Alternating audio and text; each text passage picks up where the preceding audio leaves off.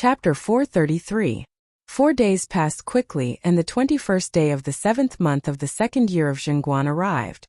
Before the morning drum sounded in Chang, Pai Lupi had already gotten up and summoned a servant to help him change his clothes. Everyone, it's still early before the morning court. Won't everyone rest for a while? No, I can't sleep today. Also, send someone to inform everyone that today's morning court is cancelled. Yes. If what Li Wangyu said was true, then today was the day his wife gave birth. How could Pai Lupi be in the mood to attend the morning court? After Pai Lupi got up, he seemed a little anxious and kept pacing back and forth in the hall. Mitua, send someone to ask if Maid Guanyin is feeling unwell. If there is any news, immediately send someone to report to me. Also, prepare a midwife and a wet nurse. Replying to everyone, this servant has already made the necessary arrangements. Everything is ready. However, should we prepare a wet nurse to feed the princess? Mitua asked carefully. Li Er hesitated for a moment before shaking his head. There's no need for that. I believe in Ziyu. Since he dares to pat his chest and say that today is the day of my child's birth, it shouldn't be wrong. Right, summon Ziyu and let him accompany me to wait for Maid Guanyin to give birth. The reason why Mitua asked this was because the wet nurses who fed the princes and princesses milk in the palace were not chosen randomly. The wet nurse who fed the princes could only be a woman who had given birth to a boy. On the other hand, the wet nurse who fed the princesses could only be a woman who had given birth to a girl. Moreover, there were many requirements to choose a wet nurse. She had to be above 15 years old and below 20 years old, have a husband and a son, and have a good appearance. Her third child was only 3 months old. These wet nurses had feelings for the princes and princesses because they had drunk their milk. Especially when the prince who was fed by the wet nurse ascended to the throne, their value would be 100 times higher. In history, many wet nurses were given high positions because of this. For example, Emperor Zhongzong of the Tang dynasty, Li Xian, gave his wet nurses the titles of County Lady and Lady of the State. Only the mother or wife of a third-rank official or above in the Tang dynasty could be conferred the title of Commandery Lady, while only the mother or wife of a first-rank official could be conferred the title of Madam of the State. However, these nannies had to leave their husbands and children to enter the palace at such a young age. Many of them could not leave the palace for the rest of their lives. Since Pai Lupi said so, Mito did not try to persuade him any further. He went to summon Li Wangyu to the legislative hall. Li Wangyu was actually a little nervous as well. After all, he was not the only one who had made a huge bet. All the other high dukes had been dragged down by him. If anything were to happen to her, it would be hard for him to explain himself. Although Cheng Yaojin and the others said that since they had placed a bet, winning or losing was their own business and had nothing to do with Li Wangyu. But out of human nature, if there really was an accident, even if Cheng Yaojin and the others did not blame Li Wangyu, how could they not have any grudges in their hearts? However, since it had already come to this, it was useless to think too much about it. He could only wait and see. After entering the legislative hall, Pai Lupi waved at him and said, Ziyu, come and play chess with me. Li Wangyu did not know how to play the elephant play of the Tang dynasty. Even if it was the Chinese chess of later generations, he was just a bad chess player. Uncle, I am not good at chess. Let's forget about it. Then forget it. Mito, have someone bring tea. Pai Lupi was not in the mood to play chess. Although he had many children, the one he valued the most was the child born by his wife, Empress Zhongsun. Now that Zhongsun was about to give birth, he was no different from an ordinary father. He was equally nervous. Pai Lupi and Li Wangyu waited anxiously in the legislative hall. However, there was no news from Empress Zhongsun's residence, which made them very anxious. The two sat until noon. Pai Lupi's face was full of doubts. He looked at Li Wangyu several times, wanting to say something. Li Wangyu naturally knew what Pai Lupi wanted to ask. He was also distressed. This damned Li Ji. How much longer are you going to stay in your mother's belly? He was even thinking, if Empress Zhongsun still did not show any signs of pregnancy at night, should he suggest to Pai Lupi that he should give his wife a cesarean section and cut out that little brat Li Ji? Li Wangyu was naturally just thinking about it. Empress Zhongsun was not having a difficult birth. If he suggested cutting open Empress Zhongsun's belly just to win the bet, Pai Lupi would probably slap him to death. The two stared at each other speechlessly. Then they heard the sound of hurried footsteps outside the hall. Everyone, Li Zheng Palace's chamberlain has come to report that the Empress's belly is in pain. The midwife has already rushed over and said that the Empress is about to give birth. Mi Tuo did not bother to greet Pai Lupi. He rushed in and reported while panting. Pai Lupi suddenly stood up. Really? Good, quick, go to Li Zheng Palace again. Tell the midwife to be careful and ensure the safety of the mother and child. Tell all the chamberlains in Li Zheng Palace to serve them carefully. When Zhi is born, I will reward him heavily. Yes. Mi Tuo immediately turned and ran out. Li Wangyu was also excited. It seemed that the historical records were correct. Li Ji was really born today. Wahahaha, I'm rich. When he thought about how he could go to Yongyi gambling house and slap their faces after Li Ji was born, he felt really happy. Congratulations, uncle, congratulations, uncle. You are going to be a father again. Li Wangyu did not forget to flatter Pai Lupi. Zio, you're right. But I won't reward you. Haha, you won 50,000 taels of gold. I'm not as rich as you. Pai Lupi was in a good mood and even joked with Li Wangyu. In a good mood, Pai Lupi directly asked the chamberlain to send wine over. He and Li Wangyu drank in the hall and waited for the birth of their prince. Pai Lupi and Li Wangyu were not the only ones waiting for Empress Zhongsun to give birth. Today, all the nobles and commoners in Chang and were paying attention to the movements in Li Zheng Palace. After Chang Yaojin and the other dukes made a bet with the aristocratic families, how could this matter be kept a secret? With so many people talking in these few days, it had already spread like wildfire. That day, Wang Renyu, in order to make Li Wangyu look bad, ordered people to go to the market and spread the news that Li Wangyu had bet a lot of money on the Empress giving birth. The commoners of Chang were already talking about it. The commoners of Chang were very calm about County Count whose bet on the Empress giving birth. After all, they had been baptized by the construction of a polo field and the issuance of lottery tickets. The commoners of Chang were already used to County Count who's squandering.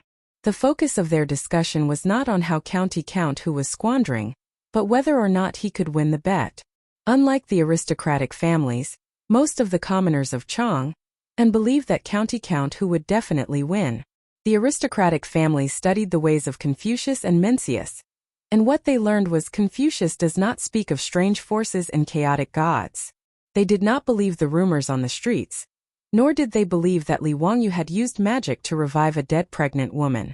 They did not believe it, but the commoners of Chang did. Since County Count who could even revive a dead pregnant woman, what was so strange about him being able to determine whether the Empress would give birth to a boy or a girl? And after Chang Yaojin and the other Grand Dukes went to the gambling houses to place their bets, the secret was no longer a secret. Almost half of the commoners of Chang now knew that County Count who Li Wangyu had determined that the Empress would give birth to a prince today. Thus, countless commoners flocked to the gambling houses of Chang'an, wanting to place their bets. Unfortunately, ever since the banquet at the Zheng family's mansion in Xingyang, the aristocratic families were all shocked and doubtful. All the gambling houses had cancelled their bets on whether the Empress would give birth to a boy or a girl. This made the commoners of Chang very regretful. In the legislative hall, Li Wangyu and Pai Lupi were drinking grape wine, waiting for the good news from Li Zhan Hall. The two of them slowly took small sips, very satisfied and in a good mood. Everyone, the Empress has given birth. Mi Tuo stumbled in from outside the hall, his expression somewhat ugly. Haha, good. Let's go to Li Zhan Hall, I want to see my child. Pai Lupi threw down his wine cup, laughing as he stood up. But Mi Tuo's next sentence made Li Wangyu feel as if he had been struck by lightning, and his body stiffened. Everyone, the Empress has given birth to a princess. Chapter 434. Li Wangyu rushed over to Mi Tuo and grabbed him by the collar, spitting saliva onto Mi Tuo's face. What did you say? Say it again. What did Her Highness the Empress give birth to? County Count who, Her Highness the Empress gave birth to a princess. Mi Tuo's complexion was also very unsightly. When he heard this news, he was also bewildered. After repeatedly questioning the eunuchs who had come to deliver the news, he had no choice but to accept this reality. Mitua could understand Li Wangyu's loss of self-control. No matter who lost 10,000 taels of gold, their performance would not be better than Li Wangyu's. As for Li Wangyu, he was completely confused. Princess? Female? What the F***ck is going on? Who am I? Where am I? What am I doing? Where is the future Emperor Gaozong of Tang Li Ji? Where did Li Ji go? How could Empress Zhongsun give birth to a girl? Could it be that his actions had fanned the wings of history, causing Li Ji to disappear? A series of question marks had already filled Li Wangyu's mind, causing him to go crazy. However, Li Wangyu quickly felt that something was wrong. When he had transmigrated to the Tang dynasty, it was already the second month of the second year of Xinguan. At that time, Empress Zhongsun had already been pregnant. No matter how much he had messed up history, it was impossible to change what had already happened. Could it be that Li Wangyu had the ability to change the gender of the fetus in Empress Zhongsun's womb? Hearing Mituo's report, Pai Lupi only stared blankly. He did not think too much about it, although he was slightly disappointed that Empress Zhongsun had given birth to a princess. However, Pai Lupi quickly adjusted his mood. After all, they were both born of him and Empress Zhongsun. Regardless of gender, he liked them all. Just like Princess Changle, Pai Lupi also treasured her. He even treated Li Li better than he did Li Changqian and Li Tai. Pai Lupi only felt a little regretful that he wouldn't be able to see the scene of those aristocratic families being badly battered. He patted Li Wangyu's shoulder comfortingly. The birth of his daughter was a joyous occasion, but Li Wangyu had lost 10,000 taels of gold. As for Chang Yaojin and the other ministers, it seemed like each of them had lost 10,000 taels of gold. Zio, money is just a worldly possession. Just earn more. You're still young, so don't worry too much about these things. You have also worked hard. Go back to Dingzhou village and have a good rest. Pai Lupi knew that Li Wangyu must have suffered a heavy blow, so he comforted him. Li Wangyu was still in a daze. When he heard Pai Lupi's words, he shook his head and said, "Uncle, I want to see the princess." Li Wangyu was really unwilling if he didn't see the child that Empress Zhongsun gave birth to with his own eyes. He still felt that his head was buzzing and his brain was a mess. And that's fine. Since it's like this, then let's go. Mitua, bring us to Lijian Hall. Pai Lupi didn't know what Li Wangyu was thinking, so he naturally nodded in agreement. Pai Lupi, under the escort of numerous eunuchs and palace guards, went to Lijian Hall. When he arrived at Lijian Hall, the newly born princess had already been washed clean and sent to a wet nurse. She couldn't be seen for the time being. Pai Lupi went to Lijian Hall's bedroom to visit his wife. Li Wangyu could only stay in Lijian Hall in a panic. He was restless and didn't know what to do. After a long time, Pai Lupi came out of Empress Zhongsun's bedroom. At this time, the little princess was carefully held in the arms of a palace maid. She was sent to see Pai Lupi. Li Wangyu didn't care about the taboo and directly went over. Wrapped in the brocade quilt was a lively and cute little thing. At this time it was looking at Pai Lupi with its big black eyes. Pai Lupi immediately liked this little guy. He couldn't help but reach out his thick fingers and play with the baby in the swaddling clothes. Li Wangyu couldn't help but say, "Uncle, are you not going to see if this is a prince or a princess?" Pai Lupi glared at him with dissatisfaction, but he still reached out and opened the brocade quilt that wrapped the baby. He glanced at the baby's lower body and asked the palace maid to wrap the baby up again. "How is it? Uncle, is this a prince? Did the midwife see wrongly?" "Zio." Pai Lupi couldn't help but scold. "Don't mess around. This is my little princess. Can't be wrong." After being scolded by Pai Lupi, Li Wangyu could only helplessly accept this reality, even though he still couldn't understand what had happened in this damned history. Tidying up his incomparably depressed mood, Li Wangyu squeezed out a smile. "Yes, uncle, I was rash." He also reached out to play with the baby in the palace maid's arms. "Uncle, this child is so cute. It's a pity that the name Li Ji can't be used. Uncle needs to give the little princess another name." "Aha, yes, it's a pity. Li Ji really is a good name." As the two spoke, an eunuch came to inform them that His Highness the Crown Prince, His Highness the King of Yu, and the eldest princess had come to see his little sister. "Quickly call them in." Pai Lupi naturally smiled and nodded. He had the eunuch call his son and daughter in. Even in the imperial family, having more children was a joyous occasion. After the 3 little ones came in and saw that Li Wangyu was also present, they all obediently bowed to Pai Lupi first and then to their teacher. Chinchen Chingachangle, quickly come and see your little sister. Father, is this a little sister? Hee. I'm also an older sister. Father, little sister is so small. Princess Changle reached out to hold the baby's small hand, smiling tenderly. Pai Lupi smiled and rubbed Princess Changle's head. That's right, this is Changle's little sister. In the future, Changle must treat little sister well. Don't bully her. I won't bully little sister. In the future, I'll give my ice cream to little sister to eat. Li Changqian had the appearance of a little adult. Father, when little sister grows up, I will protect her. Li Tai, the little fatty, hesitated for a long time. With a very reluctant appearance, he said, when little sister grows up, I will give her the abacus that my teacher gave me. Li Tai's words finally amused Li Wangyu. Within the grand hall, Pai Lupi and his children appeared to be a happy family, very harmonious and joyous. Li Wangyu smiled bitterly in his heart. Now that things had come to this, he could only face this cruel reality. He prepared to return to Dingzhou village as soon as possible to lick his wounds and seek the comfort of his beautiful superior. Just as Li Wangyu was about to say his goodbyes, he suddenly felt that something was wrong. Raising his eyes, he carefully examined Pai Lupi, the 3 little ones, and the infant in the arms of a palace maid. Wait, this shouldn't be the case. Could it be? A thought flashed through Li Wangyu's mind, causing him to jump in fright. He turned his head and began to search all around the grand hall. Finally, in a corner of the grand hall, he saw a familiar figure.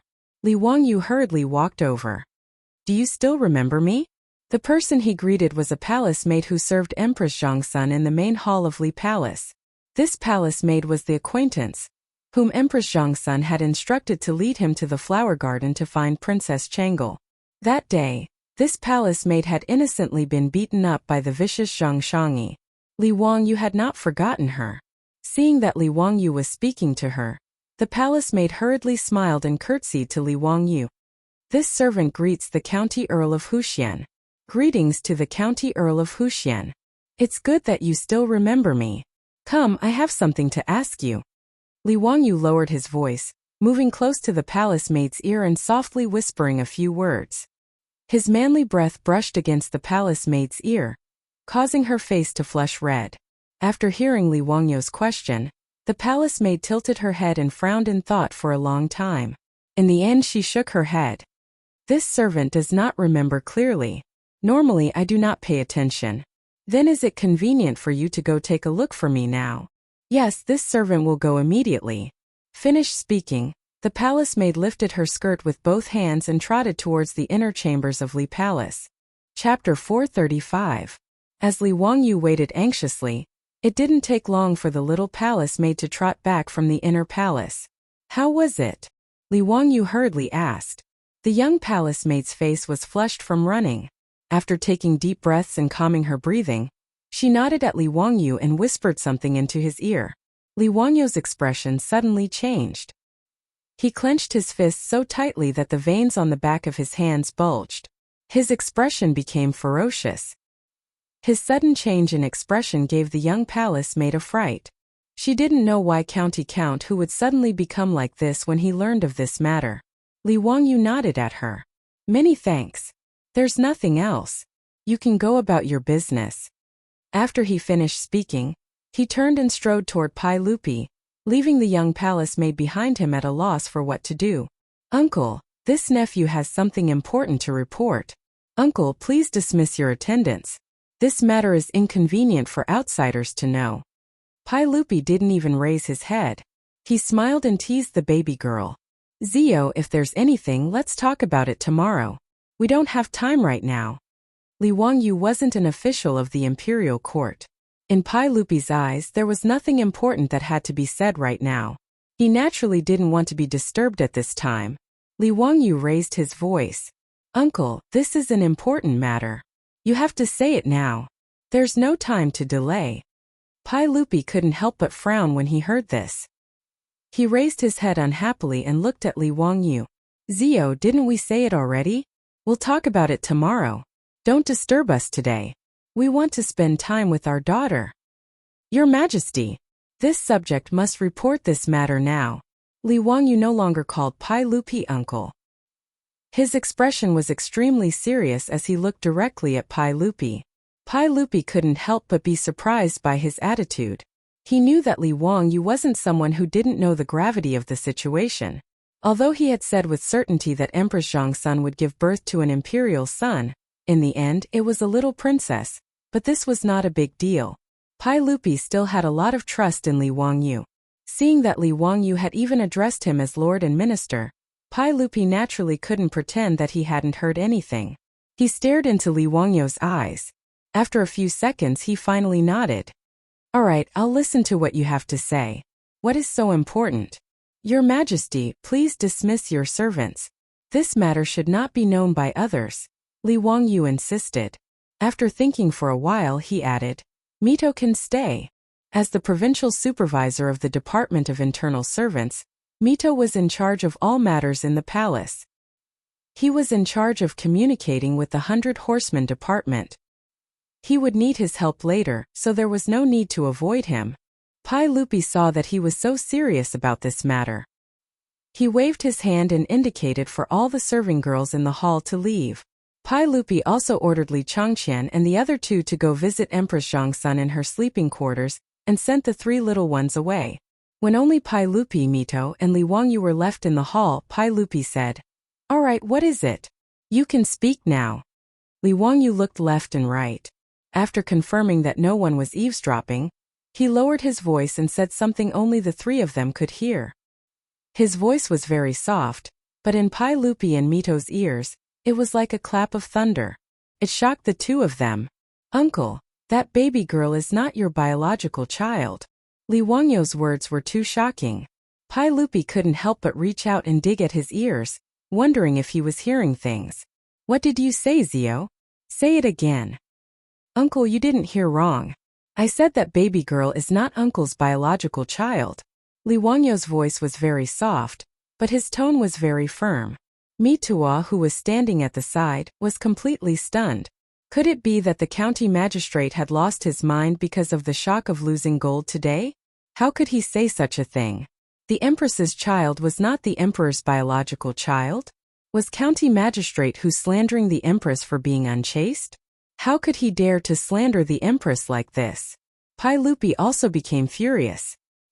He pointed at Li Wangyu and said angrily, Li Wangyu, do you know what you are saying? You dare to slander the Guanyin maidservant. Zhan will execute your entire family. Li Wangyu was also stunned. What did Pai Lupi mean by such a big reaction? How did he slander Empress Zhang's son? Seeing Mito's expression that looked like he had seen a ghost, Li Wangyu suddenly realized that he hadn't said it clearly and had caused Pai Lupi to misunderstand his meaning. His words didn't mean that Empress Zhang's son was cheating on him. Uncle, you misunderstood your nephew's meaning. What I meant was that the baby girl was not born of you and Aunt. She is a fake. Someone harbored evil intentions and used this baby girl to replace the prince that Aunt gave birth to. Li Wangyu quickly explained. Pai Lupi's anger dissipated a bit when he heard this, but he didn't believe Li Wangyu at all. Li Wangyu, don't speak nonsense. All right, Zhan knows that you are tired today. Go back to the palace. Mito, send County Count Huxian out of the palace. Pai Lupi didn't want to continue talking to Li Wangyu. This fellow's words were becoming more and more outrageous. He even dared to say that his daughter that was just born wasn't born of him and Empress Zhang's son, but was replaced by someone else. It was simply a load of nonsense. How could such a thing happen in Taiji Palace under the watchful eyes of so many people? If it was someone else who dared to say this, Pai Lupi would definitely let that person know what it meant to not offend a monarch's prestige. He would definitely beat that person to death. However, Pai Lupi thought the same as Mito. He thought that it was because Li Wangyu lost the bet and was too shocked. Therefore, Pai Lupi didn't want to punish Li Wangyu for speaking nonsense. He only told Mito to kick Li Wangyu out of Taiji Palace. After Pai Lupi finished speaking, he flung his robe and prepared to leave. Li Wangyu dodged Mito's block and rushed in front of Pai Lupi, opening his arms to block him. Uncle, this nephew isn't joking. I have proof. Proof. Pai Lupi was surprised when he heard this. What proof? Li Wangyu quickly pointed at his eyelids. Eyelids? Uncle, eyelids? What eyelids? Explain clearly to Zhen. Pai Lupi was confused by his words. How could eyelids be used as proof? Uncle, do you know that some people have single eyelids and some people have double eyelids? The so-called single eyelids and double eyelids were single eyelids and double eyelids. Most Han people had single eyelids. Whether it was the terracotta soldiers or court ladies, they all had single eyelids. It wasn't until the beginning of the Tang dynasty that due to the fusion of ethnic bloodlines, large amounts of double eyelids appeared. Li Wangyu went to find the little palace maid to ask if Empress Zhongsun had single eyelids or double eyelids. Although he had seen Empress Zhongsun several times, how could he pay attention to whether Empress Zhongsun had single eyelids or double eyelids? He just vaguely felt that Empress Zhongsun seemed to have single eyelids. The little palace maid naturally didn't know. Li Wangyu asked her to go to the bedroom and help him see if Empress Zhongsun had single eyelids or double eyelids. When the little palace maid came back and told Li Wangyu with certainty that Empress Zhongsun had single eyelids, he suddenly woke up and discovered this shocking secret. The baby girl wasn't born of Pai Lupi and Empress Zhongsun. This discovery caused Li Wangyu to shudder with fear, and he finally understood why Li Ji had vanished. Pai Lupi nodded to Li Wangyu's question. Zhen naturally knows that some people have double eyelids. It's not strange. Although there weren't many people with double eyelids in the Tang dynasty, it wasn't uncommon. Li Wangyu glanced at Pai Lupi's eyes. Uncle, you have single eyelids? Yes, so what? Changqian, Qingke, and Chang'e also have single eyelids. Li Wangyu continued. Pai Lupi was already somewhat impatient. What are you trying to say? I just asked the palace maid to check on Aunt. She also has single eyelids. Enough, are you done? Pai Lupi didn't want to listen to his nonsense anymore. Uncle, that baby girl has double eyelids. Chapter 436. Li Wangyu's words confused Pai Lupi and Mito. So what if the little princess had double eyelids? Was it illegal for Empress Zhongsun to give birth to the little princess with double eyelids? Although Huaxia had always considered single eyelids to be beautiful, they didn't like double eyelids like later generations. Some people even had surgery to remove double eyelids. But even if people consider slender phoenix eyes to be beautiful and like single eyelids, so what? The little princess had double eyelids. What kind of bullsh** T evidence was that? Seeing that Pai Lupi didn't understand what he meant, Li Wangyu repeated what he had just said. Uncle, that baby girl has double eyelids. Pai Lupi looked at Mito and saw that he was also confused. Then he turned to look at Li Wangyu. Li Wangyu, what are you trying to say? Uncle, if both parents have single eyelids, they can't give birth to a child with double eyelids. So, no matter what, that baby girl can't be born from uncle and aunt. Li Wangyu said firmly. His words made Pai Lupi a little confused. He looked at Mito suspiciously. Mito, is that so? Mito quickly bowed. Everyone, I've never heard of this. But since County Count who said so, why don't you let me verify it? He had never heard of parents with single eyelids and a child with single eyelids, but what Li Wangyu said was too important. He didn't dare to say whether it was true or false. Mito even prayed in his heart that what Li Wangyu said was not true. Otherwise there would be a huge earthquake in Taiji Palace. Just the thought of it was too terrifying. Empress Zhongsun gave birth in the main hall of the Eastern Palace, and the baby was actually swapped. If such an unbelievable thing really happened, Mito couldn't imagine how many people would lose their heads because of it. However, he didn't dare to tell Pai Lupi that there was absolutely no such thing. He couldn't afford to take responsibility for such a thing. Therefore, Mito could only tell Pai Lupi that he didn't know. But he was willing to verify what Li Wangyu said. Pai Lupi originally did not believe Li Wangyu's words, but now that he heard Li Wangyu's affirmation, his heart could not help but waver. Go and investigate. Let the 100 Cavalry Department go to Chang'an City and search for those with single eyelids and double eyelids. Find out if their children have single eyelids or double eyelids, and immediately verify the truth of Li Wangyu's words. Since he had doubts in his heart, Pai Lupi naturally couldn't ignore it. Yes, Mito received the order and hurriedly ran out of the hall to convey Pai Lupi's instructions to the 100 Horsemen department. After Mito left, Pai Lupi looked at Li Wangyu again. After a long time he sighed. Zio, if what you said is true, then it's too scary. This kind of thing can also happen in my Taiji palace? Li Wangyu was also silent. He still couldn't believe that this kind of thing could really happen. A leopard cat swapping the crown prince. He originally thought that this kind of thing was just a literary story in the novel, The 3 Heroes and 5 Gallants. He didn't expect this kind of thing to actually happen in Taiji Palace. Li Wangyu even felt a chill run down his spine. Who exactly was so audacious? If he didn't know in advance that Empress Zhongxuan's child was the future crown prince, Emperor Gaozong of Tang, Li Ji, he probably wouldn't have thought that Empress Zhongxuan's child would be swapped with a baby girl. In the era without paternity testing, perhaps no one would know the truth of the matter. Even Li Wangyu himself, if he didn't accidentally discover that the baby girl had double eyelids at this time, he would have thought that there was a problem somewhere in history. He definitely wouldn't have thought that Li Ji had been swapped. The reason why Li Wangyu knew that parents with single eyelids was because they couldn't have children with double eyelids was also a coincidence. When he was working in his previous life, he once had a colleague's wife who gave birth to a child. He and a group of colleagues went to visit. After everyone congratulated the colleague who was the father, in the midst of the hubbub, a colleague suddenly joked, "The two of you have single eyelids, but the child you gave birth to has double eyelids. It's much prettier than the two of you." The person who said this didn't mean it, but the listener did.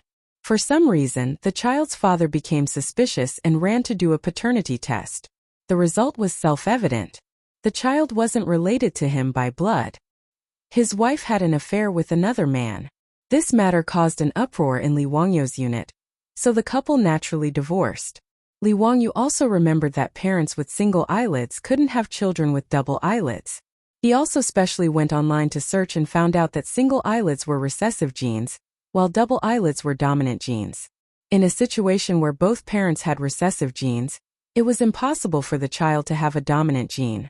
Thus, when he accidentally noticed that Pai Lupi and the 3 little ones all had single eyelids, while the baby girl had double eyelids, this matter immediately appeared in his mind. In addition, Li Wangyu was suspicious of Li Ji's disappearance, so he asked the palace maid to check Empress Zhongxuan's eyelids. This confirmed the chilling truth that Li Ji had been swapped out by someone else. It was a baby girl.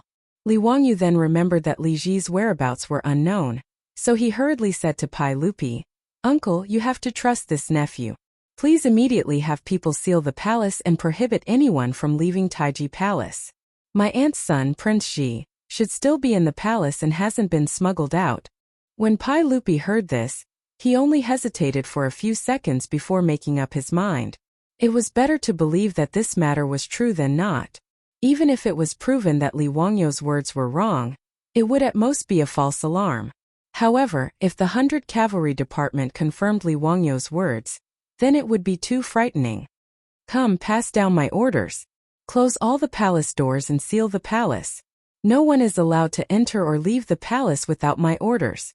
In addition, all the servants in the palace are to return to their respective palaces and await my orders."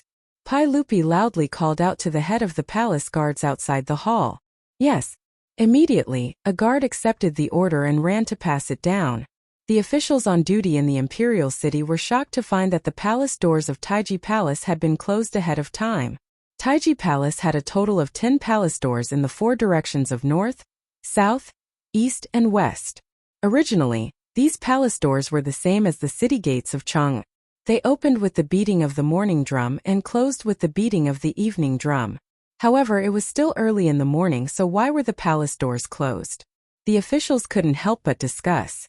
Some even thought that today was the day that the empress would give birth. Could it be that something had happened to the empress? The officials didn't know what was going on. Even Feng Xianling, Du Ruhui, and Zhang Sun Wuji were also confused. They didn't know what had happened in the palace. As the emperor's uncle, Zhang Sun Wuji was worried about his sister's safety and wanted to enter the palace to visit Empress Zhang Sun. He went to Shuntian Gate and handed over his waist token, but he was rejected by the guards at the palace doors and was forbidden from entering. This had never happened before. Even he was not allowed to enter the palace, which made Zhongsun Wuji even more anxious. He was afraid that something had happened to his sister. After all, in this era when a woman gave birth, even if she was as noble as Empress Zhongsun, it was still dangerous. The palace doors of Taiji Palace suddenly closed without any warning, causing an undercurrent to surge in Chang'an City. Chapter 437. In Limain Hall, Pai Lupi also started to get nervous. He paced back and forth restlessly, calling the servants to ask if Mitua had returned. Li Wangyu sat on the side, pondering how Li Ji had been replaced. He suddenly thought of something and scolded himself for being an idiot. Li Wangyu hurriedly got up and walked to Pai Lupi's side. He said in a low voice, "Uncle, we overlooked something. If Prince Ziji was replaced, it definitely has something to do with the midwife and the palace maids who were serving in Limain Hall when Aunt gave birth. Uncle, please immediately order people to arrest the midwife and the palace maids." Pai Lupi heard this and immediately reacted. If the 100 Cavalry Department really confirmed what Li Wangyu said, then it naturally had something to do with the midwife and the palace maids. He immediately ordered people to arrest the midwife who delivered Empress Zhongsun and the palace maids who were in Limain Hall. At this time, Pai Lupi also panicked. It was better to kill the wrong person than to let them go. More than 2 hours later, Mitua rushed back and knelt down in front of Pai Lupi. He didn't even have time to wipe the sweat off his body. Reporting to everyone, the 100 Cavalry Department has reported. They are already in Chang'an City. According to County Uncle Hu's instructions, they are cooperating with the various workshops. They have already found 147 families to verify. Both of these couples have single eyelids and all of their children are. What are they all? Don't stutter when you speak. Speak. Mitua heavily knocked his head on the floor of the hall. 147 families have 314 children. They all have single eyelids. Other than one child who has double eyelids, there are no exceptions. What? Pai Lupi and Li Wangyu both exclaimed. Pai Lupi felt that this ratio was very high, but Li Wangyu was surprised that there was an exception. Pai Lupi was surprised, but he immediately reacted. Since there was an exception, it meant that what Li Wangyu said was not an ironclad rule. Even if he and Empress Zhongsun both had single eyelids, it was still possible for them to have children with double eyelids. Zio, what else do you have to say? Even if both parents had single eyelids, they could still give birth to children with double eyelids. Although the probability is small, it's not impossible. Pai Lupi's words made Li Wangyu frown. He didn't know what went wrong. Could it be a genetic mutation? However, Mito hesitated and said to Pai Lupi, "Everyone, there is something else behind this." Pai Lupi was puzzled. The 100 Horsemen Division reported that because they only found this child with double eyelids, they were afraid that there was a problem, so they interrogated the family. The madam's maidservant was so scared that she revealed the truth when questioned by the 100 Horsemen Department. Because the Langjun of that mansion was away doing business all year round, his wife could not bear the loneliness and had an affair with another man. Therefore, the child with double eyelids might not have been born by that couple. Pai Lupi was stunned. Is there such a thing? Are you sure? There should be no mistake. After the Langjun learned about this, he took his wife to the Chang'an County government and said that he would sue his wife for adultery. In addition, the 100 Horsemen Division also saw the child with double eyelids, but he looked different from the Langjun. He should not be the Longjuan's biological child. Now the 100 Horsemen Division is still investigating in Chang'an. If there is any other situation, I will report it immediately. Mito answered honestly. The 100 Horsemen Division's reply made Pai Lupi's heart sink to the bottom. In that case, what Li Wangyu said was the truth. He and Empress Zhongsun both had single eyelids, so it was impossible for them to give birth to a child with double eyelids. Pai Lupi wanted to kill someone at this moment. The dignified emperor of the Tang dynasty was actually played in the palm of someone else's hand. If Li Wangyu did not discover the clues, then wouldn't he really be the #1 fool in the world? His own prince had been stolen, but he had raised a fake as his own daughter. If this news were to spread out, he, Li Heir, would have no place to put his old face. Pai Lupi was so angry that he pulled out the sword at his waist and fiercely slashed it on a few tables in the hall. He used so much force that the wide table was cut into 2 halves. He turned his head to look at Mito with a murderous look. Mito, immediately interrogate that midwife and the palace maid who was in Lijing Hall. You must find the prince and bring him back. If you can't find the prince, I will skin you alive. He did not have time to find out who the mastermind was. The most important thing now was to find his own son. Yes, Mito also knew that this was a serious matter and did not dare to talk nonsense. He turned his head and rushed out of the hall again. Zio, who do you think would be so daring? If I find out who is plotting against my prince, I will exterminate their entire family. Li Wangyu smiled bitterly. Uncle, I am not speaking nonsense. I am afraid that even Uncle can't do anything to the mastermind behind this.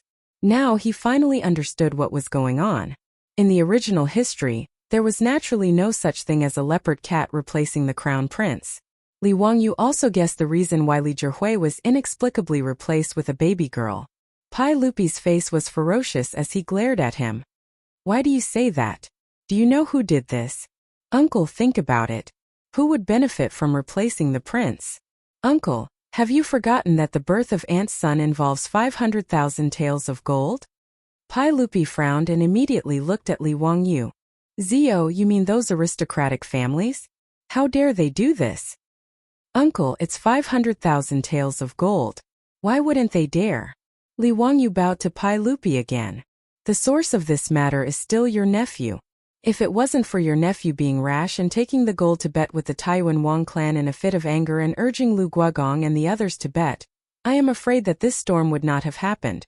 Your nephew is really guilty. Please punish me. Li Wangyu was really regretting it now. He really did not think that those aristocratic families would be so crazy as to do such a thing.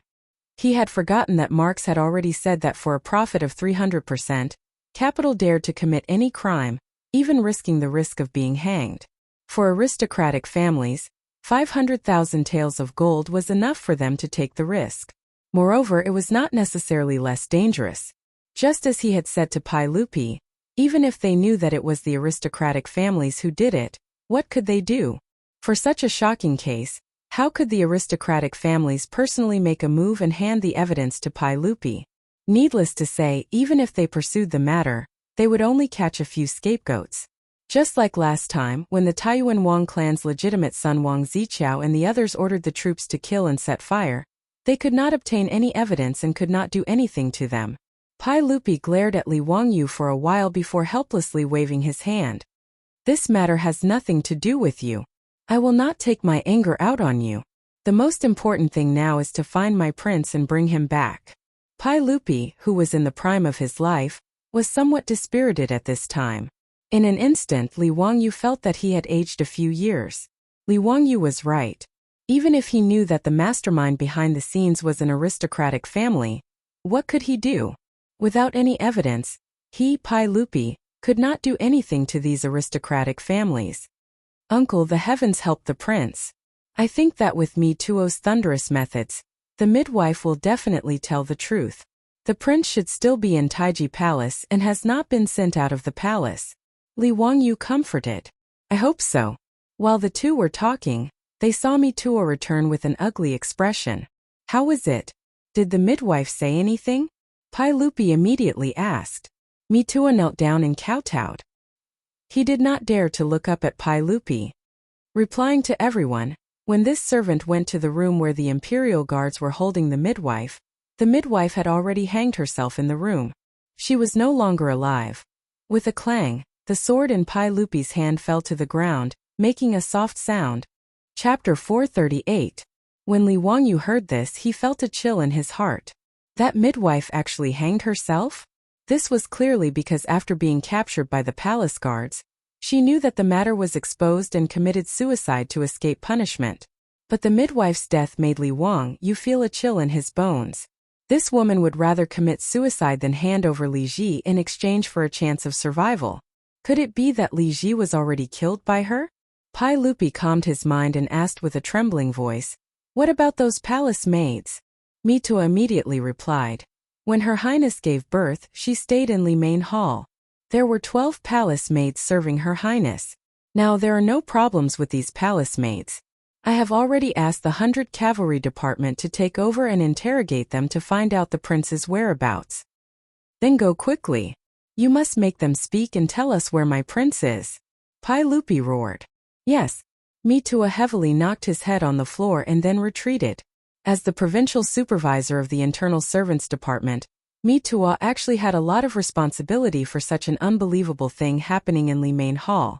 It was only because Pai Lupi trusted him that he did not pursue his responsibility for the time being. If they could not find Li Ji, or if Li Ji was killed by the midwife and palace maids, then Mituo's fate would not be any better. Li Wangyu watched Mitua leave the hall with a murderous look on his face. He knew that those palace maids who had fallen into Mituo's hands would probably end up very miserably. Mitua was not a soft-hearted person. Even Li Yuan's personal attendants and concubines in the harem, he dared to be ruthless and beat them to death. From this, it could be seen that this person was definitely a black-hearted and merciless person. However, Li Wangyu could not sympathize with those palace maids.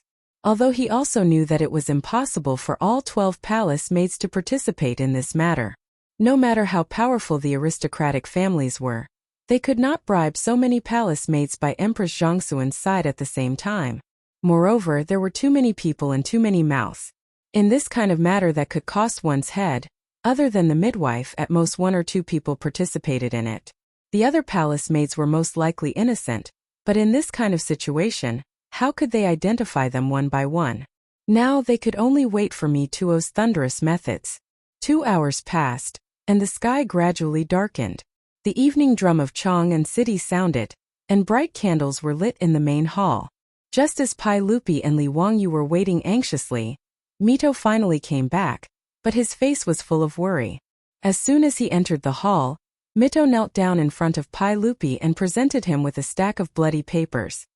Reporting to everyone, this is the testimony of the 12 palace maids. All of the palace maids and servants had already been interrogated by the experienced criminals of the 100 Cavalry Department. However, these 12 people were adamant that there was no such thing as swapping babies. Moreover, they could both testify to each other that after the empress gave birth to the baby, the midwife washed the baby and carried it out of the palace. During this time, the baby never left their sight. This servant had people interrogate them severely and used all kinds of torture methods. These palace maids have already fainted several times, but they still gave the same confession. This servant is incompetent. Please punish me. When Pai Lupi heard Mituo's reply, he was so angry that his face turned black. He lifted his foot and kicked Mituo's shoulder. Mitua, who was kneeling on the ground, was kicked 5 or 6 meters away. The confessions in his hands were scattered all over the ground. Mituo's head hit the pillar of the main hall heavily. After a muffled thud, blood immediately flowed out from his forehead. He did not dare to wipe it.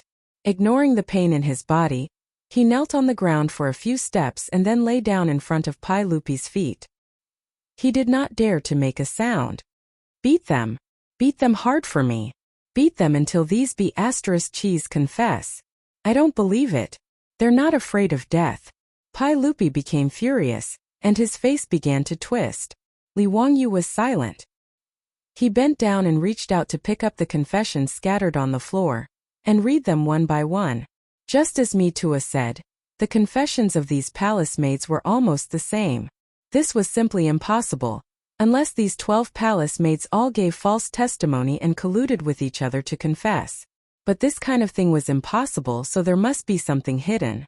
Li Wangyu had never figured out how the midwife who delivered the baby for Empress Zhongxun brought the baby girl into the bedroom of Li Main Hall, and how she replaced Li Ji without letting a newborn baby cry, and attract the attention of others. When Empress Zhongxun gave birth, there were nearly 100 eunuchs and palace maids inside and outside Li Main Hall, serving the empress of the Tang dynasty in the hall. Combined with the confessions of these palace maids in the bedroom, Li Wangyu was even more confused. To avoid the attention of so many people and secretly switch the baby, this was simply too inconceivable. Could it be that these people knew how to perform magic? Magic? A bolt of lightning flashed through Li Wangyu's mind. It was magic. Since ancient times, there had been ancient magic tricks in Huaxia. Those magicians wore long robes and could produce huge fish tanks, porcelain bowls, flower vases, braziers, and other props out of thin air. It was very magical. This kind of ability to hide things on one's body. Even the Western magicians of later generations did not know the mystery. Could it be that among the dead midwife or palace maids, there was someone who knew this ancient magic trick? Hiding the baby girl on one's body and replacing Li Ji in front of everyone's eyes? Li Wangyu thought about it and realized that there was indeed such a possibility. However, Li Wangyu couldn't figure out how to make the baby stay quiet and not cry. Could it be that he had drugged the baby? Li Wangyu planned to ask Sun Simiao if there was any medicine that could make the baby stop crying after taking it. At this time, Pai Lupi had already scolded Mitua and was unable to restrain his anger, asking Mitua to continue torturing those palace maids. Uncle, wait. I want the 100 Horsemen Department to investigate the background of that midwife and the 12 palace maids. When did they enter the palace? Before entering the palace, what did their families do for a living? Did any of them know how to play 100 different kinds of opera? The Sanlu he mentioned was the name for magic tricks and acrobatics during the Sui and Tang dynasties. It was also called Bai Shi. Pai Lupi breathed heavily and tried to calm his anger. He asked, Zio, why do you want to investigate this? What's the use of it? Uncle, this is what I'm thinking. Li Wangyu told him his guess. Investigating whether these palace maids knew ancient magic tricks was the only way he could think of. After hearing his words, Pai Lupi immediately glared at me too. Did you hear what Huxing County Count said? Useless dog, why aren't you going to investigate? Yes, I will personally go to the Yetting Bureau to investigate. Mitua did not dare to say more. He scrambled out of the hall, but before he left, he gave Li Wangyu a grateful look. If he could find some useful clues and rescue Prince Ziji, then Li Wangyu really saved his life. How could Mitua not be grateful? Li Wangyu's conjecture was also a Hail Mary effort. Unexpectedly, an hour later, Mitua came back with good news. Chapter 439. The Yetting Bureau was an organization used by the Tang dynasty to manage the palace maids. The information of all the palace maids was managed by the Yetting Bureau. If Mitua wanted to check the information of the 12 palace maids, he needed to go to the Yetting Bureau. Originally, he just wanted to give it a try, but he didn't expect that he really found the information that Li Wangyu needed from it. Mitua let the servants carry the names of the 12 palace maids and ran back to the Li main hall. Replying to everyone, this servant found it. Pai Lupi quickly asked, What did you find? Quickly tell me. The midwife who hanged herself has nothing to do with the Sanlu Bai Shi. Whether it was her or her family, no one knew the Sanlu Bai Shi. Most of the 12 palace maids entered the palace during the Wuda period. There is nothing special about them. But this servant thinks that 2 of them should know the Sanlu Bai Shi. Mitua handed over the name and continued. Everyone, please look. This palace maid named Yuran entered the palace during the Wuda period. She is from Luoyang and is 23 years old. Her surname is Lu. According to this name, her father, Lu Chong, made a living with the Sanlu Bai Shi. This servant thinks that since Yuran entered the palace at 15, it is not strange that she learned the Sanlu Bai Shi from her father. Pai Lupi took the name and glanced at it. It was the same as what Mitua said. He nodded. What about the other person? There is also this palace maid named Nian Tao. She was also selected during the Wuda period. No one in her family made a living with the Sanlu Bai Shi, but before she was transferred to the East Palace, she was sent to the Taichung Temple's Tai Lu Bai Shi. This servant thinks that it is possible that she knows the Sanlu Bai Shi. Li Wangyu did not understand and looked at Mitua in confusion. Why was it possible to learn magic in Taichung Temple? Mitua saw that he did not understand and quickly explained. Huxinbo, the Taichung Temple's Tai Lu Bai Shi, in addition to teaching musical instruments and dancing, also teaches the Sanlu Bai Shi. When he said this, Li Wangyu immediately understood. If the information of the palace maids in Yetting Bureau was correct, then the 2 palace maids named Yuran and Yen Tao were indeed suspected of committing a crime. Go, get someone to torture these 2 lowly servants. We must pry open their mouths and find out where my prince is. Pai Lupi didn't care about the life and death of these palace maids. He only cared about the whereabouts of his son. From the time Empress Zhongsun gave birth until now, it had already been 4 to 5 hours. Night had already fallen, and the sky was getting darker. Pai Lupi was burning with anxiety. He was furious at the thought of his son's unknown fate. Yes. Mito lowered his head and replied, but his feet did not move. What are you waiting for? You dog, what are you waiting for? Pai Lupi saw that he still hadn't left. He couldn't help but glare at him and was about to scold him again. Mitua looked embarrassed and explained hesitantly, replying to everyone, this servant is worried that those two palace maids will not survive if they continue to fight. This servant is afraid that if they are killed, there will be no clues about the prince. He wasn't speaking nonsense.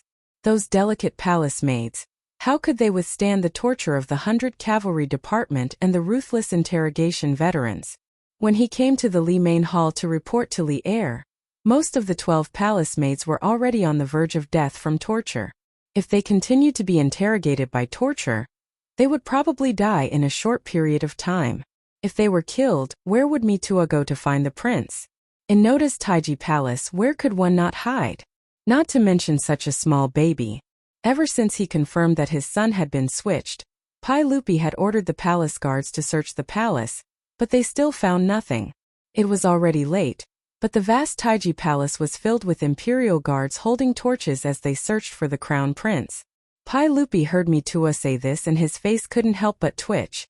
He knew that Mitua shouldn't be talking nonsense. If he didn't continue to torture these two people, he wouldn't know where to find his son. But if he continued to torture and beat these two palace maids to death, there would be no clues and he wouldn't be able to find his son. In a dilemma, Pai Lupi was also a little embarrassed, and his face became more and more ugly. Li Wangyu was also secretly anxious at the side. He kept recalling the detective movies he had watched in his mind, trying to find a way to break out of this situation. In Li Wangyu's mind, these two palace maids called Nian Tao and Yuran were likely to be accomplices. First of all, these two people knew magic and could cover each other. Second of all, they had entered the palace in the 3rd year of Wuda. They should have received palace training together, learning the palace etiquette and so on. It was very likely that they had known each other for a long time and had a close relationship. However, since Yuran and Nian Tao didn't commit suicide like the midwife after being controlled by the palace guards, it meant that they didn't want to die. They were still hoping for a fluke, trying to muddle through and find a chance to live. But how to pry open the mouths of these two suspects was a difficult problem. Even the veteran criminal of the 100 Cavalry Department couldn't succeed in making them confess after torture. Could it be that these two palace maids were expected to tell the truth about Li Ji's whereabouts without continuing to torture? If it was really Yuran and Nian Tao who did this, they would rather die than say half a word. Otherwise, what awaited the two of them was not only their own death, but also the 9 generations of Pai Lupi. This point, presumably, these two palace maids were also well aware. In this case, even if they were beaten to death, they wouldn't confess. Therefore, it was expected that the 100 Cavalry Department couldn't get a result from torture. Li Wangyu couldn't help but smile bitterly. Confessing would be a lenient prison, and refusing to go home for the new year. He and Pai Lupi were really in a predicament now. Pai Lupi was also in a dilemma at this time. He couldn't continue to force a confession, but he also could not force a confession. He was so angry that he picked up the sword that had fallen before and slashed it in the hall to vent his anger. Go, continue to force a confession, beat them to death. I don't believe that they are not afraid of death. Pai Lupi was still angry and ordered Mitua. Mitua heard Pai Lupi say so and turned to leave, but he was stopped by Li Wangyu. Mitua, wait. Li Wangyu turned to Li Heir and cupped his hands. Uncle, I have an idea. Perhaps I can pry open the mouths of these two women. However, I need Uncle to give me an imperial edict and pardon one of them for their crimes, letting bygones be bygones. What? Are you crazy? I'm already merciful that I didn't kill 9 generations of these lowly servants. You want me to pardon them? That's impossible. Pai Lupi heard Li Wangyu's words and his lungs were about to explode. Uncle, now is it more important to find Li Ji or to kill them? Uncle, please reconsider. You. Pai Lupi was speechless for a moment. After a long time he waved his hand and said, as long as you can find Prince Li Ji, I will do as you say. Thank you, Uncle. I will do my best to find Li Ji. Li Wangyu bowed to Pai Lupi and then turned to Mitua and said, Mitua, go and tell people to stop torturing them. Lock them up separately and don't let them talk to each other. Mitua looked at Pai Lupi suspiciously, and didn't know if he should listen to Li Wangyu. Pai Lupi nodded slightly to him, indicating that he should do as Li Wangyu said. Pai Lupi could only place his hopes on Li Wangyu, and hoped that he could create a miracle. Chapter 440. After Pai Lupi nodded, Mito naturally did not hesitate and immediately followed Li Wangyu's orders. But in his heart, Mito scoffed at Li Wangyu's actions. Even the experienced criminal cases of the 100 Cavalry Department could not pry open the mouths of the palace maids. Li Wangyu wanted to rely on a pardon edict to find the missing prince? Mito did not believe this at all. In his heart, Mito even thought that Li Wangyu was a fool. At this time, he still dared to cause trouble. He really did not know what was good for him, but of course he would not speak out against it. Because in Mito's view, Li Wangyu's fool behavior was very beneficial to him.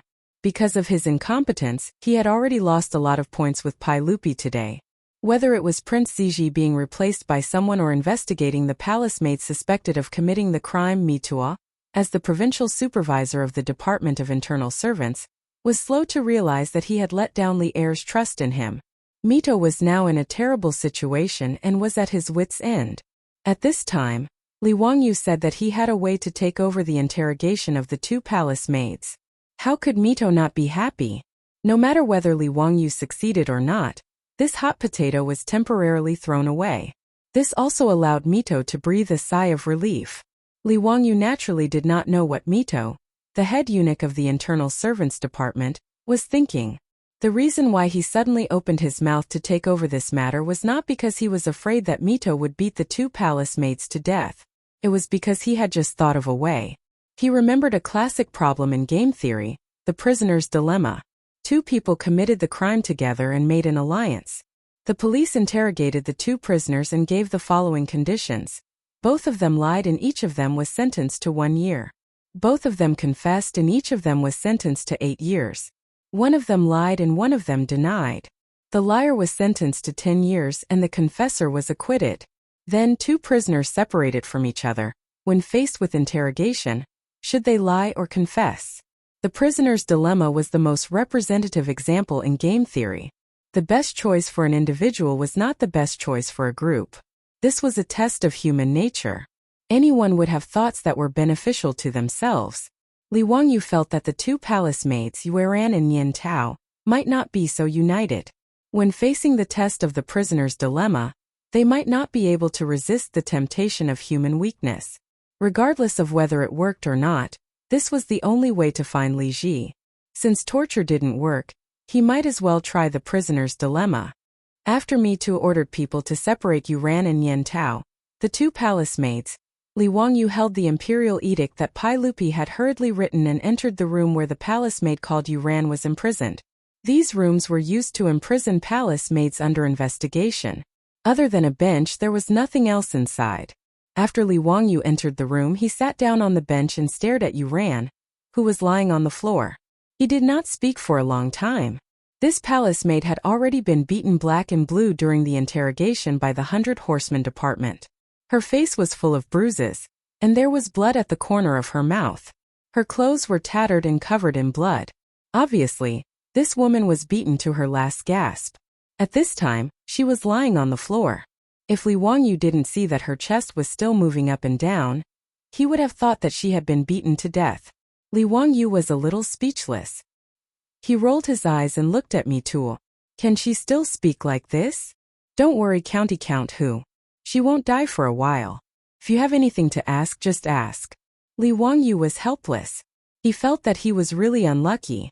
Ever since he transmigrated to the Tang dynasty, he had been forced to do things beyond his ability.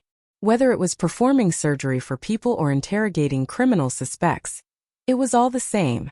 However, Li Ji's disappearance was indeed related to him. In order to find Li Ji, Li Wangyu could only take a gamble. You're from Luoyang, right? Li Wangyu asked. Yueran struggled to raise her head. Yes, I'm from Luoyang. Your lord, LV Chang, makes a living in Luoyang by performing sangu, right?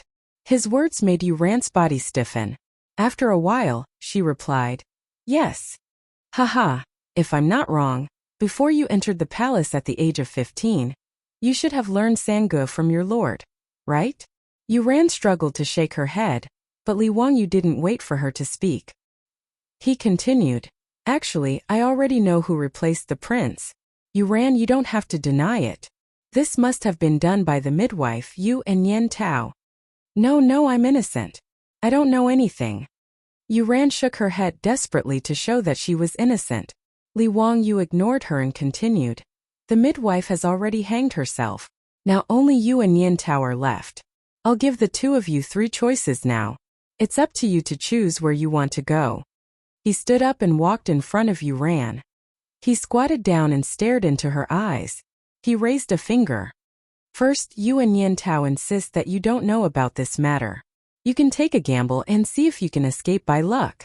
But I can tell you very responsibly that if you can't find the prince, the saint will be furious. You 12 palace maids will be beaten to death. There's no chance of luck. Li Wangyu raised a second finger. Second, you and Yen Tao tell me the truth. After we find the prince, I'll plead with the saint to leave your corpses intact and not harm your family. When Mitua heard this, he almost couldn't help but laugh. Was County Count Hu joking? If they told him the truth, they would die. If they didn't, they would also die. They would be crazy to tell him the prince's whereabouts. Shouldn't the second condition be that they would be spared as long as they told the truth? But even so, it was useless. The experienced criminal of the 100 Cavalry Department had already said similar words to this group of palace maids. It was useless. Mitua didn't know what kind of drug Yuran and Yen Tao had eaten to be so stubborn. The 2 palace maids gritted their teeth. Even if they were beaten to the point of death, they still insisted that they didn't know anything.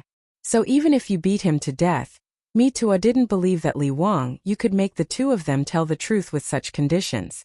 Li Wangyu raised a third finger. Third, I have a saint's edict here. Can pardon one of you. Whoever tells the truth first after we find the prince, this person will let bygones be bygones.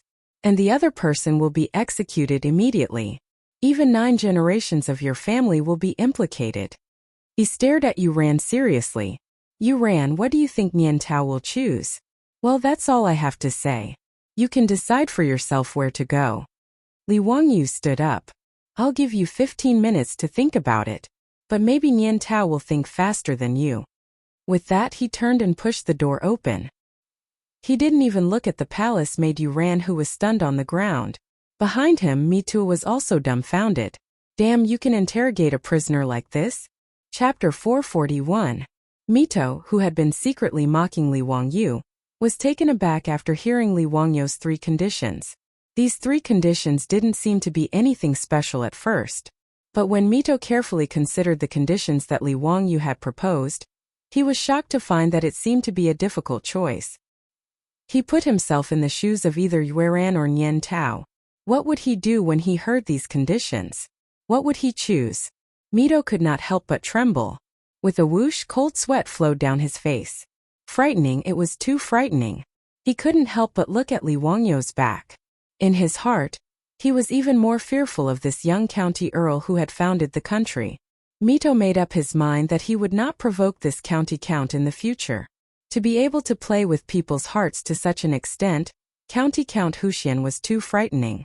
After analyzing Li Wangyu's 3 conditions, he felt that if it were him, no matter what kind of alliance he had with his companions, he would choose to betray them in exchange for the most beneficial choice.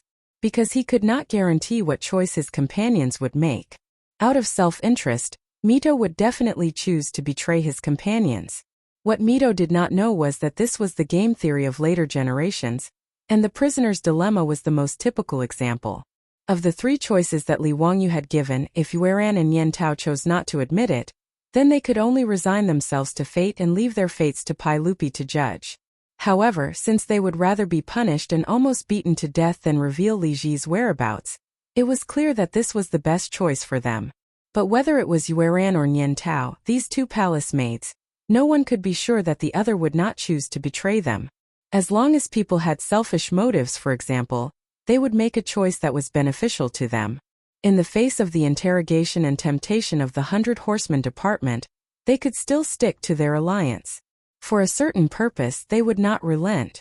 But now, in the face of Li Wangyu's conditions, not only did they have to be sure that they could keep their secrets, they had to be 100% sure that the other party would also keep their secrets. And to firmly believe that the other party would not harm others for their own benefit was too much of a test of human nature. Li Wangyu's suggestion not only made Mitua break out in a cold sweat, but the palace maid Yuran also froze, her fingers trembling uncontrollably. Then, is that imperial edict real? Li Wangyu had not even stepped out of the room when he heard the hoarse voice of Yuran, the palace maid behind him. As soon as she opened her mouth, not only did Li Wangyu raise his eyebrows, but Mitua also opened his eyes wide. Was he going to confess?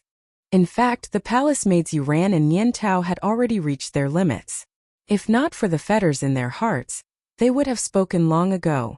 In the face of Li Wangyu's conditions, Yuran did not struggle too much and made her choice. Li Wangyu turned around and walked back. He squatted in front of the palace maid, Yuran, and unfolded the imperial edict for her to read. Did you see it clearly? This is an imperial edict written by the saint himself.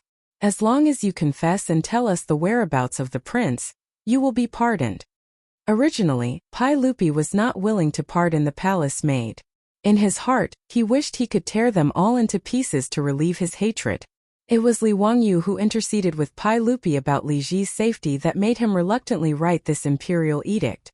The palace maid Yuran stared at the imperial edict in Li Wangyu's hands. After a long time she finally said, "I am willing to confess." As soon as she said that, Li Wangyu and Mitua felt as if a huge rock had been lifted from their hearts. In fact, Li Wangyu was also very nervous. He had never interrogated a criminal before. It was also the first time for him to do this. He let out a long breath, stood up, and waved at Mitua, indicating for him to ask. Mitua gratefully saluted Li Wangyu and squatted in front of Yuran. "Tell me first, did the empress give birth to a prince?" Mitua asked very nervously. Since the palace maid Yuran had asked, she was very straightforward. She nodded. "Yes, it is." Mitua's heart almost jumped to his throat. "Is the prince okay now? Where is he?" Yuran hesitated for a few seconds. Finally, she bit her lower lip and said, "After we replaced the prince in Li Main Hall, Fan Yu asked me and Yen Tao to throw the prince into the well and drown him." When she said this, she coughed violently because of the pain from her wound. Mitua was so anxious that he wanted to strangle her. Mitua knew that the Fan Yu that Yuran mentioned was the name of the midwife who had hanged herself. "Tell me what happened after that. You didn't put the prince." Mitua's body began to tremble. He didn't dare to continue halfway, for fear of hearing the terrifying answer. These two palace maids, if they really threw the prince into the well and drowned him, it would really be a disaster. Yuran finally stopped coughing and shook her head gently.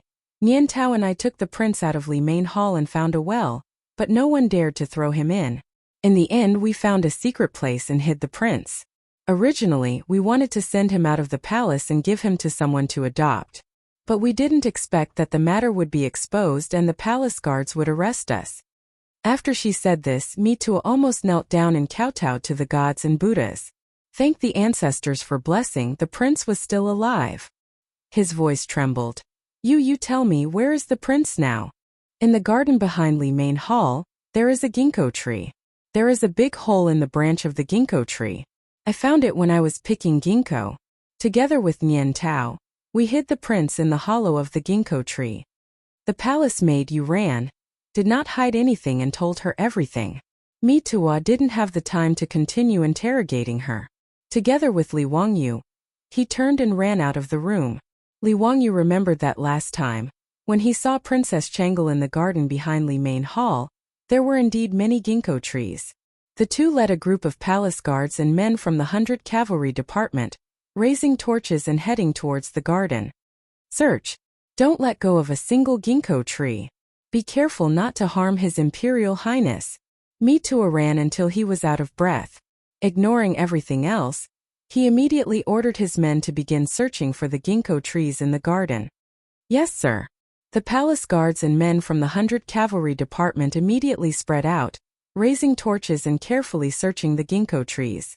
As Mitua and Li Wangyu waited anxiously, a guard finally shouted, "Found it! Found it!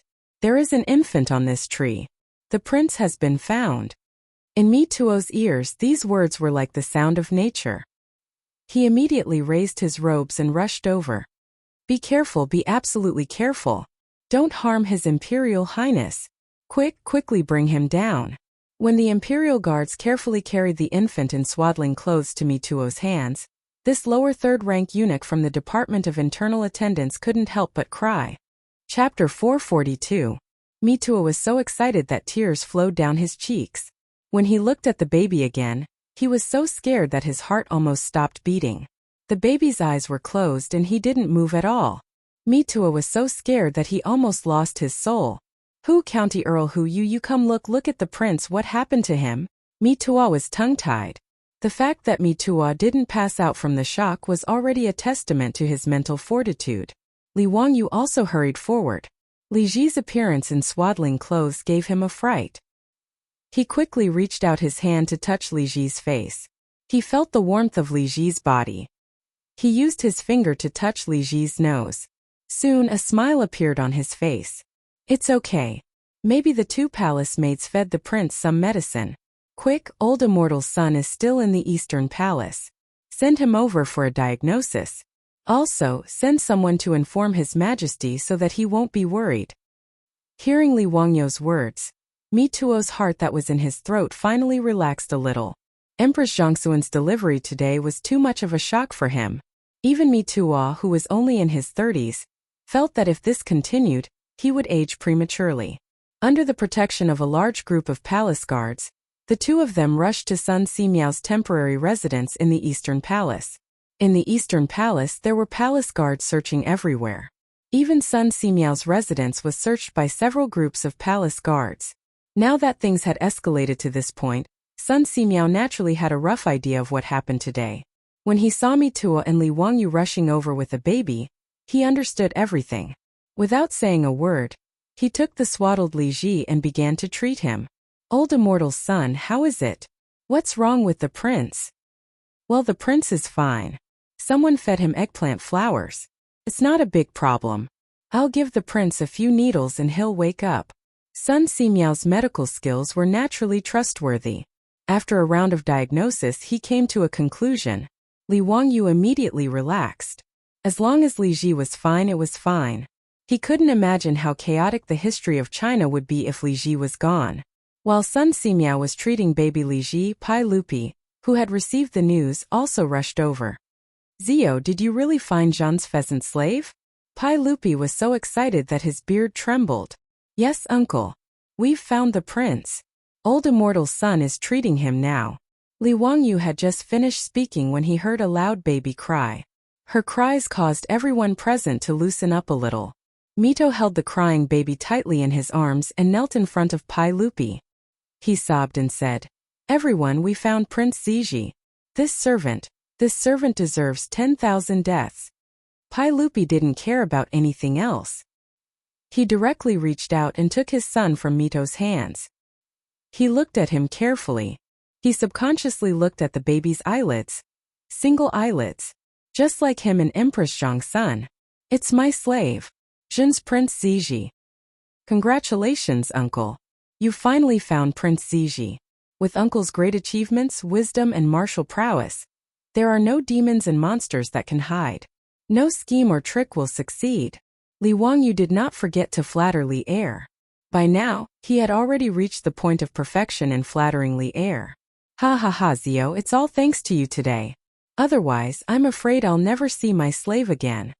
Pai Lupi also remembered Li Wangyu's contribution. At the same time, he felt a lingering fear. If Li Wangyu hadn't found the clue of the double eyelids, his Prince Ziji would have been stranded among the common people. And he would have raised a Shibei as a princess. This is what I should do. I don't deserve uncle's praise. Pai Lupi's heart was filled with emotions. He looked at his crying son in his arms and raised his head to Li Wangyu. When slave Ziji is a little older, I'll ask Zio to open his eyes for him. He'll still be your disciple like Changqian and Qin Ke. Zio, are you willing? F***ck. He wants me to help take care of the child again. Li Wangyu cursed in his heart, but he was actually a little proud. Being the teacher of the future emperor of the Tang dynasty, this feeling seems pretty good. Since your majesty doesn't abandon me, how can I not be diligent? Haha, that's good.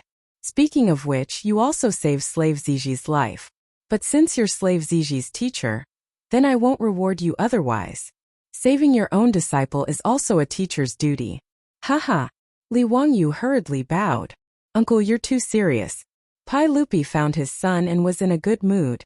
However, the baby Li Ji in his arms kept crying. What's wrong with slave Ziji? Why does he keep crying? Minister's son has checked his body. Are you sure there's no problem? Pai Lupi couldn't help but frown. Uncle, maybe the prince is hungry. It's already been more than 10 hours since he was born, but he hasn't drunk milk yet. Li Wangyu reminded him in a low voice. Pai Lupi finally reacted. His son had just been born and had been swapped away. Thinking of his son who hadn't drunk a sip of milk since he was born, Pai Lupi's heart ached terribly. Quick, call the wet nurse. Yes. Mitua didn't dare to delay. He personally lifted his robe and jogged all the way to call for the wet nurse. Empress Zhongsun still didn't know anything about what happened today. However, she also faintly felt that something seemed to have happened in the palace. The palace maids who were originally serving her in the palace were all swapped out. Moreover, it had been so long since she gave birth, but no one had brought her child back. Empress Zhongsun ignored the weakness after giving birth and summoned the servants and palace maids to ask where her child was. But no matter how she asked, the palace maids and servants in Li Main Hall didn't say a word. They just knelt and kowtowed. This made Empress Zhongsun anxious. It wasn't until Pai Lupi strode into the palace with a baby in his arms that Empress Zhongsun felt a little relieved. Erlang, what's wrong today? Why are the palace maids in my palace all swapped out? I asked them to bring the child to me, but no one did. This is my child? Pai Lupi's face was full of affection. He gently placed the baby Li Ji beside Empress Zhongsun. Guanyin maid, this is our prince. His name is Ji. Haha, this is the name Zi you gave me. His nickname is Slave Ziji. Do you like it? It's a boy? Empress Zhongsun was puzzled. She clearly remembered that after she gave birth, the midwife had cleaned the child. The palace maids beside her, Yu Ran and Yen Tao, had held the child for her to see. They had said very clearly that it was a little princess. Why did it suddenly become a prince? When Pai Lupi heard her words, the smile on his face couldn't help but disappear. His face was full of murderous intent. Thinking of today's matter, Pai Lupi really wanted to kill someone to vent his anger. There's another mystery in this matter. When Guanyin maid's body recovers, Zhen will tell you slowly. While Pai Lupi and Empress Zhongsun were talking, Mi Tua and Li Wangyu were still busy interrogating the palace maid Yu Ran. Now that Li Ji had been found, the matter hadn't been investigated clearly. Chapter 443. As the heart of the Tang dynasty, Taiji Palace's every move affected every nerve of this powerful empire. Especially in Chang. When the news of Empress Zhongsun's labor and her impending delivery reached Pai Lupi's ears, it had already been leaked to the outside world through various channels in the palace. This made the aristocratic families whose gambling houses had accepted large amounts of bets from Chang Yaojin feel as if their parents had died. They felt as if the sky was falling and the earth was collapsing. These aristocratic families couldn't believe that Count Huxian really knew when the empress would give birth. Could it be that this young man really had immortal spells? Many of the family heads who had received the news hurriedly ran to the Wang clan of Taiji, the Zhang clan of Xingyang, and the Cui clan of Bowling to ask what they should do now. Could they just watch as they lost 500,000 taels of gold? Contrary to the expectations of these family heads, whether it was Wang Renyu or Zheng Yuanshou, they didn't seem to be worried about losing the bet at all. Everyone, the sky hasn't fallen yet. It's true that the Empress gave birth today, but who can be sure that the Empress will give birth to a prince? Wang Renyu comforted the family heads who had come to complain tearfully, but a contemptuous smile appeared at the corner of his mouth. Lord Wang, that Count Huxian can even predict when the Empress will give birth. How can he be wrong about whether the baby is a boy or a girl? I can only blame myself for being too greedy and accepting Duke Qiao's 6,000 taels of gold. If I lose 30,000 taels of gold, I can't live anymore. Well, what's the use of saying this now? Didn't my Wang clan of Taiji also have that bastard Li who bet 10,000 taels of gold? If I lose, I'll have to pay 50,000 taels of gold. I haven't said anything yet, so why are you all so flustered? Wang Renyo's unhappy rebuke made the family heads speechless for a moment. They could only sit and wait anxiously for news. When the gates of Taiji Palace suddenly closed and the palace was locked down, everyone was surprised and didn't know what had happened. But the news of Empress Zhongsun giving birth to a baby girl still spread before Pai Lupi ordered the palace to be locked down. The news quickly spread throughout Chang'an. The aristocratic families with casinos couldn't help but celebrate. They felt that county count who, as well as the dukes and prefectural dukes, had gone for wool and come home shorn. Previously he had been worried for nothing for a few days. Now he could finally put his hanging heart down. The patriarchs of the aristocratic families who found Wang Renyu, Zhang Yuanshou, and the others were even more relieved. They didn't care about what happened in Taiji Palace. As long as they didn't lose their gold, it was a good thing.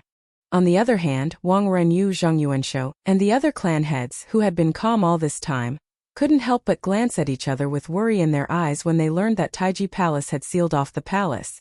Li Wangyou's guess was not wrong at all. It was Wang Renyu, Zhang Yuanshou, and a few other masters of the aristocratic families who played the game of swapping the crown prince in the main hall of the Taiji Palace. In their gambling houses, at least 10,000 taels of gold had been betting that Empress Zhongsun would give birth to a prince today. If they lost, each family would have to pay 50 to 60,000 gold taels. 50,000 gold taels was equivalent to 300,000 strings of cash. 300 million was not a small amount. Even with the thousands of years of accumulation of the 5 families and 7 hopes, to take out so much gold would have to be exhausted. They might even have to sell some land. These aristocratic families naturally had many properties in their family. All kinds of real estate, land, jewelry, antiques, calligraphy, and paintings were worth at least tens of millions of strings of cash. They could be said to be as rich as a country. But in terms of gold and copper coins, it was like those super rich people on the Forbes list in the future. Although they were worth tens of billions of dollars, they might not have much cash in their accounts. How could Wang Renyu and the others be willing to give away their shiny copper coins and gold for nothing? After realizing that something was wrong, the few of them secretly plotted and decided on this trick of swapping the crown prince with the leopard cat. They bribed the midwives in the palace and mobilized the spies buried in Taiji Palace. After careful planning, they really almost succeeded. If not for the fact that Li Wangyu knew the history, and that the baby girl they had sent into the palace to replace the prince had double eyelids, perhaps this matter would have been done without anyone noticing and without anyone noticing.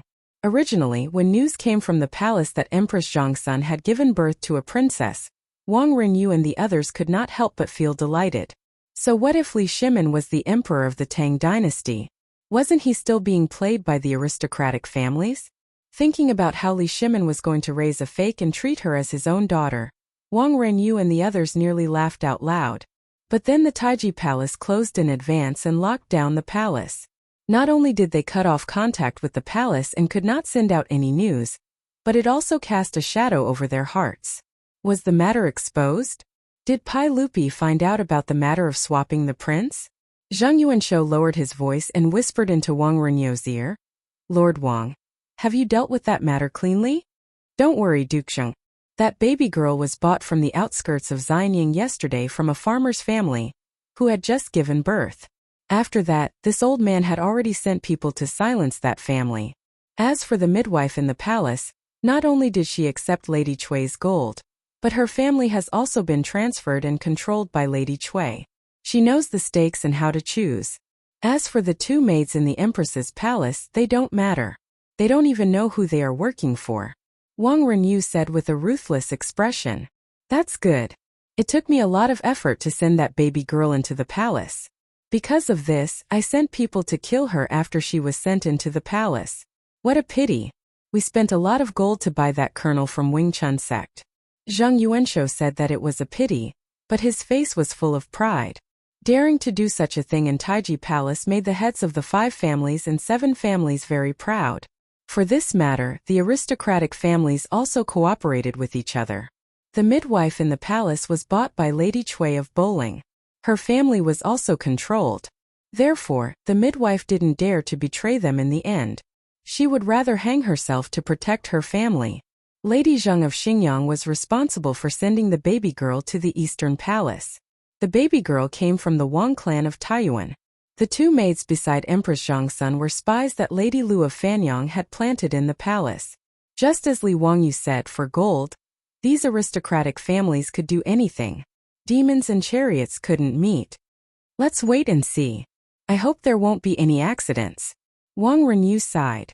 They weren't worried that this matter would implicate them. Even if Pai Lupi was suspicious, it didn't matter. In short, there wouldn't be any conclusive evidence, and Pai Lupi couldn't do anything to them. But if the matter was really exposed, their painstaking planning would be in vain. Those glittering gold would still have to be compensated. This was what the aristocratic families were most worried about. That night, many people in Chang'an City were in no mood to sleep.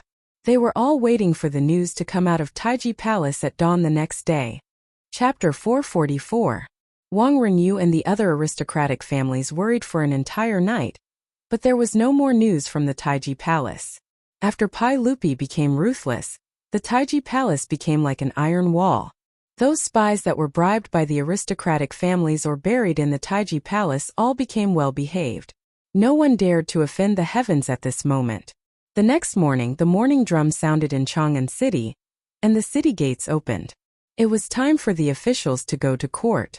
Yesterday, Pai Lupi was not on a day off, so he had to go to court today. After a complicated ceremony, Pai Lupi sat on the throne and looked at the officials in the hall expressionlessly. His appearance made many people in the hall uneasy. They did not know what happened in the Taiji Palace yesterday. Zhongsun Wuji could not help but stand up. Your Majesty, did the Empress give birth yesterday? What's the situation now? Is the mother and child safe?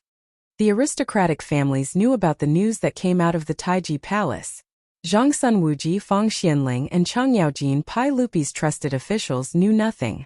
After all, they could not be as bold as the aristocratic families to plant spies in the palace. Yesterday, the Taiji Palace suddenly closed and locked down. Zhongsun Wuji and Fang Xianling had offered their tokens to meet Pai Lupi, but they were all rejected. At that time, Pai Lupi was anxiously looking for his missing prince, so he did not have the time to explain things to them. Zhongsun Wuji, who did not understand the situation, was anxious for an entire night. To Zhongsun Wuji, he was worried about his sister. On the other hand, he was worried that if anything happened to Empress Zhongsun, the Zhongsun family would be neglected by Pai Lupi. What Zhongsun Wuji did not know was that in history, after Empress Zhongsun died, Pai Lupi did not neglect the Zhongsun family. Instead, he took care of the Zhongsun family even more. However, this was not a good thing. After Zhongsun Wuji became an official, things would move in the opposite direction. After Li Ji ascended the throne, Wu Meinyang instructed Su Jingzong to accuse Zhongsun Wuji of treason. Zhongsun Wuji was removed from his position, stripped of his title, exiled, and forced to commit suicide. After his death, his family's property was confiscated, and his family members were exiled to Lingnan as slaves. The Zhongsun clan suffered a calamity, but now in Zhongsun Wuji's eyes, the Zhongsun clan's glory and wealth were all tied to Empress Zhongsun. Naturally, he was extremely nervous and concerned. After Zhongsun Wuji asked this question, the hall instantly quietened down. All the officials turned their gazes towards Pai Lupi, who was on the royal stairs. When the family heads heard Zhongsun Wuji's question, they couldn't help but smile. Looking at Chang Yaojin, Qin Qiong, Yuqi Jingde, Chai Linggu, and the other dukes' eyes, there was also a bit of ridicule. From their point of view, they would be able to earn a huge sum of money this time. As for the 100,000 taels of gold that Chang Yaojin had bet, they would be safe. Hearing Zhongsun Wuji's question, Pai Lupi looked at the officials in the hall and suddenly laughed. Haha, auxiliary machine, don't worry. Yesterday, the Empress gave birth to a son. Now both mother and son are safe. Zhongsun Wuji's courtesy name was Zhongsun Wuji. When Zhongsun Wuji heard Pai Lupi's words, he couldn't help but reveal a smile on his face. After worrying for an entire night, his heart was finally at ease. Congratulations, Your Majesty.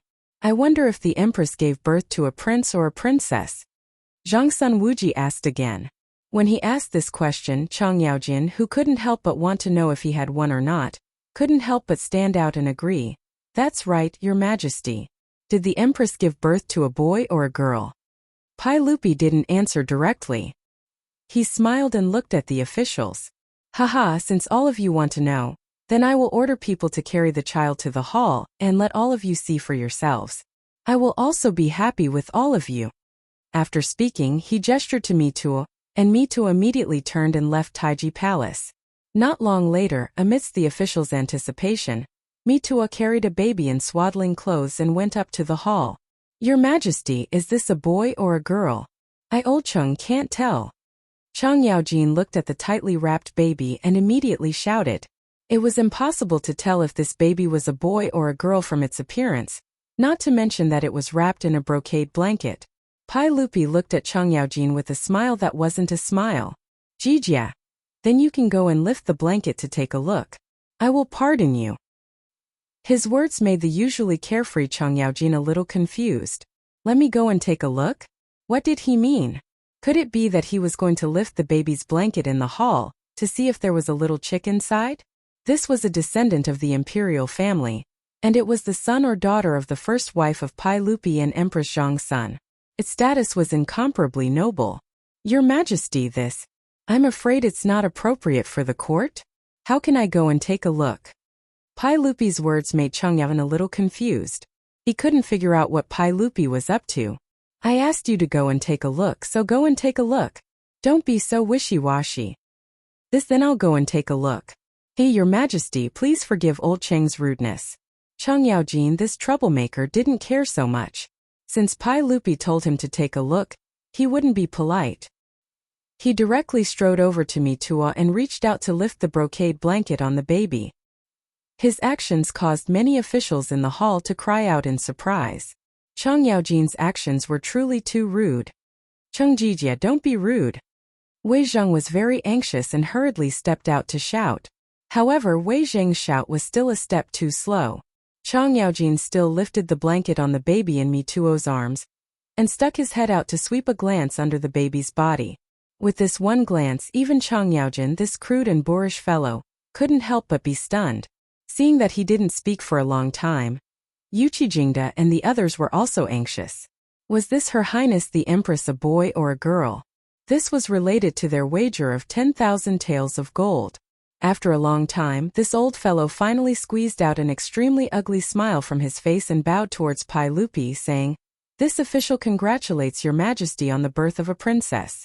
When Chang Yaojin's words came out, Qin Qiong, Yuqi, Chai Linggu and the others were all stunned. How was this possible? That day, Li Wangyu, that brat, had said with certainty that Empress Zhang's son would give birth to a prince yesterday. How did it become a princess? Cheng Jijia, could it be that you're seeing things? Look carefully.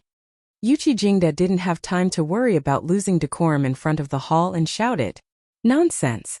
This elder isn't blind. How could I be wrong? Chang Yaojin's words made Yuqi speechless, his old face full of vexation.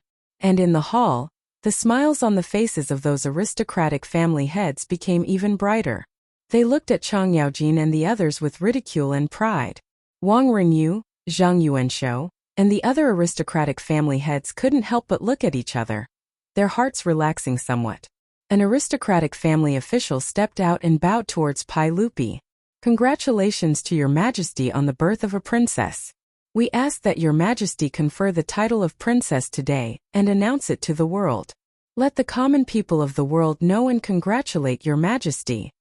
When he said confer the title of princess, he was referring to the title of princess. Pai Lupi didn't respond. Instead, he stood up and walked down the royal steps to Mituo's side.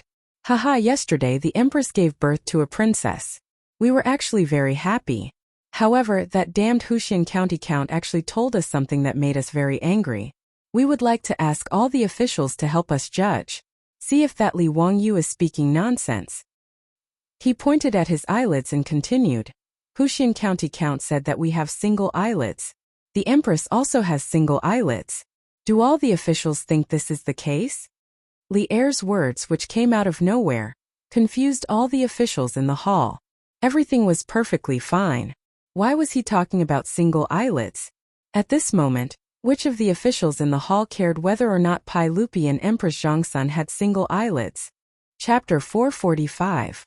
Pai Lupi saw that the officials in the hall were silent, so he continued. I and the Empress both have single eyelids, so there is nothing strange about that. However, County Count who told me that the children born to parents with single eyelids will also have single eyelids. They will not be able to give birth to children with double eyelids. Do all of you think this is the case? The officials in the hall were still baffled by his words. However, Wang Renyu and the others couldn't help but feel their hearts skip a beat. They suddenly looked at the baby girl in Mi Tuo's arms. However, they were so far away that they couldn't clearly see whether the baby girl had single eyelids or double eyelids. Cheng Yaojin was standing in front of the baby girl. When he heard this, he couldn't help but look at the baby girl in Mi Tuo's arms. When he saw the baby girl's eyes, even Cheng Yaojin couldn't help but be dumbfounded. Although he was called a troublemaker, he was actually terrifyingly shrewd. Pai Lupi's seemingly brainless words, coupled with the baby girl's eyes, allowed Cheng Yaojin to instantly guess something. That fake smile that was as ugly as crying immediately melted like ice. Cheng Yaojin's dark face was now filled with a brilliant smile. Your Majesty, since County Count who said this, old Cheng thinks that there should be some truth to it, Cheng Yaojin said to Pai Lupi. Pai Lupi nodded at him, then looked at the officials. Do all of you think that County Count whose words make sense? Who the hell would know about this? The officials in the hall all looked at each other, not knowing how to answer. Who would have the time to care about this? Did they have nothing better to do? Seeing that no one spoke, Pai Lupi continued. I also don't believe this, but to verify it, I ordered the 100 Cavalry Department to investigate in Chang'an. What do all of you think the results are? He didn't wait for the officials to answer. He looked at Mi Tuo, tell all of you the results of the 100 Cavalry Department's investigation. Yes, this servant ordered the 100 Cavalry Department to investigate a total of 1367 families in Chang'an. Their parents all have single eyelids. Altogether, they had 3,749 children. All of them had single eyelids without exception. Mi Tuo's words caused the ministers in the hall to whisper among themselves. No one usually paid attention to this kind of thing.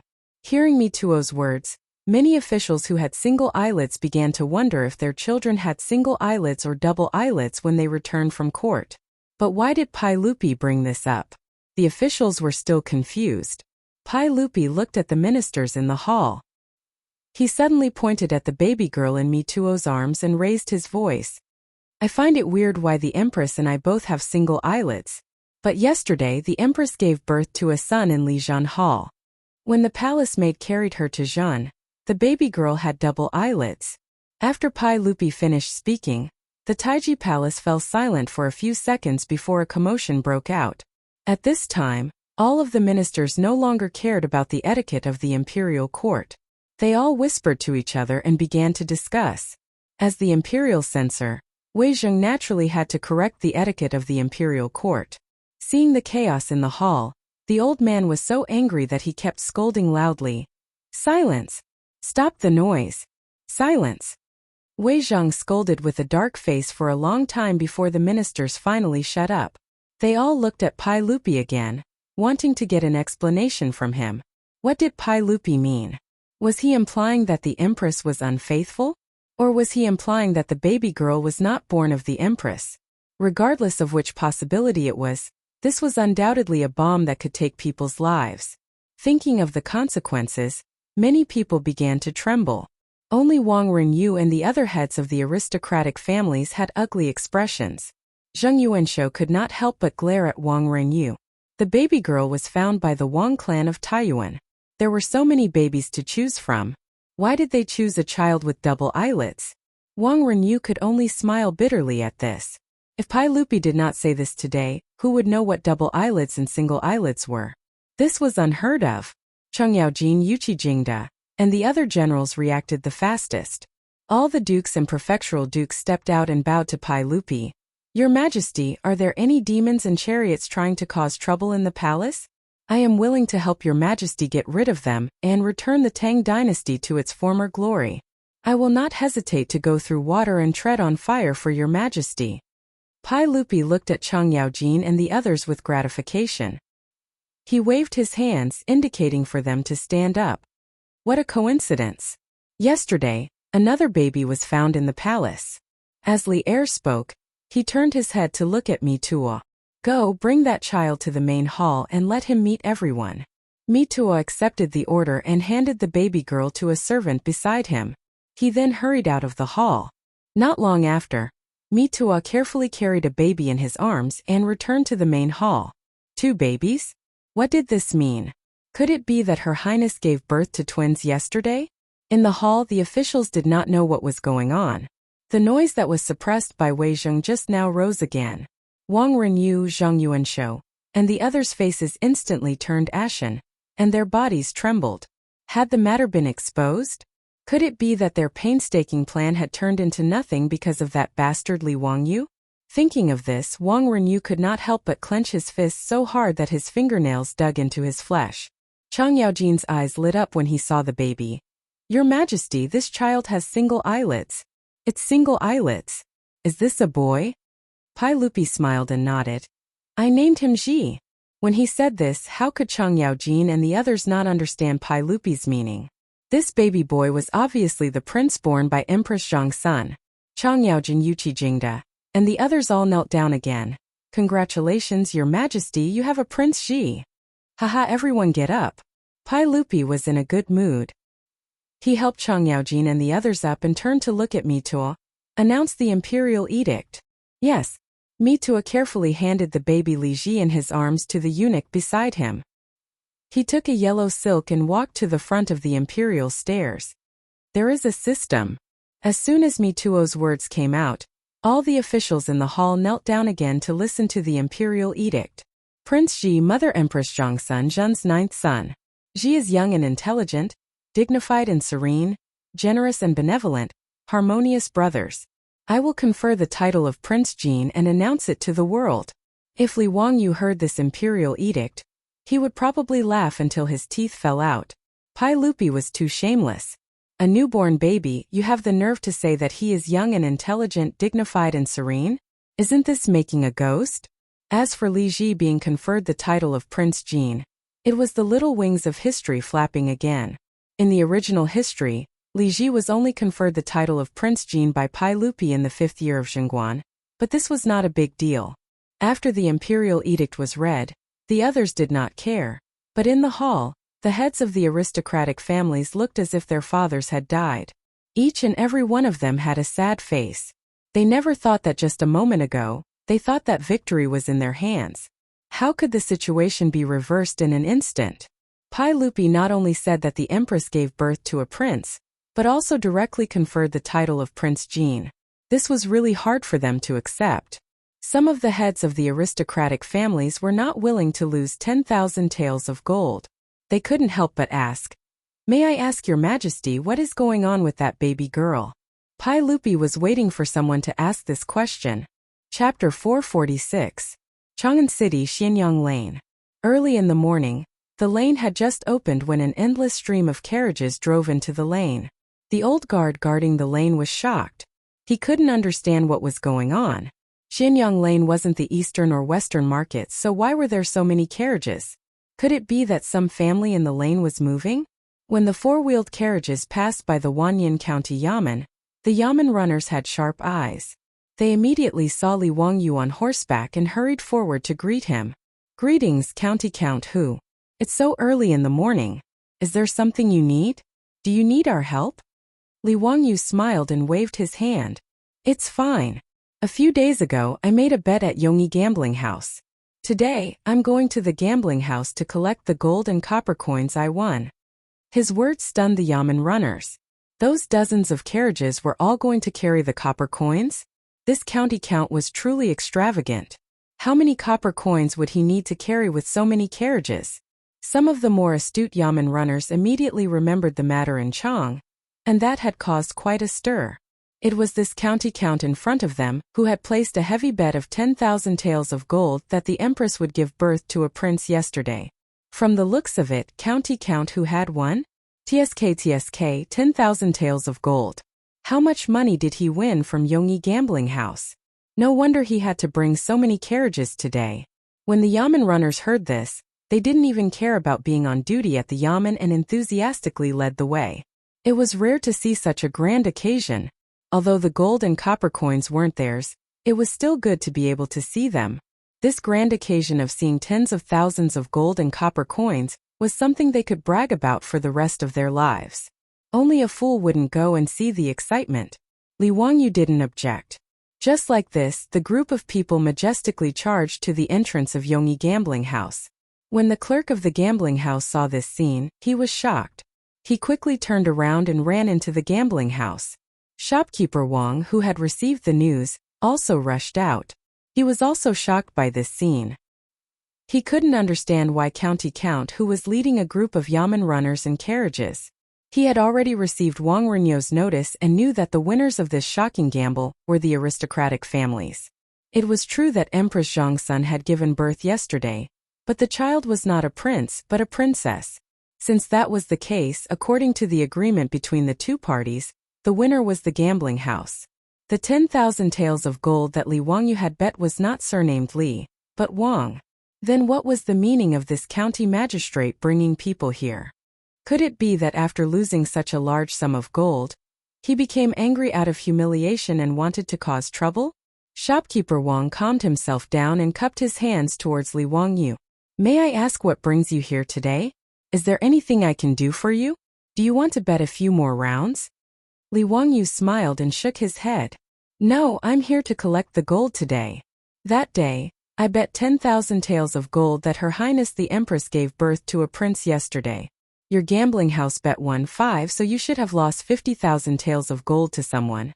Quickly go and check. I still have matters to attend to, so I can't afford to delay. Nanny? Shopkeeper Wang looked at Li Wangyu as if he was looking at a madman. Her Highness the Empress gave birth to a princess, so how dare you say it was a prince? Why would County Magistrate Wang say that? Her Highness the Empress gave birth to a princess yesterday, so our gambling house won the bet. Shopkeeper Wang hurriedly argued. Li Wangyu looked at him with interest. Oh? How did you know about this? This. His rhetorical question left Shopkeeper Wang speechless. Yesterday, Pai Lupi sealed off the palace and did not reveal the news to the outside world. Logically speaking, as the shopkeeper of a gambling house, he should not know about this kind of extremely secretive imperial affair. This is just my guess. Shopkeeper Wang could only make up a random excuse. He could not say that the family head told him. Li Wangyu raised his head and laughed. Unfortunately, you guessed wrong. Yesterday, Her Highness the Empress gave birth to a prince. Therefore, according to the bet, your gambling house needs to pay a certain someone 50,000 taels of gold. His words made Shopkeeper Wang's face darken. He increasingly felt that Li Wangyu was here to cause trouble today. Where did County Magistrate Wang find out? Li Wangyu stretched out his hand and snapped his fingers. It's very simple. Because I was in Taiji Palace yesterday, so how could I not know? Yesterday, Her Highness the Empress gave birth to a prince. This cannot be wrong. Shopkeeper Wang, quickly get someone to bring out the gold and count it. I do not have time to argue with you. Or does your Yongyi gambling house not want to admit your loss? Humph, if that is the case, then I will go to Taiji Palace and ask the saint to make the decision. His words almost choked Shopkeeper Wang's anger. In Shopkeeper Wang's opinion, this County Magistrate Wang was going too far. However, he had no way to refute Li Wangyu's words. After all, Li Wangyu said that he was in Taiji Palace yesterday. He had no way to refute this. Shopkeeper Wang reacted quickly and rolled his eyes. What is County Magistrate Wang saying? If our gambling house lost, we naturally have to pay according to the bet. However, whether Her Highness the Empress gave birth to a prince or a princess, there is no proof. Let's wait for the official's news. When Li Wangyu heard this, he raised his head to look at the sky and nodded. Yes, Shopkeeper Wang, what you said makes sense. Since that is the case, I am not an unreasonable person. Let's wait and see. I believe there will be news soon. County Magistrate Wang, how about you wait for the official's news to come out before you exchange the gold? Look at how strong the sun is. It will not be beautiful if it shines on a noble person like you. Shopkeeper Wang did not want Li Wangyu to continue blocking the entrance of the gambling house and could only persuade him. Li Wangyu chuckled. No matter. I can rest under the shade of this tree. As soon as he finished speaking, He flipped over and dismounted from his horse. He also had Niu Wu lead his men to the boiled water shop in Xianyang Lane to buy iced drinks for the farmers driving the carriages, as well as the bailiffs of Wanyan County. Li Wangyu sat under a large tree in front of the gambling house and waited leisurely. With the shade of a tree above his head and iced drinks to drink, he was very comfortable. Shopkeeper Wang was in a difficult position. He could neither leave nor stay. He could only accompany Li Wangyu and wait in front of the gambling house. He cursed in his heart, but there was nothing he could do. Shopkeeper Wang could only summon a member of the Wang clan and whisper a few instructions to him. The Wang clansman naturally obeyed the order and ran in the direction of the Taiji Palace. Shopkeeper Wang wanted to find his family's patriarch Wang Renyu. However, he also knew that it was still the time for court. Presumably, his patriarch was still in Taiji Palace and had not left court. Just as he was feeling gloomy, he saw a bailiff of Wanyan County running over with a scroll in his hand. There is an imperial edict. The saint has issued an imperial edict and announced it to the world. The bailiff was panting from running. Before he even got close, he began to shout loudly. When Li Wangyu heard this, he could not help but smile. Chapter 447. When the bailiff of Wanyan County loudly announced that Pai Lupi had conferred the title of Prince Jin to his newly born son, Shopkeeper Wang was completely dumbfounded. How is this possible? The Empress really gave birth to a prince yesterday?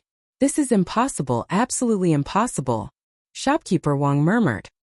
He was unwilling to believe it, nor did he dare to believe it.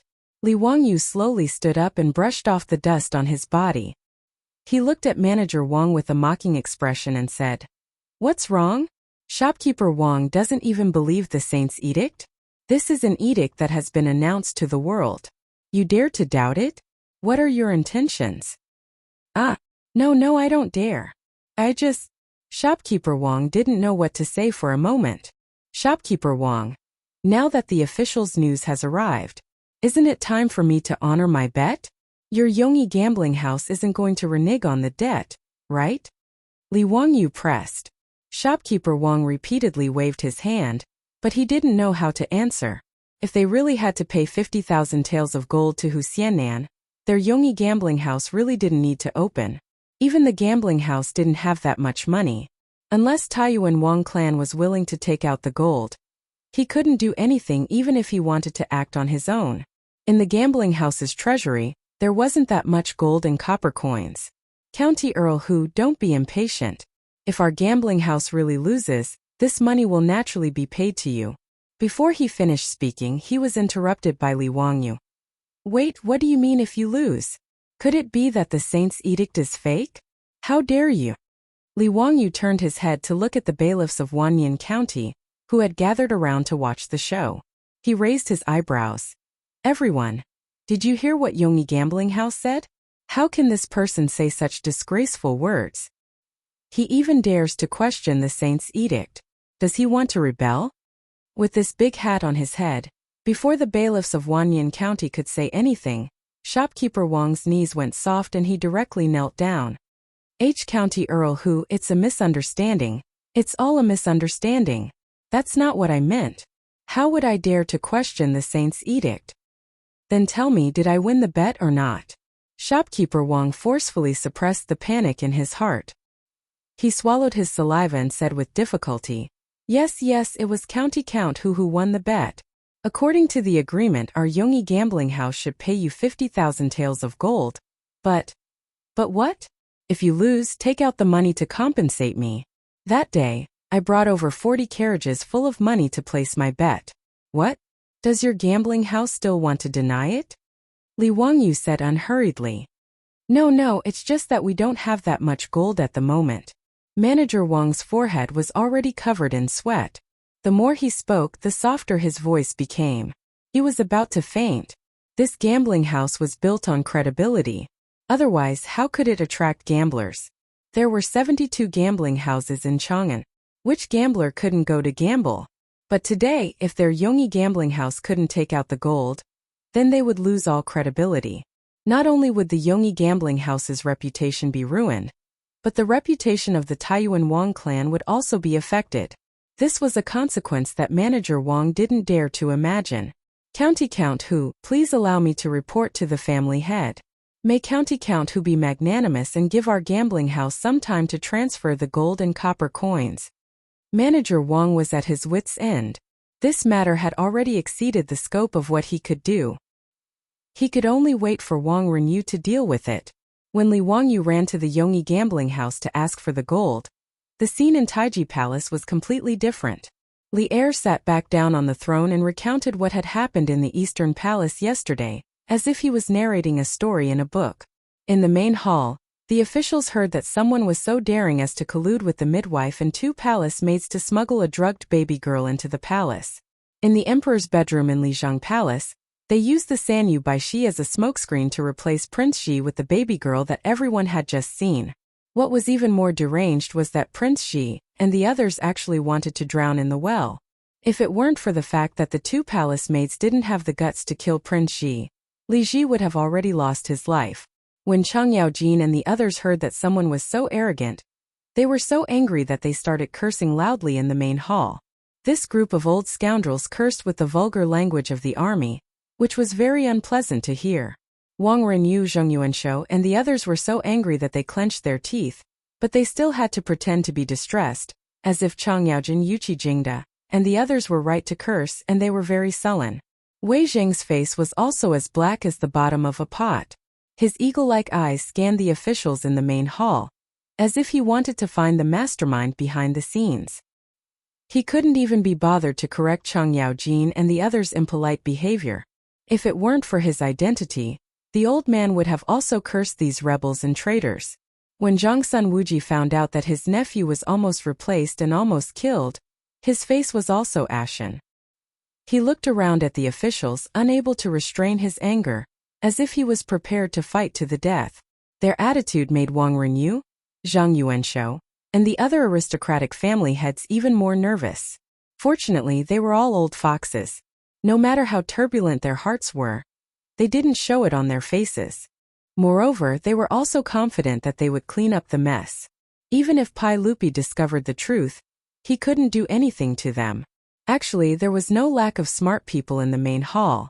Many people guessed that this matter had something to do with the aristocratic families, especially when they thought about the matter of the bet that had caused a huge uproar in the streets. They even suspected that the masterminds behind this matter were the aristocratic families that currently stood in the imperial court. But no one dared to say such words. How would they dare to offend these aristocratic families for no reason? Actually, the reason why Pai Lupi exposed this matter in front of the civil and military officials was just to discuss these aristocratic families. The 100 Cavalry Division investigated the Eastern Palace matter overnight, but as Li Wangyu expected, they found nothing. The midwife had died, and there was no evidence. Palace maids Yuran and Nian Tao had no idea who ordered them. The person who gave the mission to the 2 girls and passed the message was a direct eunuch of the Eastern Palace. Direct eunuch, a lower official of the 9th grade.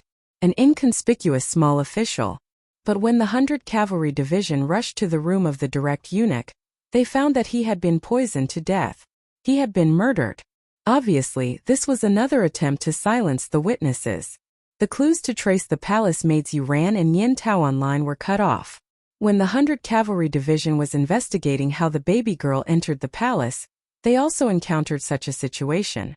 The 100 Cavalry Division finally found a colonel guarding the Eastern Palace Wing Chun sect, and there seemed to be some problems. After interrogating the Wing Chun sect guards, they learned that yesterday their colonel had rushed into the palace with a package, and when he left the package was gone. Therefore, the 100 Cavalry Department rushed to the colonel's residence. When they broke in, they found that the colonel had been stabbed several times and was lying in a pool of blood. He could not be more dead than he already was. One by one, the clues were cut off, and the 100 Cavalry Division had no clue. Pai Lupi was well aware of this, but he could only sigh. The aristocratic families were indeed ruthless. In order to keep it a secret, they did not leave any future trouble. Because there was no other way, Pai Lupi could only use this method to make the matter of the Eastern Palace public. He scolded and humiliated the aristocratic families to vent the anger in his heart. In the main hall, Chang Yaojin's mouth was like a river, endlessly cursing for a long time. Indescribable things had already happened with the 18 generations of ancestors of the mastermind. Wang Gong, Zheng Gong, Lu Gong, the two Chui Gong, do you think I am right? Shouldn't this kind of treacherous traitor be executed by his mother? Chang Yaojin scolded for a long time, and even asked the family heads if he was right. Wang Renyu. Chang Yaojin suddenly changed the topic. Chui Gong, can I honor my bet? As soon as he said this, there was no need to mention how ugly the clan head's complexion was. Chapter 448. The family head of the Chui family, Chui Xian, had an ugly expression on his face. This damnable Chang Jijia as his son-in-law didn't give the Chui clan any face at all. He regretted even more. Why was he so blind that he agreed to let his daughter marry this old man? However, Chui Xian was just thinking about it. Chang Yaojin's first wife was only 30 years old and passed away due to illness. Only then did Chang remarry Chui. Although people were proud to marry a girl with 5 surnames, Chui Xian's daughter was not a virgin. When she married Chang Yaojin, Chui was already 30 years old and was considered a second marriage. The Tang dynasty was open and women remarrying was nothing new. Although Chang Yaojin and Chui were not the first wives, their relationship was not bad. However, towards Chui Xian, this cheap father-in-law, he did not have much respect. There was a reason why Chang Yaojin and Chui Xian did not like each other. The 5 surnames and 7 hopes were proud of their family's prestige and were ashamed to marry another family. When they married their daughter to another family, they would ask for a large number of betrothal gifts. Even Pai Lupi could not tolerate the arrogance of the 5 surnames and 7 hopes.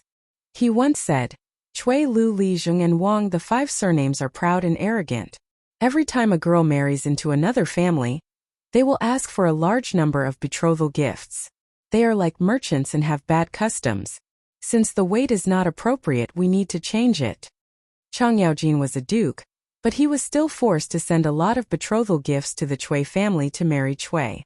This made Chang Yaojin furious, but he could not do anything about it. Therefore, when everyone was fighting over the gambling house in Duke Lu's residence, Chang Yaojin shamelessly snatched the right to bet on the Chui clan's Chang'e gambling house in Qinghe and went to bet 5,000 gold taels. Actually, Chang Yaojin gave face to his wife and only bet 5,000 gold. Otherwise, if he bet 10,000 gold, the Chui family would lose even more. However, Chui Xian would not let Chang Yaojin off because of this. He was already in a bad mood. Now that he saw Chang Yaojin shamelessly asking him for the bet in front of the saints and officials, he was so angry that his nose almost became crooked. However, in the main hall, Chang Yaojin could shamelessly ask for the bet in front of everyone, but Chui Xian could not fall out with him. He could only pinch his nose and accept it. What are you saying, High Duke Lu? Do you think the Chui clan of Qinghe River is someone who would renege on a debt? The 25,000 taels of gold that should be paid to you will naturally not be missing a single coin. I will pay you in full.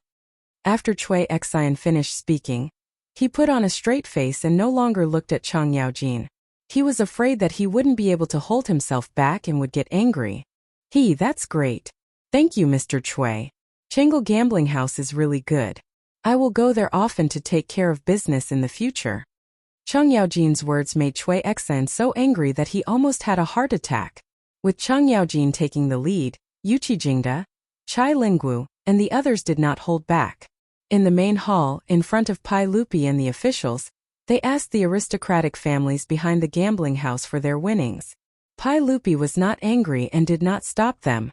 Instead, he looked at this scene with interest.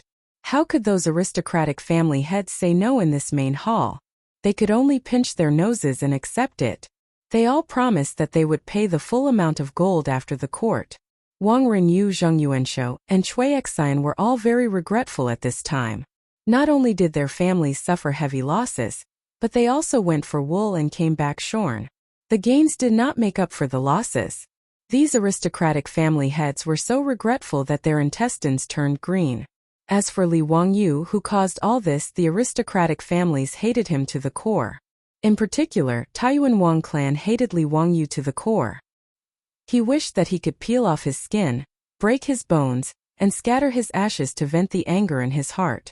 But before Wang Renyu could figure out how to deal with Li Wangyu, he heard Pai Lupi suddenly speak from the throne. Everyone county count who has been in the palace recently to protect the Empress's birth. It can be said that he has worked hard and performed a great service. We originally wanted to let him stay in the palace for a few more days to reward county count who for his hard work. But he said goodbye to us early this morning, saying that there was no more overnight money at home. He had to go to Yongyi gambling house to collect his winnings to support his family. This county count who is only 16 years old and has no parents. He is very pitiful. You uncles cannot bully him for being young. When Wang Renyu heard Pai Lupi's words, he was so angry that he almost jumped up and cursed. What kind of nonsense was this? Pai Lupi, how could you say such nonsense? That bastardly Wang Yu has no overnight money at home, and has to collect winnings to support his family? Who in Chang'an City didn't know that Li's family was making a lot of money every day? The other aristocratic families had long been envious of the Li family's properties. If it weren't for the fact that there were members of the royal family involved, they would have already taken action. Pai Lupi's words, wasn't it obvious that he was helping that Li brat collect his winnings? In the main hall, who didn't know that Yongyi gambling house was the property of Taiyuan Wang clan? The main hall, which had originally become very noisy because of Chang Yaojin and the others wanting to collect their winnings, became even more lively with Pai Lupi's words. In Taiji Palace, the officials who had nothing to do with this matter all became onlookers and looked at Wang Renyu with interest. Even the saint had spoken up to help county count who collect his winnings. Tsk, what great face. One could imagine the status of county count who in the saint's heart. He really was in the emperor's heart. Wang Renyu's face alternated between green and white, and he was speechless for a long time. This point, what else could he say? However, when he thought about paying 50,000 taels of gold to Li Wangyu, Wang Renyu felt his heart bleed. 300,000 strings of copper coins.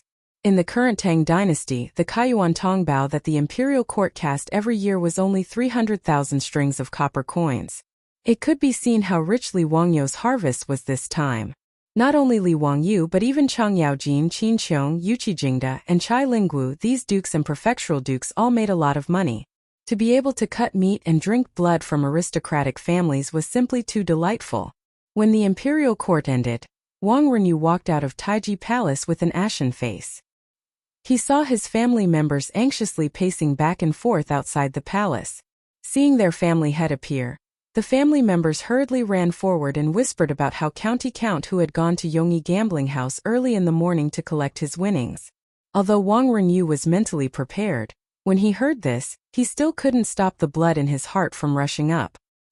He almost disregarded his status and cursed out loud. His chest heaved up and down as he gasped for air.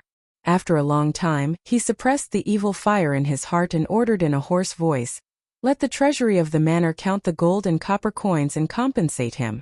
This old man will definitely take revenge in the future. My Taiji Wang clan cannot live under the same sky as this bastard." While Wang Renyu was cursing, Li Wangyu couldn't help but sneeze a few times. He rubbed his nose and looked at shopkeeper Wang. "It's almost noon. How long will it take for you to compensate me with your gold? I don't have the time to grind my teeth with you here." Yes. County count who, please calm down. 50,000 taels of gold is truly a huge amount. Please be magnanimous. Shopkeeper Wang was already on the verge of tears. He already foresaw that his end wouldn't be good. Although it was family head Wang Renyu who hinted for him to accept this bet, he was still a scapegoat. He would definitely be treated as a scapegoat and severely punished by his family. Chapter 449. After Wang Renyu spoke, Taiyuan Wang clan naturally did not waste any more time. Soon, an endless stream of carriages drove into Xianyang Lane's Yongyi Casino, and unloaded carriage after carriage of copper coins and silk. Taiyuan Wang clan also deliberately disgusted Li Wangyu. He clearly had enough gold in his treasury, but he deliberately did not take it out. Instead, he brought in carriage after carriage of copper coins and silk. Even these copper coins had been stored in Taiyuan Wang clan's treasury for too long. Many of the ropes that connected the copper coins had rotted and broken, and the scattered copper coins were piled up in baskets. Many of the copper coins were even rusted and looked very old and shabby. Li Wangyu did not dislike them. As long as he gave enough money, copper coins were copper coins. He even planned to accept silk, which he had always disliked. Silk was also used as a currency in the Tang dynasty. 2 bolts of silk were equal to 1 copper coin. China had been short of copper since ancient times. Although copper coins were legal tender, they had always been in a state of shortage. Therefore, even in the Tang dynasty, silk was still one of the currencies used for transactions. During the Tang dynasty, Yang Guozhong ruled the world. In the history books, it was recorded that his family had accumulated 30 million bolts of silk. From this, one could see the status of silk as a currency. If Taiyuan Wang clan only used silk to exchange for copper coins, Li Wangyu would have accepted it. In any case, he had already made preparations. Previously, he had asked Pai Lupi for a favor and planned to transport all the copper coins and silk that he had won from Taiyuan Wang clan into the palace to exchange for gold. However, when Li Wangyu grabbed a handful of scattered copper coins from the basket containing the copper coins, he was so angry that he almost threw the copper coins at shopkeeper Wang's face. The copper coins that he had grabbed were obviously not Kaiyuan Tongbao. Not only were the coins smaller, but they were also thin and light. Li Wangyu immediately reacted. This was private money. The Tang dynasty had been short of copper coins for a long time. The Kaiyuan Tongbao that Wu De started to cast in the 4th year could only cast 300,000 strings of coins a year. He had been in Zhengguan for 2 years, but in only 7 years, he had only made 2 million copper coins. Even if half of these copper coins were in Chang, and it was still a drop in the bucket. Therefore, it was normal to barter and use silk as currency. If there was a shortage of money, the aristocratic families would forge private coins within their own sphere of influence to make up for the shortage of copper coins. Naturally, this money could not be compared to Kaiyuan Tongbao. Although the material and workmanship were not bad, compared to Kaiyuan Tongbao, it was much lighter. Private money could be circulated, but most of the time 2 or 3 pieces of private money could be exchanged for 1 Kaiyuan Tongbao. Now, the Taiyuan Wang clan had actually moved so much private money. Obviously, they were planning to use shoddy goods to cheat their way through. How could Li Wangyu not be angry? Shopkeeper Wang, what is the meaning of your Taiyuan Wang clan's actions? Using so much private money to offset the official's salary, do you think I'm a fool? Perhaps the new servants made a mistake. I'll have them exchange it for county count who. Shopkeeper Wang saw that his plan to fish in troubled waters was discovered by Li Wangyu, so he could only awkwardly apologize and push the blame to the temporary workers. He was about to call people to move the private money away when Li Wangyu's eyes turned and he reached out to stop him. Wait, the money is already here, so don't go through so much trouble. Give me a discount, I'll accept this private money. How does county count who plan to give me a discount? I won't take advantage of you. 2 caddies of private money can be exchanged for 1 caddy of official money. If your Taiyuan Wang clan is willing, I'll accept it and save you the trouble of moving it back and forth. On the market, depending on the region, 2 or 3 pieces of private money could be exchanged for 1 Kaiyuan Tongbao. Li Wangyu's conditions were actually not too harsh, and he was even charging a lot less. Shopkeeper Wang asked the accountant sent by the Taiyuan Wang clan, and immediately nodded in agreement. This kind of large transaction of copper coins was always weighed by official weights. 5 caddies of Kaiyuan Tongbao copper coins was the norm. Private money was slightly lighter, and 6 caddies was the norm. Under normal circumstances, 12 to 18 caddies of private money could be exchanged for 5 caddies of Kaiyuan Tongbao copper coins. Now that Li Wangyu proposed to exchange 10 caddies of private money for 5 caddies of official money, how could the Taiyuan Wang clan not agree? Niu Wu wanted to persuade him from the side, as he felt that his clan was at a disadvantage. However, Li Wangyu didn't care. Being at a disadvantage was a blessing, not to mention that he had other plans. He beckoned Shopkeeper Wang over. Shopkeeper Wang, does your Taiyuan Wang clan have a lot of private money? If there's a lot, I can accept it all and exchange it according to this ratio. Hearing Li Wangyu's words, Shopkeeper Wang couldn't help but be overjoyed. County count who, are you serious? These copper coins worth 50,000 caddies of gold can all be exchanged for private money? Li Wangyu nodded. Of course. How much does your Taiyuan Wang clan have? I'll take it all. Shopkeeper Wang was naturally overjoyed at this. If he could pay Li Wangyu the 50,000 caddies of gold according to the ratio of 2 caddies of private money to 1 caddy of official money, He might be able to avoid punishment from his clan. Now he only needed to pay 3 million caddies of private money to clear his gambling debt. As for the private money, if 3 private coins were exchanged for 1 official coin, it would only be worth 160,000 caddies of coins on the market. This was equivalent to saving 140,000 caddies of coins. Even if it was 2 for 1, it would only be 250,000 caddies of coins, saving 50,000 caddies of coins. This wasn't a small amount, so shopkeeper Wang naturally nodded in agreement.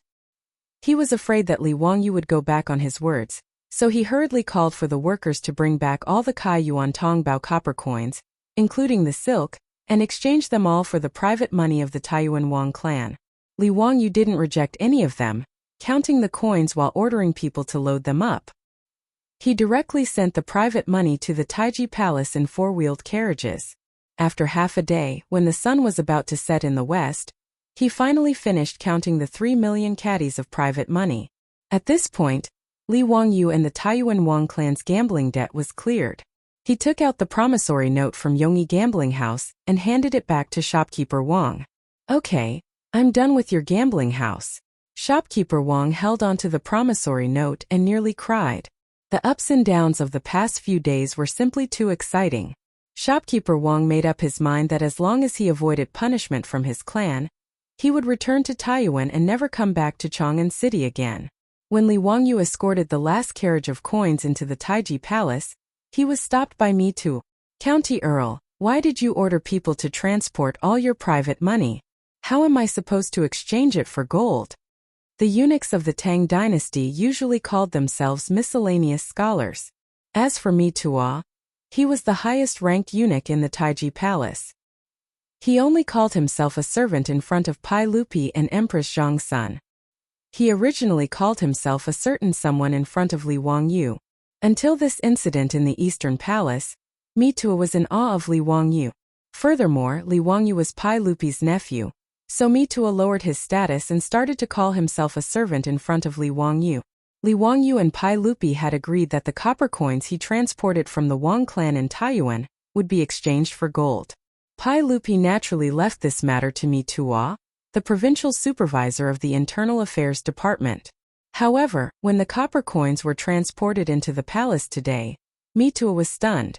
What was transported into the palace was not Kaiyuan Tongbao, but carriage after carriage of private money. He really did not understand what the county earl was doing. How could such private money be exchanged for gold? Chapter 450. In response to Mito's question, Li Wangyu chuckled and said, "Mito, I won't exchange this money for gold. I'll keep it in the palace for the time being, and I'll explain it to the saint. It's getting late today, and I'll go to the palace another day to explain it to the saint." Mito naturally had no objection to Li Wangyu's words. Otherwise, Mito wouldn't be able to explain it to Pai Lupi and Empress Zhang's son if he exchanged this money for gold. It was getting late, and the drum of dusk had already sounded in Chang'an City. Li Wangyu didn't dare to delay any longer. He had been away from home for several days and couldn't wait to return to Dingzhou village. He didn't have time to talk to Mito and hurriedly left. He left Taiji Palace to meet Niu Wu and rode to Dingzhou village. It was already night when he returned to the Li family's old house, and the methane lamps in the mansion had already been lit. His beautiful superior guessed that he might return home today, so she had been waiting for him in the central room. Not only was she waiting for him, but Aphrodite, Perrin, the old butler Li Heng, and Niu Yong were also waiting for their Langjun to return home. This time Li Wangyu had been away for 5 or 6 days. Not only were Aphrodite, Perrin, and the others worried about him, but even his beautiful superior was also worried. After she transmigrated to the Tang dynasty, her feelings for Li Wangyu grew stronger. No matter what, she felt deep in her heart that she was just a passerby in the Tang dynasty. Everything here gave her a sense of unreality. In this environment, she could share many secrets with Li Wangyu. It was also because of this that her dependence and longing for Li Wangyu grew stronger after their relationship warmed up. Li Wangyu jumped off the horse, threw the reins to Niu Yong, and turned to look at his beautiful superior, who was smiling sweetly at him, with a bright smile on his face. His beautiful superior trotted 2 steps forward, as if she wanted to hug Li Wangyu, but she quickly realized that this was not the future. With so many pairs of eyes looking at her, she felt embarrassed. However, Li Wangyu didn't care about that at all. He walked directly to his beautiful boss and hugged her tightly. Not only did Niu Yong and Niu Wu widen their eyes, even the old butler Li Heng was dumbfounded. On the other hand, Aphrodite and Perrin almost cried out in surprise at their Longjuan's bold move and covered their eyes with their hands shyly. However, between the gaps of his fingers, there were two pairs of eyes that were rolling around. They stared at Li Wangyu and his beautiful boss, unwilling to even blink. After the old man Li Heng reacted, he hurriedly gestured to the Niu brothers, indicating for them to leave quickly. They had to avoid their Longjuan's actions. The two brothers of the Niu family laughed and left with their arms around each other's shoulders, but the beautiful boss was a little shy in Li Wangyu's hug. She gently used her strength and struggled out of his arms. She blushed and rolled her eyes at Li Wangyu, but her tone was very gentle. "You're finally back? You haven't eaten yet, right? Go take a bath first. I'll get Perrin and the rest to heat up the food for you." Li Wangyu almost blurted out the words, "Take a bath together." Fortunately, he stopped himself at the last moment and didn't make a big mistake. Otherwise, Niu Wu would have to go to the Temple of Nature to find Sun Simiao to save his life. Lying in his own bathtub and drinking 2 cups of rice wine that his beautiful superior prepared for him, Li Wangyu felt that this was life. Compared to Taiji Palace, Li Wangyu felt that Pai Lupi's life was simply too tacky. Especially the toilets in the palace, which made Li Wangyu complain that they were useless, let alone bathing. After a comfortable hot bath, he had a warm and sweet dinner with the company of beauties. During the dinner, not only did his beautiful superior whisper affectionately to him, but there was also Aphrodite, the little vixen, who poured tea and wine for him attentively. Even Perrin, the little girl, obediently knelt behind him and gently massaged his shoulders and back. No one else could have such a good life. Li Wangyu suddenly felt that God was treating him well. As a small white-collar loser in the future, he could also live such a spurned, rotten life. It was really his ancestors' graves that were smoking. As Li Wangyu ate and drank, he vividly described what had happened in the Eastern Palace to the group of beauties, young and old. His beautiful superior also had a rough idea of what had happened in Chang'an City from the rumors in the streets. But at this time, she learned from Li Wangyu that Li Ji, the future emperor of the Tang dynasty, had actually been almost replaced by a leopard cat.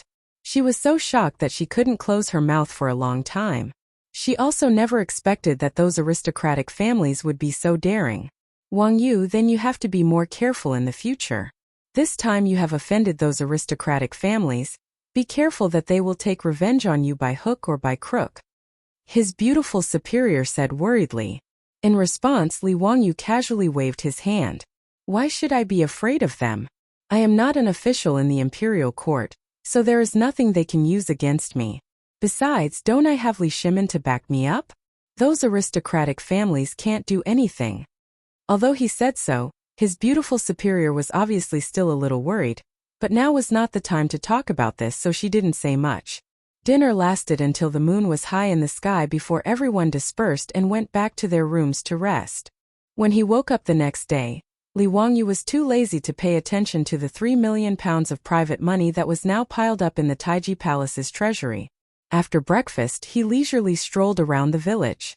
"Greetings, Lang Jun." "Hello, Lang Jun." "Hello, Lang Jun. You are back from Chang'an City? I heard that you have been living in the palace during this time. What is it like in the Taiji Palace?"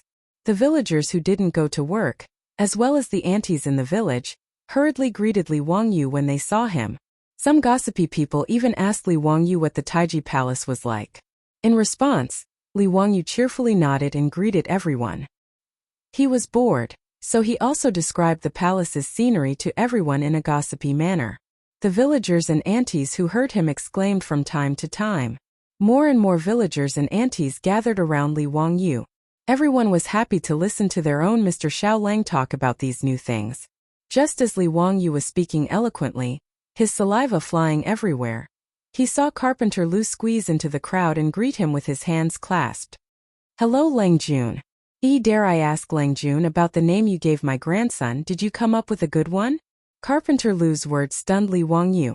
"Damn it, I completely forgot about this. He also didn't ask Ma Zhou and Yin Libin about the surname Liu. Now that Carpenter Liu asked him that, he couldn't help but feel a little awkward. Li Wangyu's mind raced. Surname Liu, what name should I give him? Looking at Carpenter Liu's expectant gaze, Li Wangyu blurted out, Liu Dehua. Yes, I gave your grandson the name Liu Dehua. Virtue is morality and virtue is Tao. This child was born in a Taoist temple, so he is fated with Tao. Huawei is glorious, and it means that your grandson will have a bright future. Carpenter Liu muttered. Liu Dehua? Good. That's really great. Lang Jun is a great talent. Thank you, Lang Jun, thank you. The surrounding villagers were also envious of the name Li Wangyu gave Carpenter Liu's grandson. They looked at Carpenter Liu with burning eyes. TSK, this child of the Liu family was given a name by Lang Jun himself. What a blessing! Li Wangyu secretly wiped the cold sweat off his forehead. If anyone wanted to give him a name in the future, he would fight it out with that person. It was really too difficult. While the crowd was bustling, Niu Wu came over. Lang Jun, Yang Mingfu is here to visit.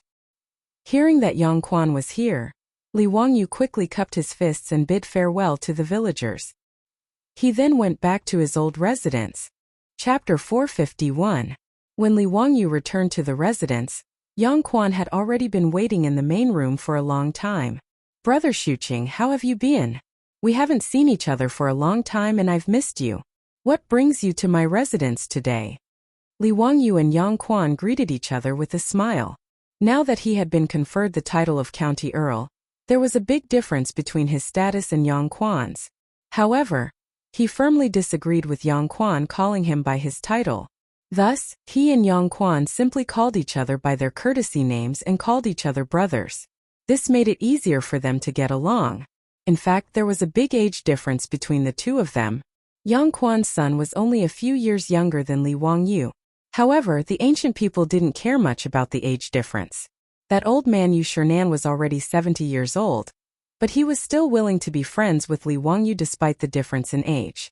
Brother Zio, I'm here today to give you an invitation. Yang Quan stroked his beard and said with a smile. Li Wangyu smiled and joked.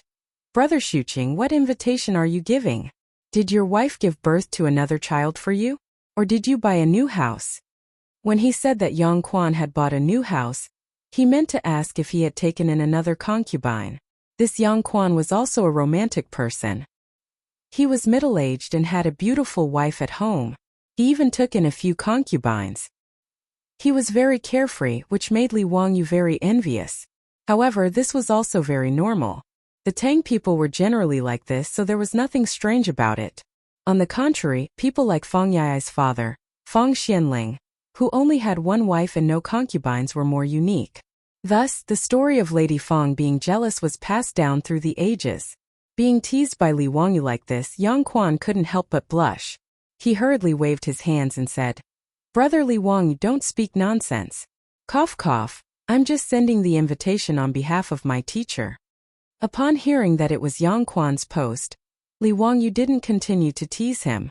Instead, he hurriedly asked, Is there any good news, Master Yu? On the 5th of next month, it will be teacher's birthday. As disciples, we naturally have to properly host a birthday banquet for our masters. That's why I'm here today to deliver an invitation to Brother Zio, inviting you to attend the banquet. Yang Quan's words made Li Wangyu clap his hands and laugh out loud. Of course, I have to go to Lord Yu's 70th birthday. Duke Yu treats me like a nephew. It's his birthday, how could he dare to miss it? Aha, of course. Teacher really values Brother Zio. Even I am envious of you. The birthday banquet will be held at Buzheng Fang, at teacher's residence.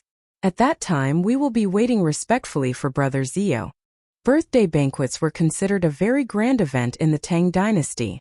Longevity was the most important of the 5 blessings, and birthday banquets were the most important.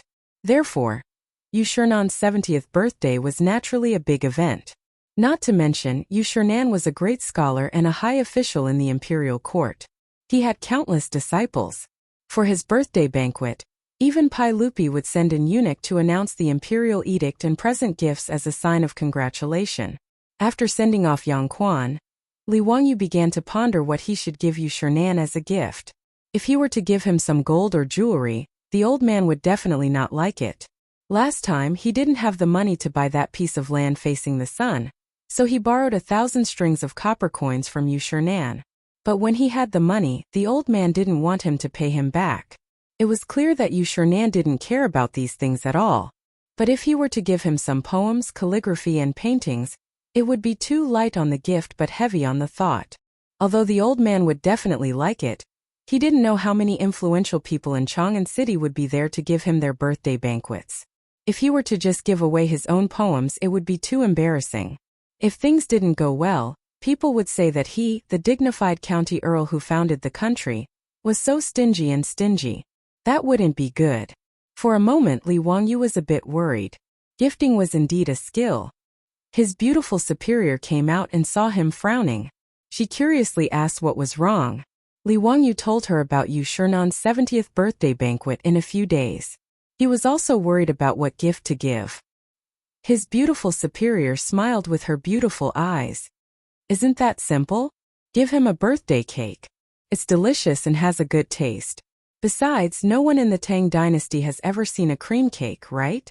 It's a rare thing. Li Wangyu was stunned. You know how to make a cream cake? Aha! The beautiful superior raised her proud neck, looking like a little princess who didn't know who she was. Li Wangyu was overjoyed.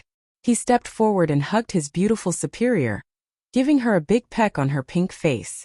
His sudden attack startled the beautiful superior, who couldn't help but cry out in surprise. Bashful, her soft fist suddenly fell on Li Wangyu's chest like raindrops. This was the so-called flirting. Since his beautiful superior knew how to make a cream cake, Li Wangyu didn't bother to think about giving a gift. He planned to sit back and enjoy the fruits of others' labor with a clear conscience. Something like a cream cake was used as a birthday gift. In the future, it would be better to give some calligraphy and paintings, but in the Tang dynasty, it couldn't be more appropriate. Sure enough, a virtuous wife at home was better than 10,000 acres of fertile land. Hihi Chongqing, then I'll leave the gift to you. Yugong's birthday is on the 5th of next month. You can arrange it according to the schedule. After Li Wangyu settled the matter of the congratulatory gift, he crossed his legs and leisurely drank his tea while humming a little tune. He looked like the foolish son of a landlord. Needless to say, it was extremely hateful. Seeing him like this, the beautiful superior couldn't help but gnash her teeth in hatred.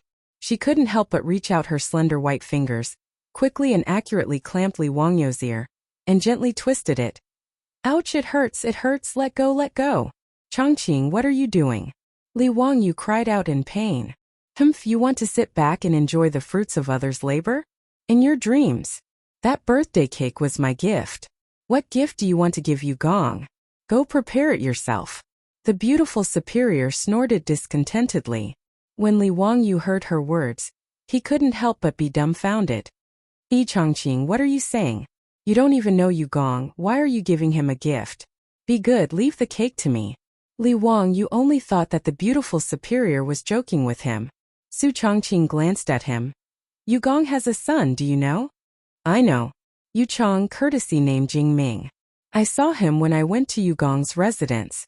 Yugong is quite good, he actually had a son at such an old age. Yu Chong is now 28 years old, but Yugong is already 70 years old. When Li Wangyu talked about Yu Shernan's gossip, he was also in high spirits. It wasn't strange for Yu Shernan to have a son in his 40s. But in the Tang dynasty, having a son at such an old age was a rare occurrence. The beautiful superior asked again. Yu Chong has a wife called Yun, do you know? How could I know? I only know Yu Chong, we're not close. Li Wangyu didn't understand what the beautiful superior meant. That Yun is very close to me now, and we can be considered best friends. She already invited me to Yugong's birthday yesterday. Did you know? The beautiful superior laughed proudly, but Li Wangyu was dumbfounded. Xiaodo Sak. Wait, Chongqing, when did you get to know that Yun? Best friends? Are you kidding me? Li Wangyu was so anxious that he even blurted out the Japanese language. But he didn't know that Su Chongqing really didn't lie to him. Chapter 452. His beautiful boss had to travel between Chang'an City and Dingzhou village almost every day. Plus, after she came to the Tang dynasty, she was addicted to riding horses and did not want to ride anymore. Even her favorite horse, Zhao Yebai, would only go out for a walk occasionally. Now that it was summer, his beautiful boss did not want her delicate white skin to be tanned by riding back and forth every day. Li Wangyu's heart ached for her, so he asked Carpenter Lu to help his beautiful boss build a special four-wheeled carriage for her to ride. Although Li Wangyu could not make springs and rubber in the Tang dynasty, the wisdom of the ancients was not to be underestimated. Huaxia had carriages since ancient times. Although they were two-wheeled carriages, how could the carriages of the high officials and nobles endure the pain of the bumpy ride? Therefore, all kinds of shock absorption measures were exhausted. For example, leather was wrapped around the wheels, which was the same principle as rubber tires. It increased the cushioning by increasing the softness. Thick cushions were placed on the seats to make the buttocks more comfortable. There was also a device called rabbit concealing device, which was installed between the axle and the carriage and had a spring-like shock absorption effect. In Shiming, this device was described as like human clogs, which meant that it was as comfortable as wearing shoes.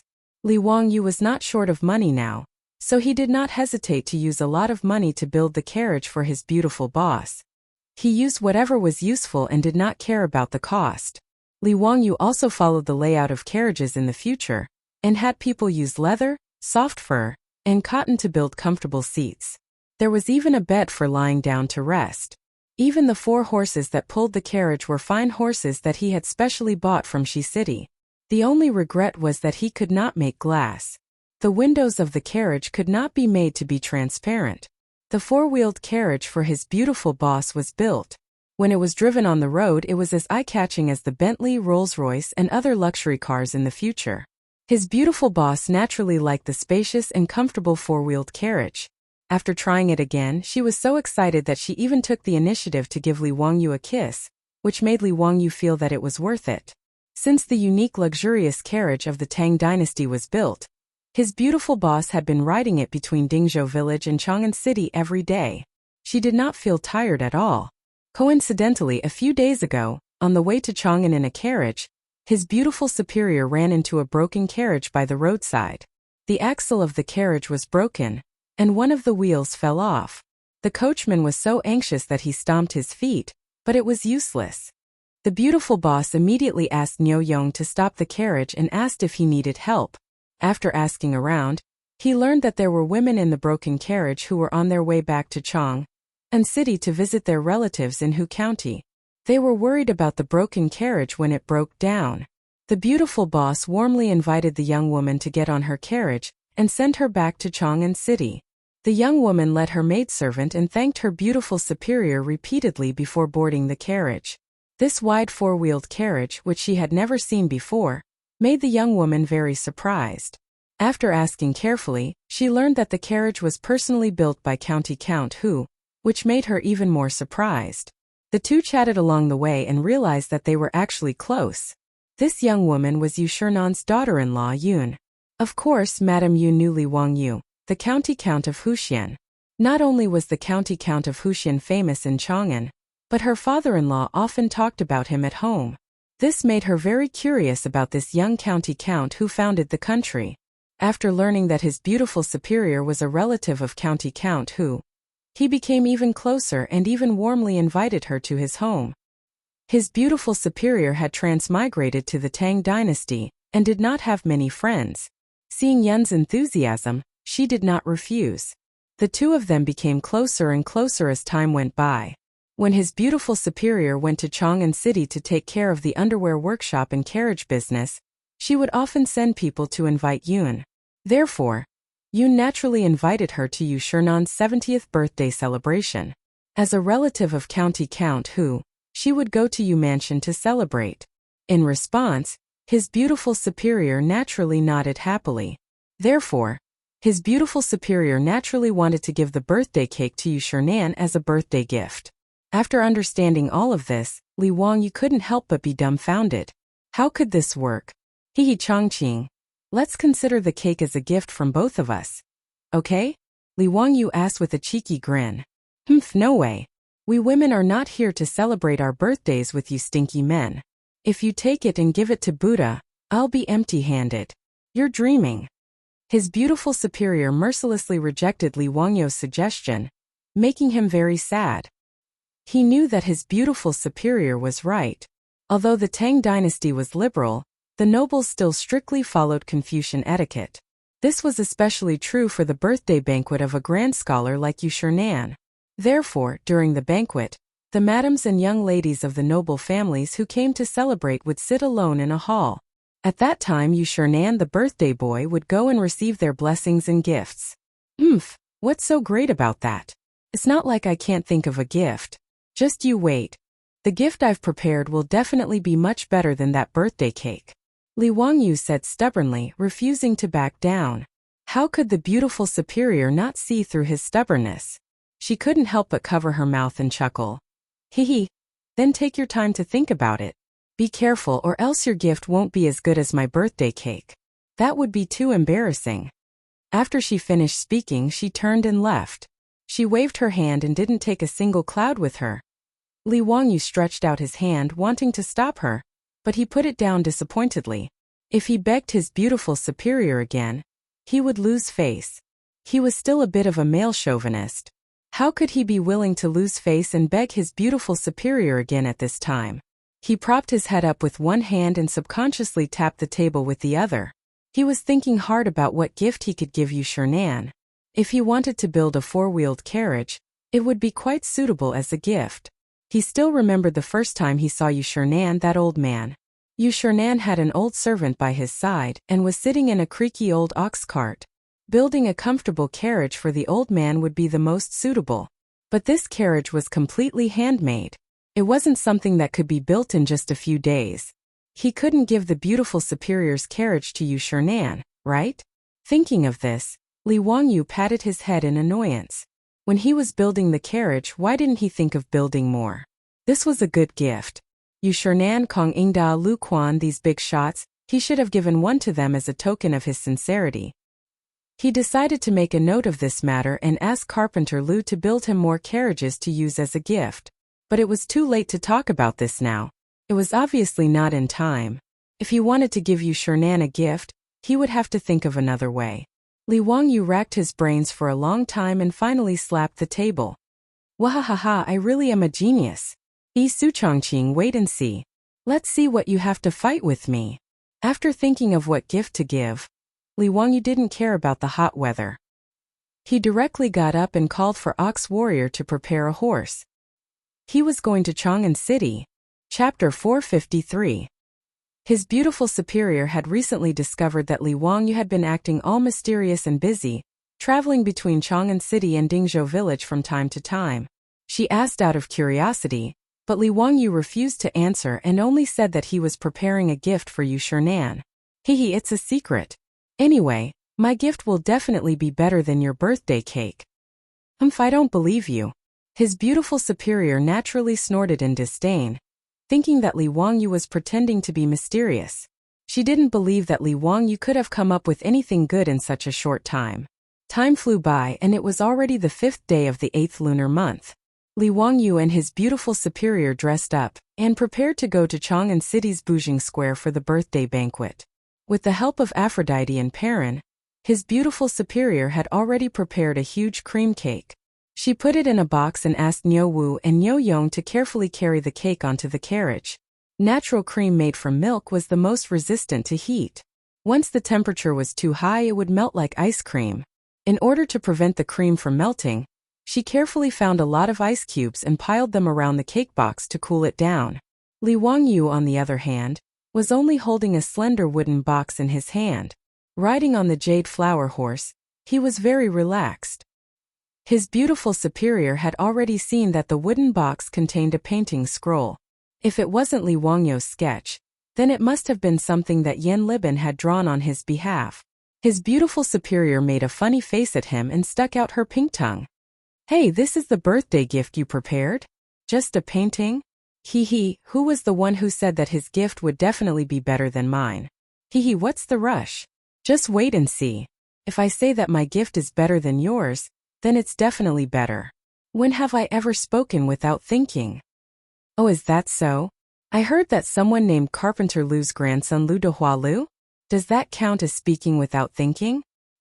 His beautiful superior winked at Li Wangyu mischievously. Her words made Li Wangyu's face turn red. F***ck, didn't I blurt it out because of Carpenter Lu's questions that day? The fact that he didn't name Carpenter Lu's grandson Lu Jin was already very kind to him. Let's go, let's go. It's getting late. Take the carriage. Be careful of the cake. We have to let Nyo Yong walk slower. Li Wangyu quickly changed the topic. The beautiful boss raised her head smugly and beckoned Aphrodite and Perrin to get into the car. Today, the two of them, as the personal attendants of their beautiful superior, were brought along to the Yu residence to have some fun. Avro and Perrin often went to work in Chang, and with their beautiful boss, so they naturally knew Madame Yun. The two brothers, Nyo Wu and Nyo Yong, escorted Li Wangyu and the three women and set off for Chang'an City. When they arrived at Buzhongfang, the place was already filled with all kinds of carriages and horses. It was Yu Shernan's 70th birthday, and the guests who came to wish him well were as numerous as the clouds. The beautiful superior's four-wheeled carriage could hardly move, so she had no choice but to get off and walk. As for the huge cake box, it was carefully carried by the Nyo brothers to the Yu residence. Today, the gates of the Yu residence were all open to welcome the guests. Li Wangyu immediately saw Yang Quan and Yu Chang standing at the entrance to welcome the guests. Haha, younger brother Zio, you're finally here. Teacher has asked several times if you've arrived. Yang Quan immediately cupped his hands in greeting when he saw Li Wangyu. Yu Chang also bowed to Li Wangyu. Thank you, County Count Hu, for coming to celebrate my lord's birthday. Please take a seat in the central room. Brother Jingming is too polite. These are the women of my residence. They were invited by Brother Jingming's wife to celebrate Duke Yu's birthday. Li Wangyu hurriedly introduced his beautiful superior to Yu Chang. The two sides exchanged greetings for a while before they were welcomed into the residence. The beautiful superior, Aphrodite, and Perrin were naturally received by Madame Yun, who led them to a small sitting room at the side of the main hall. The small sitting room was separated from the main hall by a curtain, so it was actually very transparent. Meanwhile, Li Wangyu was politely invited into the main hall of Yu Mansion by Yu Chang. Brat, why are you so late? Come and drink. As soon as Li Wangyu entered the main hall, he heard Chang Yaojin's hoarse voice and subconsciously wanted to turn and run. Fortunately, he immediately reacted. This was not Duke Lu's residence, but Yu Shernan's birthday banquet. Chang Yaojin wouldn't be too presumptuous, right? This nephew greets Uncle Chang. Li Wangyu hurriedly bowed to Chang Yaojin and winked at the three brothers beside him as a greeting. Brat, why don't you come to my residence to drink? I haven't thanked you for winning the gold yet. Chang Yaojin laughed. Li Wangyu was speechless. Damn, are you going to thank me? You're clearly planning to repay kindness with enmity. If he went to Duke Lu's residence to drink, Li Wangyu suspected that he would die of alcohol poisoning sooner or later.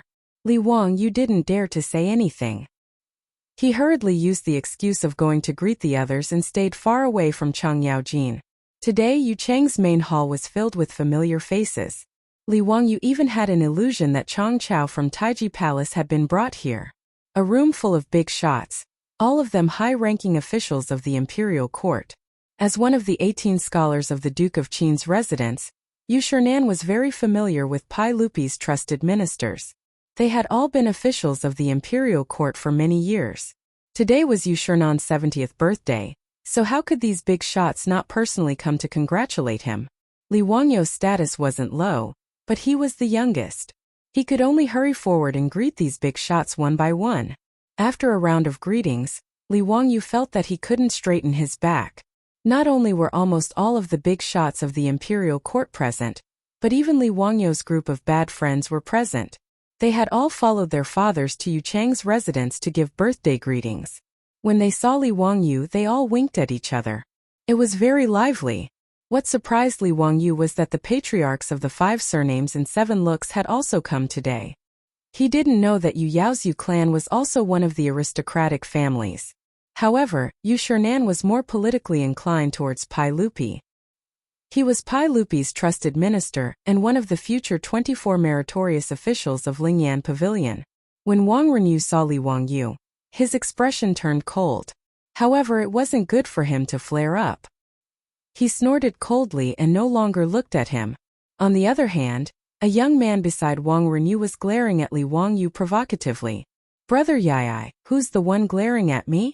Li Wangyu curiously asked Fang Yai. He's the second son of Taiyuan Wang clan's Wang Ziyu. His elder brother is that bastard Wang Ziqiao. He's not much different from his elder brother. He's also a bastard. He Zio, it seems that he's very unhappy with you after you won so much money from Taiyuan Wang clan.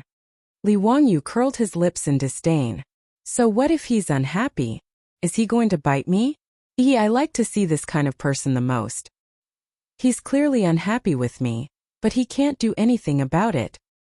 Haha Zio, you're so bad. Fang Yai laughed heartily. He kept patting Li Wangyu's back with his palm. Today, the Yu clan was celebrating the closing of the Yu clan. Just as the main hall was bustling with noise and excitement, Li Wangyu was surprised to see another familiar figure enter the hall. Damn. Pai Lupi actually came in person. TSK, Yu Shernan really has a lot of face. Seeing Pai Lupi come in person, the main hall was once again bustling with noise and excitement. Everyone stepped forward to greet him. Everyone, there's no need to be so courteous. Today, I'm also here to celebrate Duke Yu's birthday. There's no need to be so formal. Pai Lupi smiled and waved at everyone. When Yu Shernan received the news, he immediately rushed to the main hall. This old subject greets your majesty. Duke Yu, there's no need to be so courteous. Yu Chong, quickly help your lord up. Pai Lupi hurriedly stopped Yu Shernan from greeting him. Duke Yu, I wish you a long life, as long as the South Mountain, as long as the East Sea, and as many children and grandchildren as possible. Thank you, your majesty. Please take a seat. After the commotion, everyone finally sat down again. With the arrival of the sage, the Yu clan became even livelier. Chapter 454. When Pai Lupi saw Li Wangyu, he gestured for him to sit next to him. Zio, you bastard. How could you leave so much of your private money in my palace and not care about it? What are you trying to do? As soon as Li Wangyu sat down, Pai Lupi asked quietly. Ever since Li Wangyu moved the 3 million caddies of money into Tai Chi Palace, he hadn't asked about it. This made Pai Lupi very depressed. Now that he finally caught him, how could he not ask him? I've been busy preparing a congratulatory gift for Duke Yu these few days and forgot about this matter. I'll tell you about it later. It's a good thing. What good thing? Tell me. Pai Lupi wasn't going to let him go. It's turning your money into official money. Are you interested? Li Wangyu laughed. Pai Lupi glared at him and planned to ask more questions. But it was already time for the birthday celebration. The guests had already begun. Pai Lupi could only give up for now. He planned to ask Li Wangyu later. In the main hall of Yu Manor, Yu Shernan was wearing new clothes and a red ribbon. He sat facing the south, ready to receive the congratulations and bows of his relatives and juniors. The birthday celebration began. His eldest son Yu Chong lit the birthday lantern. The lantern was made of red candles. The god of longevity would light one every 10 years. There were a total of 7 red candles, similar to the birthday candles of modern times. There was a master of ceremonies. Yu Shernan's children and grandchildren walked into the hall in order of seniority. Yu Shernan had a son and a daughter. His daughter Yu Xiaoyao was already married. Today, she brought her children home to celebrate her father's birthday. Yu Shernan's older brother, Yu Shiji, was killed by Yuan Huaji 10 years ago during the chaos of the Sui dynasty. However, he left behind 4 sons, all of whom were married and had families. As the head of the Yu Yao Yu clan, Yu Shernan was celebrating his birthday today. Naturally, these juniors had to come and kowtow to congratulate him and present their gifts. This was Li Wangyu's first time seeing a Tang celebrate a birthday, and he was all smiles as he watched, finding it extremely amusing. After Yu Shernan's relatives and juniors had finished paying their respects, it was now the turn of the guests. Li Wangyu suddenly realized that this birthday celebration seemed to have become a way for the aristocratic families to flaunt their wealth. Every time a guest presented a gift to Yu Shernan, there would be an MC loudly announcing the list of gifts. To give a gift, there must be a gift list. To receive a gift, there must be a gift account. Actually, Yu Shernan didn't accept all the gifts that were sent to him. According to custom, most of the time the owner would accept a few items and return a few items. The gift list was marked with respectfully received, which meant that the owner had accepted it. On the other hand, those who wrote thank you were returning the guests. After the gift list was marked by the owner, it had to be returned to the original owner as proof of receiving the gift. The gift account was naturally used by the owner to record the gift, so that the owner could return the gift after the event. If the gift giver couldn't attend in person due to other matters, he would send someone to deliver the gift along with his name card. This was equivalent to him personally delivering the gift. As long as Yu Shernan nodded to accept the gift, there would be servants of the Yu residence who would bring the dazzling gifts into the main hall to display to the guests present. Many of the gifts given by the aristocratic families were all priceless treasures. Li Wangyu couldn't help but click his tongue when he saw this. He felt that he was a rich man now, but compared to the gifts given by the aristocratic families, he seemed to be very poor. Li Wangyu cursed inwardly. No wonder Yangzhe said that his teacher was rich. Just these congratulatory gifts, if converted to copper coins, would be worth tens of thousands of strings of coins. In fact, this wasn't Yu Shernan showing off. This was the custom of the Tang dynasty, and the old man couldn't do anything about it. Yu Shernan even had a headache. Since ancient times, China had been particular about it's impolite not to reciprocate. Returning the gift was also a troublesome matter. The Wang clan of Taiyuan sends a 3-foot Langxian tree. When the master of ceremonies read out the gift list, his voice couldn't help but raise a few notches. It attracted the attention of everyone in the noisy main hall. When Pai Lupi heard this, he couldn't help but grit his teeth and murmured, "This Wang clan of Taiyuan is really generous. They're willing to give such a treasure as a gift?" Li Wangyu didn't quite understand. He couldn't help but ask in a low voice, "Uncle, is the gift given by the Wang clan of Taiyuan to Yugong very precious?" Pai Lupi rolled his eyes at him. "You don't even know about the Langxian tree? It's also called the pearl tree. It's produced in Mount Penglai and is shaped like a coral. Its texture is like a branch of ginger, and when hit, it will produce the sound of metal and stone. The Langxian tree is even more precious than a coral. Moreover, a 3-foot-tall Langxian tree is even more precious. It can be said to be priceless." When Li Wangyu heard Pai Lupi's words, he suddenly remembered an ancient poem about the Langxian tree. For example, "The Langxian tree is not a tree in the mortal world. Where is the phoenix in the morning sun?" There was also a poem by Du Fu. "Knowing that the Lord's plan will grow, the Ganoderma Langxian tree will grow day by day." The Langxian tree alongside the Ganoderma Langxian tree should be the Langxian tree, given by the Wang clan of Taiyuan. Right? Wasn't that the legendary immortal tree? Could it be that it really existed? When Yu Shernan heard the master of ceremonies read out the gift list and heard that it was a gift from the Wang clan of Taiyuan, he couldn't help but stand up and cup his hands towards Wang Renyu. "Lord Wang, this gift is truly too precious. This old man is ashamed to accept it. Lord Wang, please take it back.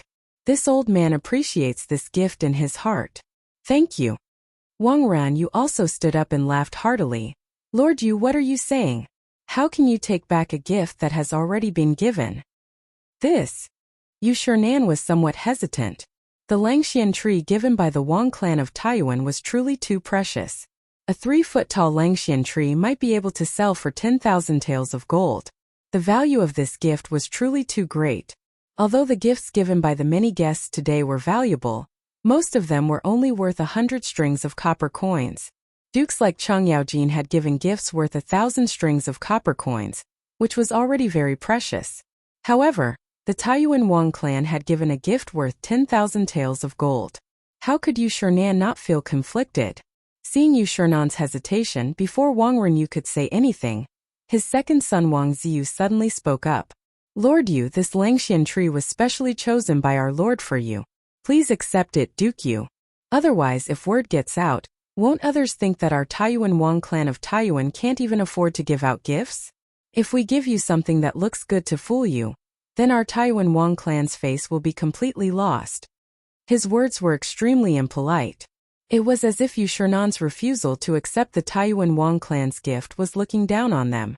Yu Shernan was taken aback when he heard this. Why did Wang Renyu's second son speak so harshly? Wang Renyu didn't take it to heart. He smiled and said, "My son is young and doesn't know how to speak properly. Please don't blame him, Lord Yu. Please don't be so courteous and accept this Langxian tree. Young your sister. Li Wangyu was also displeased by Wang Ziyu's impoliteness. He cursed inwardly. Wang Ziyu in his 20s.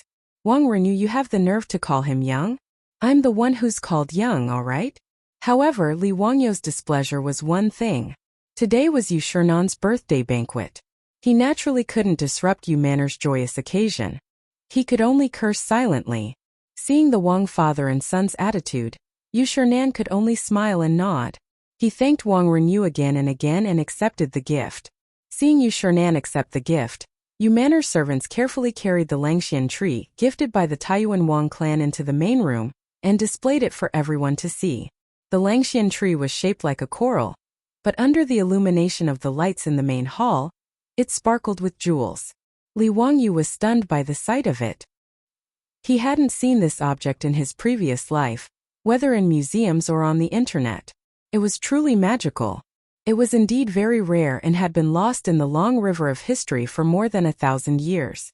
When the 3-feet-tall Langxian tree was revealed, the guests in the main hall all cried out in surprise. Even the women in the small hall were startled.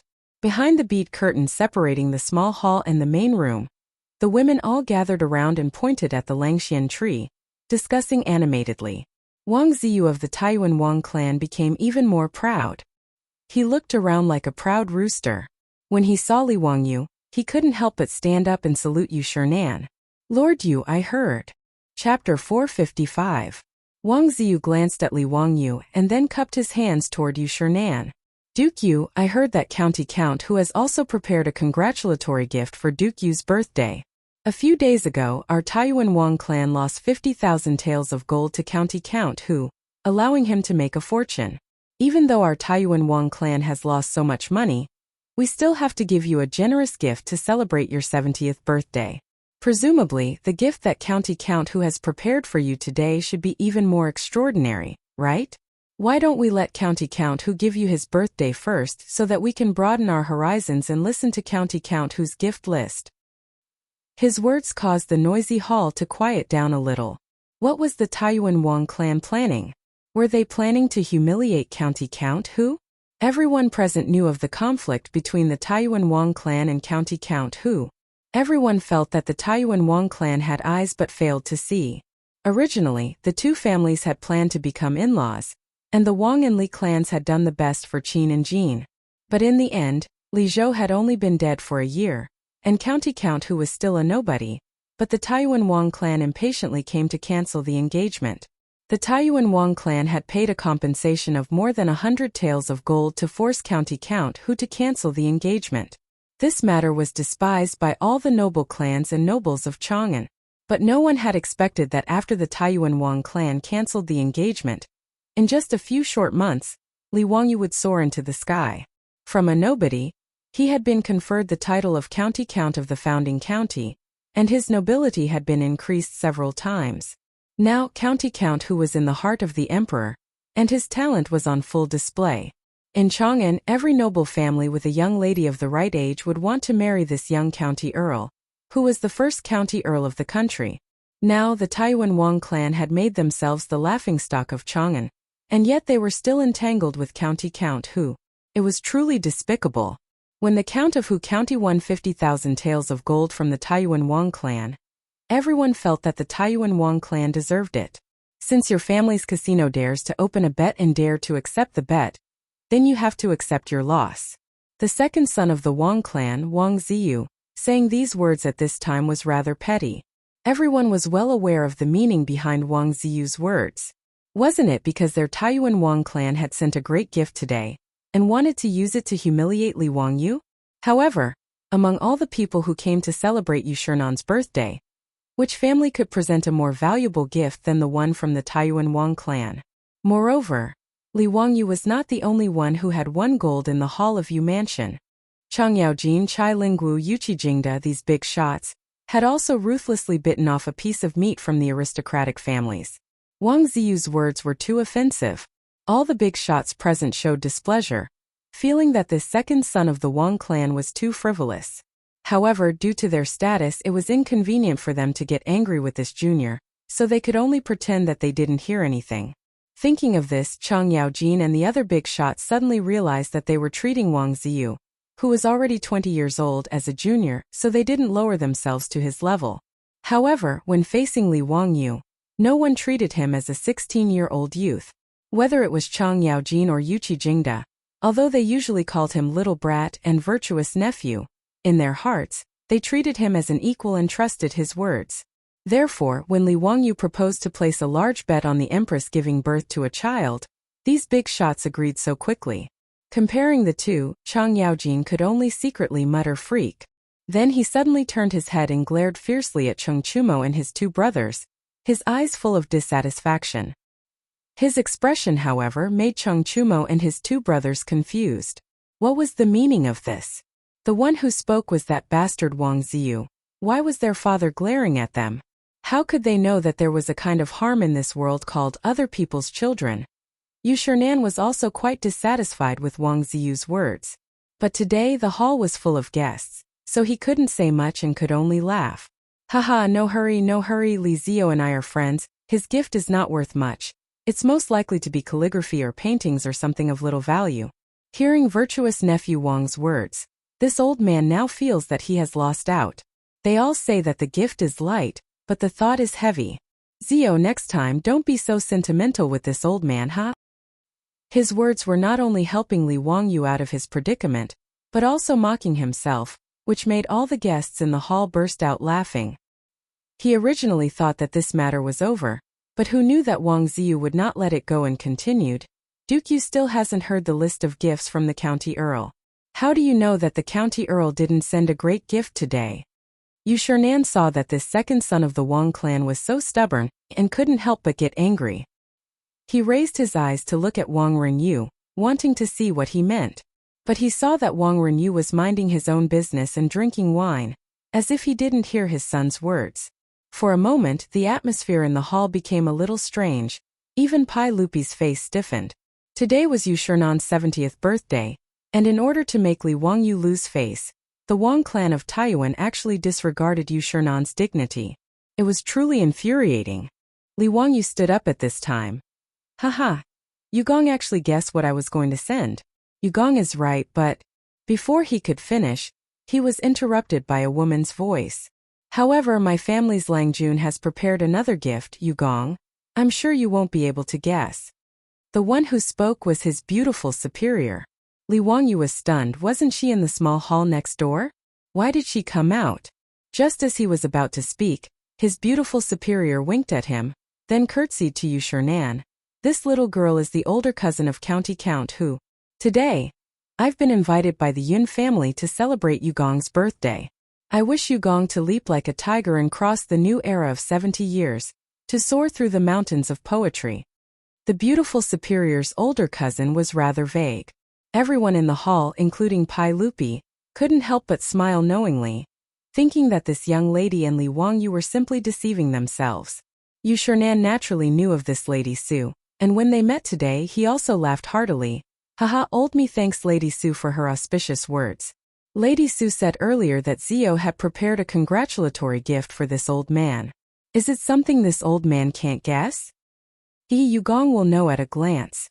The beautiful superior turned her head towards the entrance of the hall, and saw the two brothers, Niu Yong and Niu Wu, carrying a large wooden box into the hall. Li Wangyu was also stunned.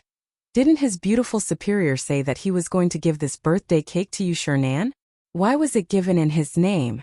He immediately reacted. This beautiful superior was angry with Wang Ziyu's words just now, and was afraid that he would lose face in front of everyone, so she said this.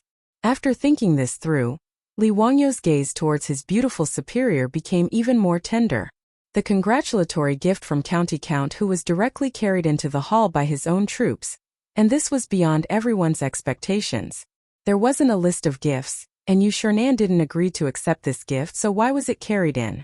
This was against the rules. Yu Shernan smiled mischievously. Lady Su, are you sure that old me will accept this gift? The beautiful superior smiled and nodded. Yugong will definitely accept this gift. Oh, you're that confident? Then bring it out for everyone to see. This old man wants to see what kind of congratulatory gift Ziyu has prepared for this old man. Since Yu Shernan said this, The others naturally didn't have any objections.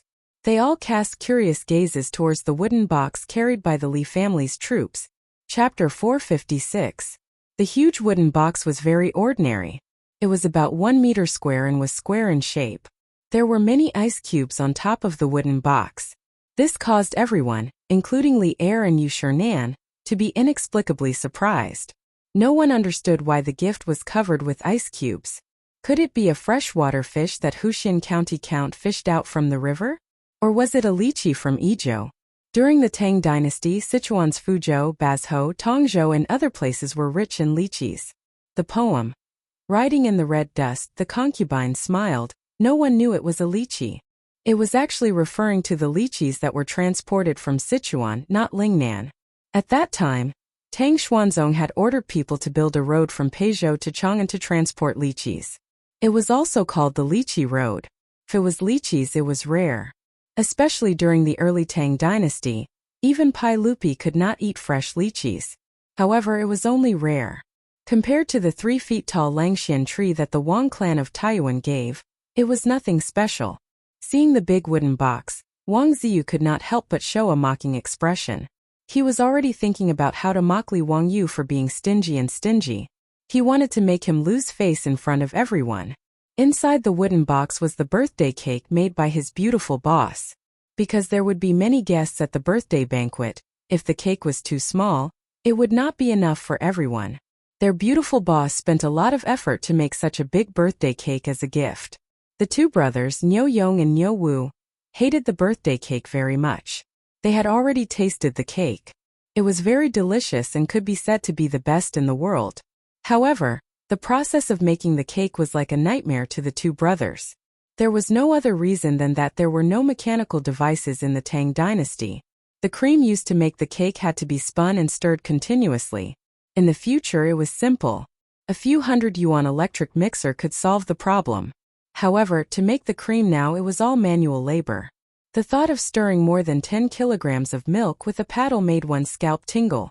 Even strong men like the Niu brothers almost dislocated their hands because they had to whip the cream. Therefore, the Niu brothers both loved and hated this birthday cake. Li Wangyu leaned close to his beautiful boss's ear and whispered, "Chongqing, what are you doing? Are you afraid that I'll lose face?"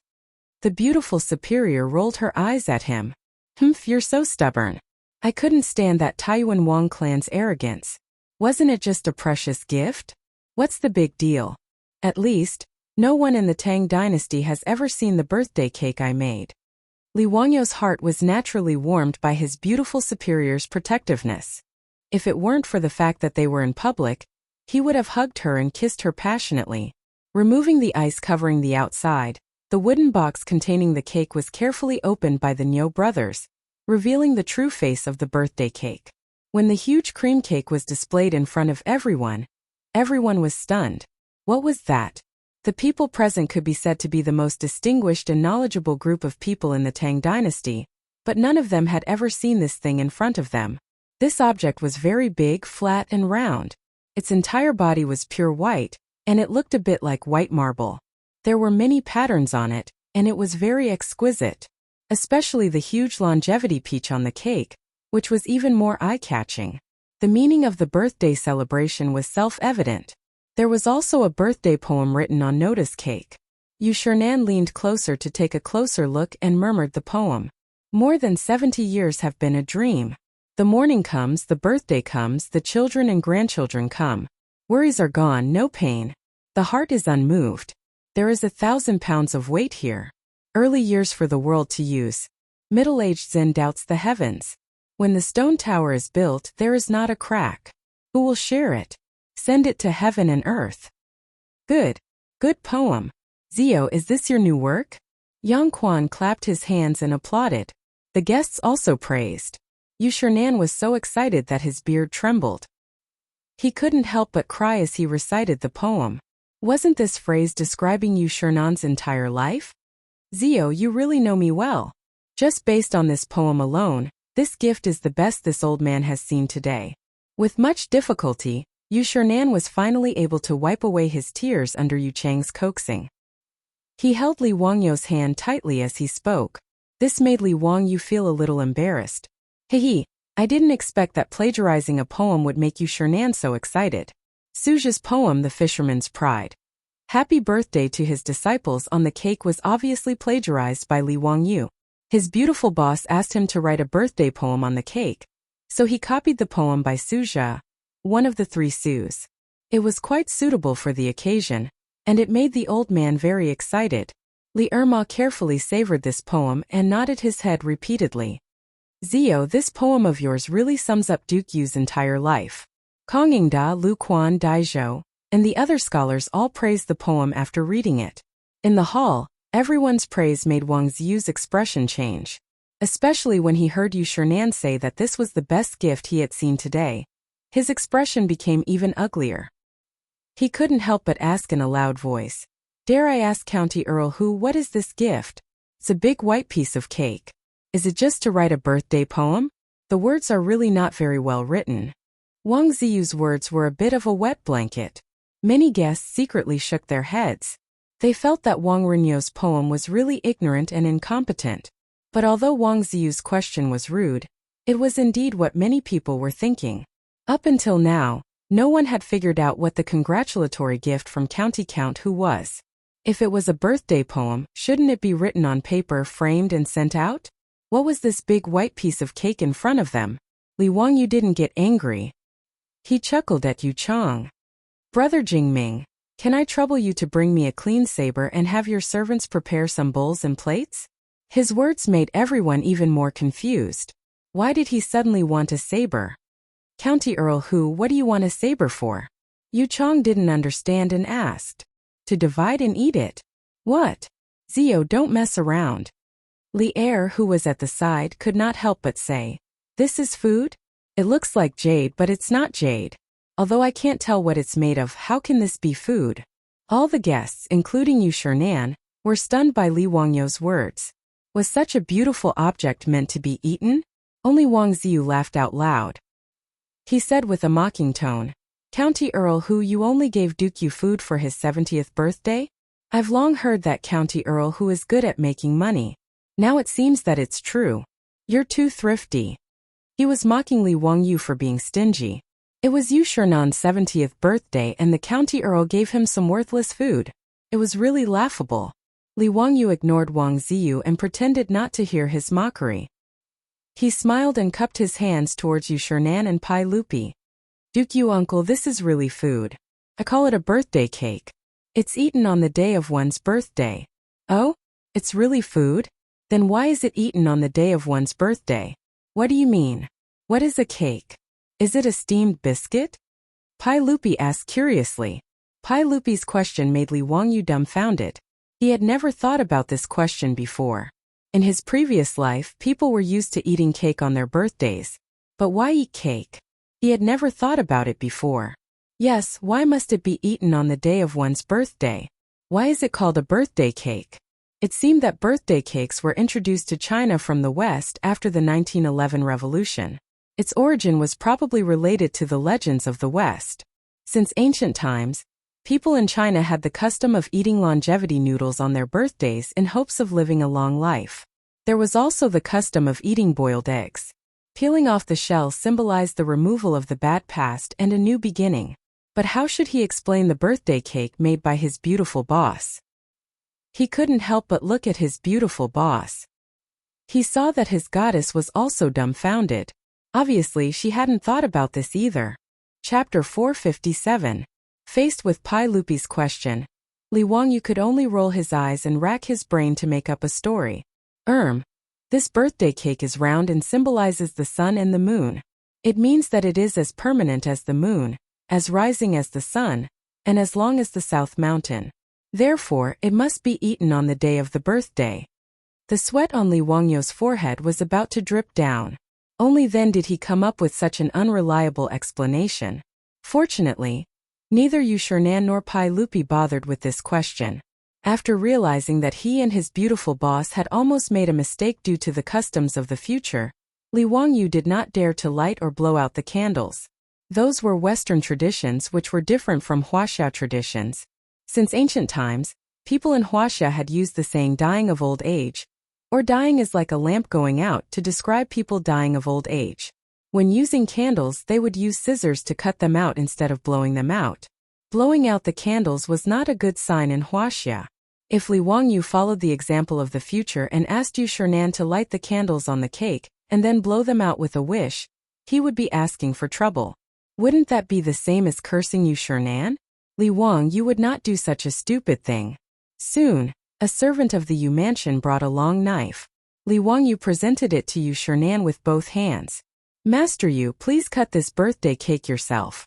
Yu Shernan held the knife and looked at the unbelievably beautiful cake, especially the birthday greeting on it. The old man was reluctant to cut it. Zio, are you going to cut it just like that? I can't bear to do it. Why don't we just forget about it? Let me enjoy it for a few more days. Master Yu, this birthday cake cannot be stored for long. It must be eaten in time, or the cream will melt. It has been covered with ice to prevent the cream from melting. After being persuaded, Yu Shernan had no choice but to raise the knife. With Yu Chang's help, he began to cut the cake. Then, he asked the servants of the Yu mansion to distribute the cake to the guests. The cake was delicious. Even in the future, people who were used to eating all kinds of delicacies still liked it very much, let alone the Tangs who were tasting cake for the first time. Historians of later generations once joked that the reason why the Tang dynasty was because they liked to eat candy. Of course, this was a joke, but the Tangs really liked all kinds of desserts. Especially in the early Tang dynasty, the technology of making cane sugar had just been introduced. Sugar was still a luxury in the Tang dynasty, and was even more sought after by the nobles. When the guests received the plates of cakes delivered by the maidservants of Yu mansion, they hesitated for a moment before picking up their spoons, scooping out a piece of cake and putting it into their mouths. The rich milky fragrance was soft and tempting in the mouth. It had a unique flavor that was unforgettable. There was no need to chew at all. It melted in the mouth, leaving a faint fragrance between the lips and teeth. Savoring the aftertaste, the thick aroma of the cream swirled in his mouth, sweet and fragrant. The birthday cake carefully made by the beautiful boss instantly conquered everyone present. For a moment, the hall of Yu mansion quieted down. No one spoke. There was only the sound of wolfing down food and the clatter of spoons against plates. Even Wang Renyu and his son Wang Ziyu, who had been looking down on Li Wangyu, did not bother to find trouble with Li Wangyu at this time. Each of them held a plate of cream cake and ate happily. Zio, your birthday cake is really delicious.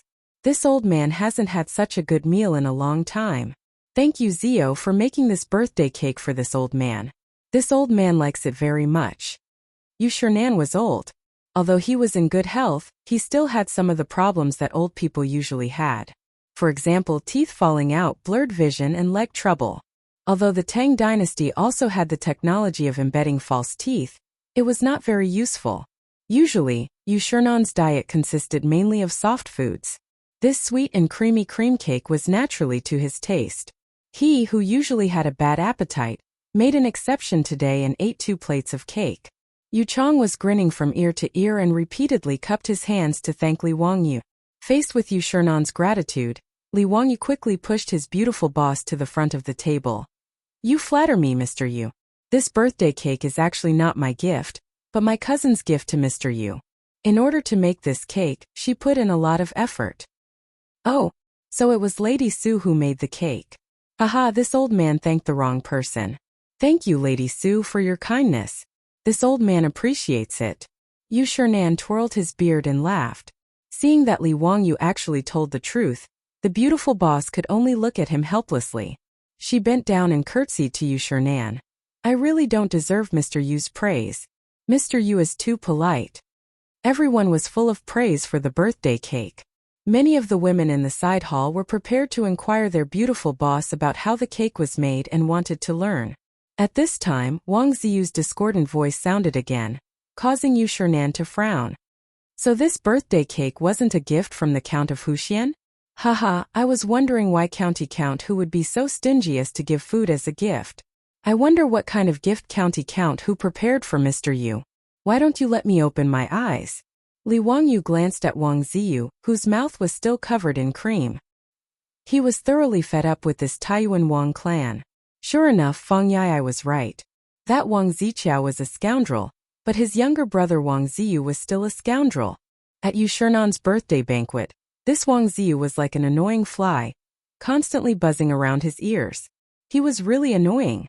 Because today was a festive day, neither Yu Shernan nor Pai Lupi could do anything about it. This made Wang Ziyu even more disregard for etiquette and provoked them again and again.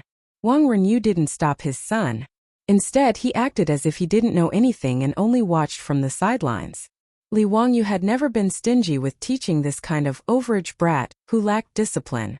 Li Wangyu cupped his hands towards Yu Shernan and said, "Mr. Yu, since the Taiyuan Wang clan is so concerned about my gift, I hope Mr. Yu and everyone else will forgive me and allow me to give Mr. Yu my birthday congratulations first. Zio is so considerate. Then this old man will be disrespectful." Yu Shernan naturally nodded in agreement. After eating that delicious cream cake, the guests were very curious about what Li Wangyu's gift would be. In response, Wang Ziyu coldly snorted, his face full of disdain. Ever since the aristocratic gambling house lost a large sum of money, Chang'an City had been full of ridicule for the aristocratic gambling house. In particular, the Taiyuan Wang clan, who was the first to accept Li Wangyu's bet, was sneered at. Even the aristocratic families had many complaints.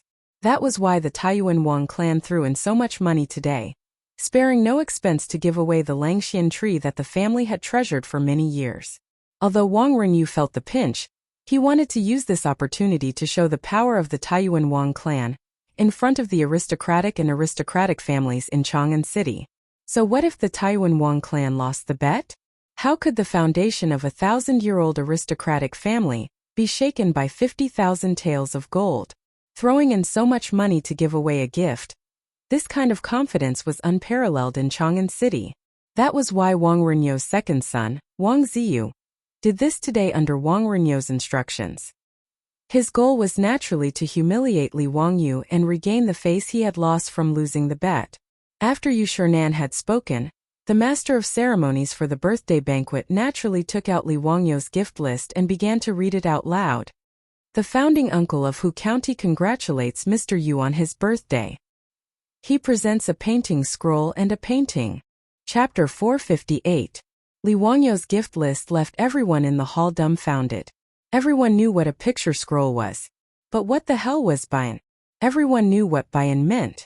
It referred to thick clouds that covered the sun. Pan and I of the Western Jin dynasty had a poem that said, "The morning clouds are Bayan, the morning dew is not yet dawn." This was something everyone knew. But how could Bayan be a congratulatory gift? Clouds and mist as a congratulatory gift? Was Li Wang, you going to perform an immortal spell in front of everyone? Hearing the gift list announced by the MC, everyone was confused. They looked at Li Wangyu in confusion, waiting for his explanation. Yu Shernan, the birthday boy, didn't know whether he should say accept or thank at this time. Just now no one knew what the birthday cake was. Now this county man was creative and gave out something no one had ever heard of. Li Wangyu didn't explain. He just smiled and said, "Master Yu, you won't thank me for my gift, right?" Haha, since it's from Li Wangyu, this old man will naturally accept it. Although Yu Shernan didn't know what Li Wangyu had given him, he still accepted it with a smile. Li Wangyu's two gifts were placed in a long wooden box and a small copper box. Seeing their master nod, two maidservants of Yu Mansion immediately carried them into the hall, ready to show them to the guests. The beautiful superior hadn't returned to the side hall yet. She asked curiously in his ear, "Wangyu, what's that Bayan? Why haven't I heard of it?" You must know, but I won't tell you. See for yourself." Li Wangyu pretended to be mysterious and didn't answer the question directly. At this time, the maidservants of Yu Mansion had already taken the picture scroll out of the wooden box. They carefully unfolded it, revealing the true appearance of the picture scroll. When the picture scroll was displayed in front of Yu Shernan and everyone else, everyone couldn't help but gasp. Yu Chang looked as if he had seen a ghost. He pointed at the picture scroll, dumbfounded. This is my master." The other guests had similar expressions, as if they had seen something unbelievable. On the scroll was Yu Shernan himself. It was a full-body portrait of Yu Shernan drawn by Li Wangyu. There was a poem beside it. It was the same poem that was written on the birthday cake. Many of the guests present had seen this sketch before at the birthday banquet of Zhang Liang, the Duke of Chongping. Everyone believed Li Wangyu's nonsense. thinking that it was an ancient painting passed down from ancient times, a peerless painting technique that had long been lost. Only Pai Lupi later found out that the goddess Luo's portrait he hung in the Hall of Governance was actually drawn by Li Wangyu, which made him very depressed. At this moment, everyone was once again witnessing the miraculous drawing skills of Yu Shinan, who was standing right in front of them. Everyone was stunned. Looking left at Yu Shinan, then right at the portrait, it really looked exactly the same. It was as if Yu Shinan had walked out of the painting. Everyone was so shocked that they couldn't close their mouths. Could this portrait have been drawn by Count Hu? Hasn't this painting technique been lost for a long time? Where did Count Hu learn it? Miraculous. It's truly miraculous. This is the painting technique of the goddess Luo's portrait. Who would have thought that Count Hu would know such an ancient technique? There were also those who were quick-witted and immediately connected the dots. The so-called goddess Luo's portrait painting from that day had also been presented by Count Hu. In that case, the goddess Luo's portrait that had been collected by the sage must have also been drawn by Count Hu. This sketch of Yu Shinan caused Wang Renyu and Wang Ziyu's expressions to become somewhat unsightly. Although the value of this painting wasn't high, and even if it had been drawn by Li Wangyu, it would only be worth 100 strings of coins at most.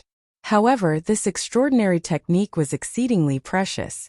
When Pai Lupi saw this portrait, he even had the thought of having Li Wangyu draw a portrait of him and Empress Zhongsun. This kind of vivid and lifelike portrait was much more meaningful than the goddess Luo's portrait. He couldn't help but glare at Li Wangyu, feeling extremely vexed. Since he knew that the goddess Luo's portrait had been drawn by Li Wangyu, why hadn't he thought of using this technique to draw a portrait of him and Empress Zhongsun? There were many other bigwigs who had the same thoughts as Pai Lupi. Just like how people in the future love to take selfies, how could a general like Cheng Yaoji not want to have such a realistic portrait? For a moment, everyone looked at Yu Shinan with gazes filled with jealousy. They hated that they couldn't hold their own birthday banquets tomorrow. That way, they could ask Count Hu to draw a portrait for them. Cheng Yaojin bluntly asked, "Li family's brat, did you draw this portrait of Duke Yu?" What did he mean? Li Wangyu was just about to nod and admit it when he suddenly noticed that the surrounding guests all had an eager attitude. He was immediately shocked. What the hell was the meaning of this? Could it be that after seeing Yu Shinan's portrait, they also wanted it? It seemed that giving Yu Shinan this congratulatory gift was a bit of a mistake. Had he underestimated the attractiveness of a portrait sketch to these bigwigs? If these bigwigs all came to ask him to draw a portrait, should he refuse? Or should he refuse? If he agreed, he really wouldn't have to do anything. Moreover, with Li Wangyu's lazy personality, how could he be willing to sit in front of a drawing board and draw portraits every day? He might as well be killed. How could Li Wangyu still dare to admit it? He hurriedly shook his head. No, this was done by my little nephew's disciple, Yen Liben. Although he studied under me, he has already surpassed me. Even your little nephew is ashamed of his painting skills. Today, Ma Zhou and Yen Liben were naturally also among the guests. When Yen Liben heard his teacher's words, he was so shocked that his jaw dropped. Could it really be like this? Was there no trust between people? This portrait of Yu Shinan was clearly drawn by Li Wangyu himself, but now he had directly pushed the blame to his own disciple. How could Yen Liben endure this? Faced with the heated gazes of the surrounding guests, Yen Liben's heart was filled with tears as he nodded his head in grievance. Li Wangyu gave him a thank you for your hard work look, but he didn't feel the slightest bit guilty.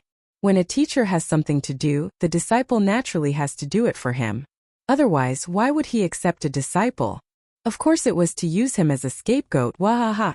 Yu Shinan was naturally very satisfied with this congratulatory gift.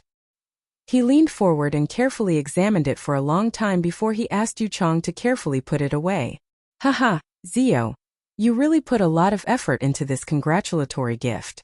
This old man doesn't deserve it. I respectfully accept it.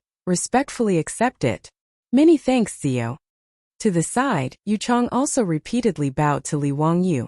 This portrait of Yu Shinan would undoubtedly become the family heirloom of the Yu Yao Yu clan. After Yu Shinan's death, this portrait would definitely be hung in the Yu Yao Yu clan's ancestral hall to receive incense and worship from the Yu clan. After Yu Shinan's portrait was put away, Everyone's gaze turned to the other servant girl holding a copper box. The congratulatory gift from the county count's estate was truly an eye-opener. Naturally, everyone was even more curious about the last congratulatory gift named by Chapter 459. In the main hall, everyone's anticipation vanished as soon as the copper box was opened. The item that Yu Residence's servant girl took out from the copper box was nothing special. In fact, it even looked a little shabby. 2 transparent objects were embedded in a thin wooden frame. Some of the guests with good eyesight could tell at a glance that they were 2 thin transparent crystal pieces. Natural crystals weren't rare in the Tang dynasty. Although it was rare for a craftsman to grind them into thin crystal pieces, it didn't seem that surprising. At the very least, no one could tell the value of this little thing. Was this the so-called buy-in? Everyone looked disappointed when they saw the gift in Yu Residence's servant girl's hand. The second gift from County Count Huxian seemed very ordinary and mediocre. Only the beautiful superior covered her mouth in shock when she saw Li Wangyu's gift. "Wangyu, you can actually make glasses? How did you do it?" she asked in a low voice. Li Wangyu's second gift was a pair of glasses commonly seen in the future. Li Wangyu smiled proudly and whispered into her ear. "He, of course. What do you think? This gift isn't bad, right? It can't compare to your birthday cake, right?" The beautiful superior rolled her eyes at him. She really didn't expect Li Wangyu to be able to make glasses in the Tang dynasty. She had always assumed that glasses couldn't be made before the invention of glass.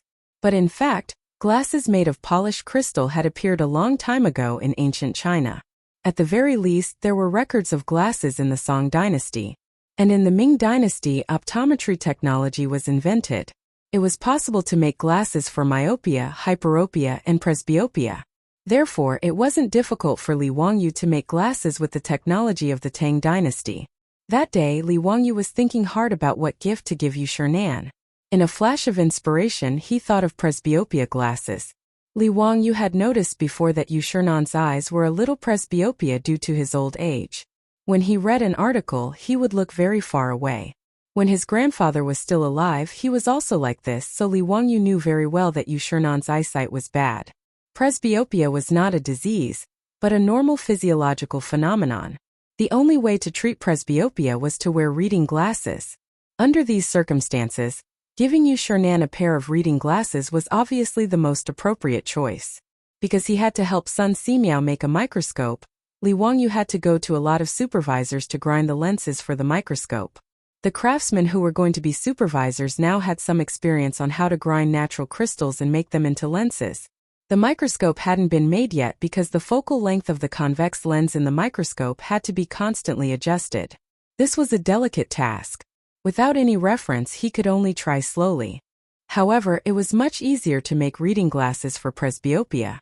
Of course, reading glasses also had a certain degree, which Li Wangyu couldn't grasp. He could only have the craftsman grind out several different kinds of convex lenses for him. When the time came, he would let Yu Shernan experiment to see which lens suited him best. The Tangs had naturally never seen glasses before, so they were somewhat disappointed by the glasses that Li Wangyu had given them. Naturally, no one in the crowd thought that these glasses, which were commonplace in the future, were used to adjust one's eyesight. They all thought that it was just a decorative ornament.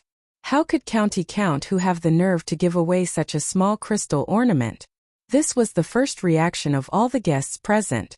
Today was Yu Shernan's 70th birthday, and all the guests who had come were the nobles and aristocratic families of Chang'an. Wasn't County Count who afraid of being ridiculed for giving away such a small toy? Putting aside the priceless Langxian tree that Wang clan of Taiyuan had given away, the other guests had also given gifts of pearls, agate, jade, jewelry, antiques, calligraphy, and paintings. Putting aside how rare these things were, at least their value was there for all to see. Almost none of the gifts were worth less than 100 strings of copper coins. Compared to the birthday cake and the portrait of Yu Shernan that had been given to him by the county magistrate's estate, this little thing was far too shabby. Wang Ziyu had been sullen and silent for a long time. Now that he realized that he had caught Li Wangyu's sore spot, he immediately raised his voice and laughed. Haha, County Count Hu, your crystal ornament is quite exquisite. How many strings of copper coins would you have to spend to buy it? Li Wangyu glanced at him and indifferently replied, "That's right. I spent a total of 10 strings of copper coins to make this buy-in. Speaking of which, 10 strings of copper coins was quite a lot. If he used it to buy cattle, he could buy 2 or 3 of them. But in the eyes of the aristocratic families and the nobles of Chang, and 10 strings of copper coins was a joke. Wang Ziyu laughed so hard that he rocked back and forth, tears even coming out of his eyes. I'm dying of laughter. County Count who is truly thrifty. Today is Duke Yu's 70th birthday, and the birthday cake you sent over was made by your own residence, and the portrait was drawn by your disciple. Yet you spent 10 strings of copper coins on this buy? TSK, you really are extravagant. Wang Ziyu's words made many of the guests frown inwardly. How could one's sincerity be measured only by money when it came to gifting? But when they looked at the crystal ornament in the hands of the Yu residence's maidservant, they didn't know what to say. This gift was indeed a little shabby. Chang Yaojin and the other big shots who were familiar with Li Wangyu were also secretly blaming Li Wangyu. Yu Shernan's portrait should have been enough. Why did he have to go the extra mile and give this crystal ornament? Originally, everyone had been shocked by the portrait, and were looking forward to Li Wangyu's next gift. But in the end, it was a bucket of cold water that had been poured over them. Even the congratulatory gift that he had sent out earlier had dimmed a little. When Yu Shernan saw this, he hurriedly stepped forward to smooth things over. Haha, Zio is too considerate. This old man really likes this buy. I respectfully accept it. When he finished speaking, he motioned for the maidservant to put the glasses back into the copper box and prepare to put it away. Li Wangyu was about to speak and explain the use of the glasses to Yu Shernan, but Wang Ziyu spoke up again. Duke Yu, this nephew still hasn't seen the gift from County Count who clearly. Could you have your maidservant bring it over so that we can take a good look at it? Yu Shernan couldn't refuse his request and could only nod helplessly. He motioned for the maidservant to take out Li Wangyu's gift and hold it in her hands to show it to everyone. The maidservant had just walked over to Wang Ziyu's side when she saw Wang Ziyu's body suddenly sway and bump into the maidservant. The maidservant was very petite, so how could she withstand such a bump? Her body slanted, and she cried out in surprise before falling to the floor. Her fall wasn't a big deal, but the crystal glasses in her hands also slipped and fell to the floor. Pa! A light sound was heard, and the 2 crystal lenses were smashed into pieces. Chapter 460. This sudden turn of events shocked Yu Shernan and the others. Li Wangyu's gift had been smashed to pieces just like that? Wang Ziyu shrugged and cupped his hands towards Yu Shernan. Duke Yu, I'm truly sorry. I lost my footing just now and bumped into this servant girl of yours. He then pretended to look at the crystal shards on the floor and feigned regret. Count Huxian's gift was smashed to pieces. What a pity. This is all my fault. Please forgive me, Duke Yu. I'm willing to compensate. Count Huxian said he spent 10 strings of copper coins, so I'll compensate Duke Yu with 10 times that amount. Heh, I'm not as thrifty as Count Huxian. It was obvious that Wang Ziyu had deliberately bumped into the maidservant of Yu Mansion. His purpose was to humiliate Li Wangyu. His actions angered Yu Shernan so much that his expression turned ugly. Although Li Wangyu's crystal ornament wasn't very precious, it was still a birthday gift from Li Wangyu. Its value didn't matter. How could he not be angry that Wang Ziyu had purposely smashed it to pieces? Not to mention, Wang Ziyu's pretense of asking for 10 times the compensation was an insult to Li Wangyu and to Yu Shernan himself. Wang Ziyu's actions caused Pai Lupi, Chang Yaojin, and the others to glare angrily at him. However, today was Yu Shernan's birthday, and they couldn't afford to lose their temper with a junior from the Wang clan of Taiyuan. Yu Shernan was the master of Yu Manor and also the birthday boy. He couldn't say anything to Wang Ziyu, who'd come to offer his birthday congratulations. Wang Ziyu's claim of 10 times the compensation was a joke in everyone's eyes. Li Wangyu had said just now that he'd spent 10 strings of copper coins to make this jade ornament. 10 times the compensation would only amount to 100 strings of copper coins. Did Yu Shernan lack these 100 strings of copper coins? Yu Shernan sighed and glanced apologetically at Li Wangyu. He was just about to wave his hand at Wang Ziyu, indicating that he did not intend to pursue this matter. Li Wangyu suddenly cupped his hands towards Wang Renyu and said, Lord Wang, is what your second son said true? Is Duke Wang really willing to pay 10 times the price to compensate Duke Yu? His words stunned everyone. What did Li Wangyu mean? Was it because his gift was broken by Wang Ziyu, and he felt indignant? But even if the Taiyuan Wang clan really paid 100 strings of copper coins, the one who would be embarrassed would be him, Li Wangyu. Wang Renyu was also slightly taken aback. Then, he pretended to be generous and nodded. That's right. Since my son did something wrong, he naturally has to compensate. 10 times the compensation is very reasonable. I will have someone send 100 strings of copper coins to the Yu residence as an apology from the Wang clan. Wait, since it's 10 times the compensation, why is it only 100 copper coins? Li Wangyu pretended to be puzzled and asked. Wang Renyu smiled and said, Didn't County Count who say that you spent 10 strings of copper coins to make this crystal object? What did County Count who forget so quickly? Li Wangyu shook his head. That's not it. How can the value of this object be calculated by the cost of my production? Oh, then what does County Count who think? Wang Renyu asked calmly. This is naturally determined by the market price. For example, if Wang Yu's army wrote a copybook, the cost might be a few copper coins. Could it be that Duke Wang can use a few copper coins to buy a copy of Wang Yu's army's copybook? Li Wangyu's words were not nonsense. When Wang Shiji wrote a copybook, other than paper and ink, he didn't have any other capital. However, its value was not determined by the cost alone. Before Wang Renyu could say anything, Wang Ziyu interrupted and said, How can this be compared? Wang Yu's army's copybook is an antique. Speaking of which, could it be that County Count who thinks he's better than Wang Yu's army? Although that crystal ornament of yours has an unknown name, it's still a piece of junk. How can County Count who not be satisfied with 100 strings of copper coins? That's a joke. Li Wangyu looked at him like he was an idiot. Oh, is that so? Then I'd like to see whether or not the buy I gave Duke Yu is a piece of junk.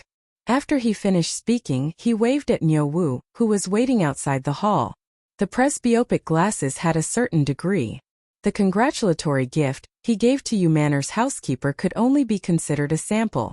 Li Wangyu had originally planned to wait until the banquet was over before taking the real gift for Yu Shernan to try on. He would then choose a suitable pair of presbyopic glasses for Yu Shernan's eyes and give it to him. At this time, Niu Wu was wearing 5 or 6 pairs of presbyopic glasses of different degrees. The reason why Li Wangyu named these presbyopic glasses Bian wasn't because he came up with it himself. It was because presbyopic glasses had been called this way ever since presbyopic glasses were invented in China. The Southern Song dynasty's records of heavenly caves recorded, Bian old people can't distinguish between fine books. They use this to cover their eyes and see clearly. The Ming dynasty's Luqing Rija also recorded, every time I read an article, my eyesight becomes dizzy and I can't distinguish the details. I use this to cover my eyes so that my spirit doesn't scatter and my strokes are clear. I use a piece of silk to tie it behind my head. I don't recognize it and raise it to ask you. You said. This Bian also. Therefore, Bian was the ancient name for presbyopic glasses. Li Wangyu looked at the guests in the hall again. Dare I ask, is there anyone who has poor eyesight and can't see clearly at close range? The idiom old eyes are dizzy was used to describe the symptoms of presbyopia. There were quite a few elderly officials in the hall, and Yu Shernan wasn't the only one with presbyopia. Although the crowd didn't know why County Count who would ask such a question, many of the elderly officials, including Kong Yingda and Dai Zhou, expressed that they had such a disease. Li Wangyu nodded and turned around to take out a pair of presbyopic glasses from the wooden box in Niu Wu's hands. Another pair of Bian? When the crowd saw that Li Wangyu had taken out another pair, the crystal ornament that he had given to Yu Shernan as a congratulatory gift, they became even more curious. Could it be that this thing had other uses? Li Wangyu took the presbyopic glasses and walked directly in front of Kong Yingda. He bowed and said, Duke Kong, I have a pair of Bian here. It can cure Duke Kong's eye disease. Would Duke Kong be willing to give it a try? This crystal can cure eye disease? Not only was Kong Yingda stunned, but the other guests were also dumbfounded when they heard Li Wangyu's words. How do I use this thing? Kong Yingda was troubled by eye disease. When he heard Li Wangyu say this, he couldn't help but become excited and hurriedly asked. Li Wangyu put the glasses on the bridge of his nose and showed Kong Yingda how to put them on. Then he handed the presbyopic glasses to him and said, "Duke Kong, you'll know once you try it." Kong Ingda took the presbyopic glasses and clumsily put them on in front of his own glasses. He looked around in confusion. In the next moment, the old man's eyes almost popped out of their sockets. He looked as if he had seen a ghost. What kind of immortal technique is this? This old man can actually see clearly. Tao ancestor above. This old man's eyes can actually see clearly again. Quick, give this old man a book. Kong Ingda was so excited that his beard trembled and his body trembled. If one wasn't a myopic person or someone with presbyopia, it would be very difficult to understand the feeling of being able to see clearly. To use an inappropriate analogy, it was like watching a movie. What was originally a blurry image that wasn't in focus suddenly turned into a high-definition Blu-ray version. How could one not be excited? Kong Ingda's excited expression after putting on the glasses gave everyone a fright. Was this old man crazy? Chapter 461. Kong Ingda was shouting and yelling like a madman, scaring the servants and maids of Yu Mansion. None of them dared to neglect him, as they immediately obeyed his order and ran to fetch a book. The book was the Analects of Confucius. Kong Ingda was not picky. He took the book and flipped it open. He shook his head and read aloud. Confucius said, "If a gentleman is not serious, he will not be powerful. If he learns, he will not be strong." Haha, this old man can see it clearly. It's really a divine tool. What is this thing, Brother Zio? It's so magical, it's really incredible. Li Wangyu was speechless. Kong Ingda must be crazy with joy, right?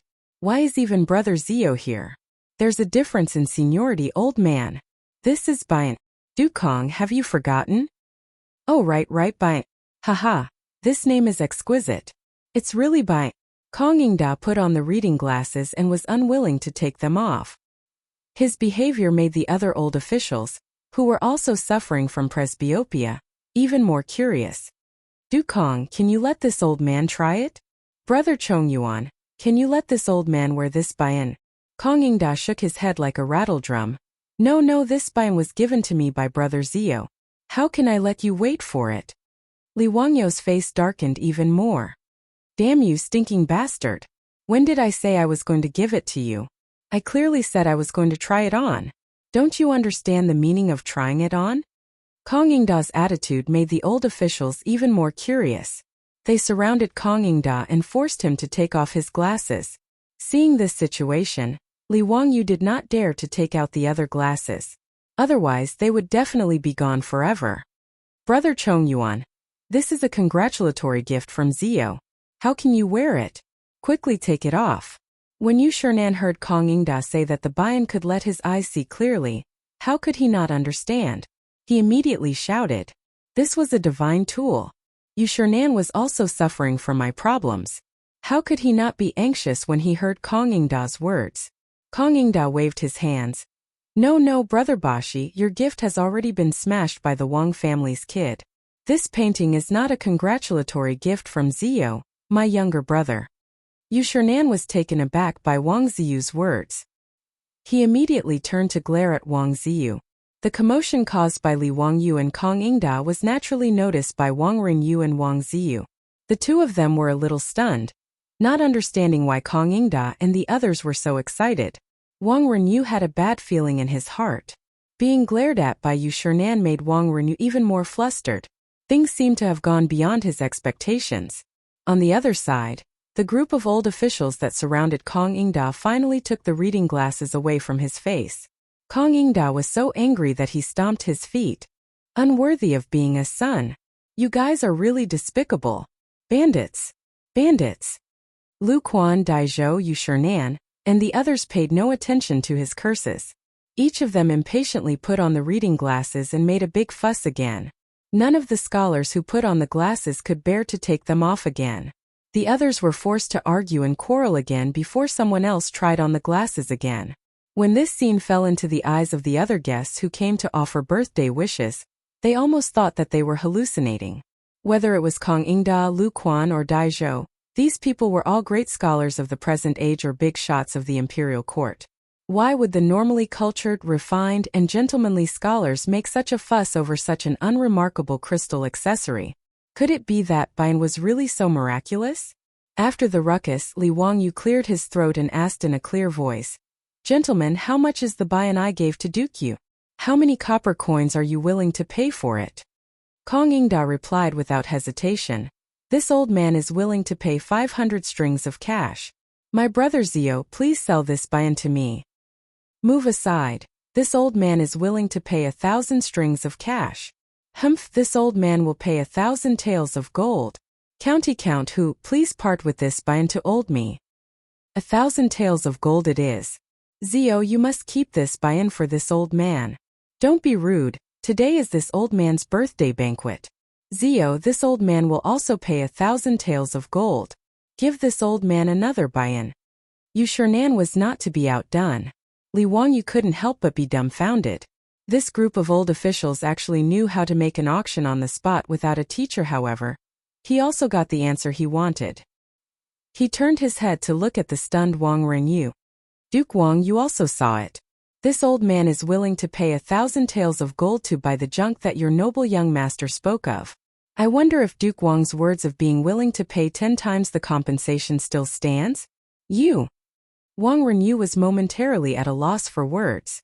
He didn't know what to say. Li Wangyu clearly said that he spent 10 strings of cash to make this item. Why were these old officials willing to pay 1,000 taels of gold for it? Did they have so much money that they didn't know where to spend it? Wang Renyu didn't dare to say that Li Wangyu had colluded with Kong Yingda and the others. If he said that, it would only make him a laughingstock. No one would believe him. Even Pai Lupi might not be able to make Kong Yingda, Lu Quan, and Dai Zhou lie at the same time. Wang Ziyu was also anxious. His face was flushed red as he shouted at Li Wangyu, "County Count who, this thing of yours is clearly made from 10 strings of cash. Why do you want our Taiyuan Wang clan to pay 10,000 taels of gold? I think you're crazy, aren't you?" Li Wangyu smiled contemptuously. "Then why don't I give young Master Wang 10 strings of cash and you go make me a buy-in?" Wang Ziyu was speechless. How would he know how to make buy-in?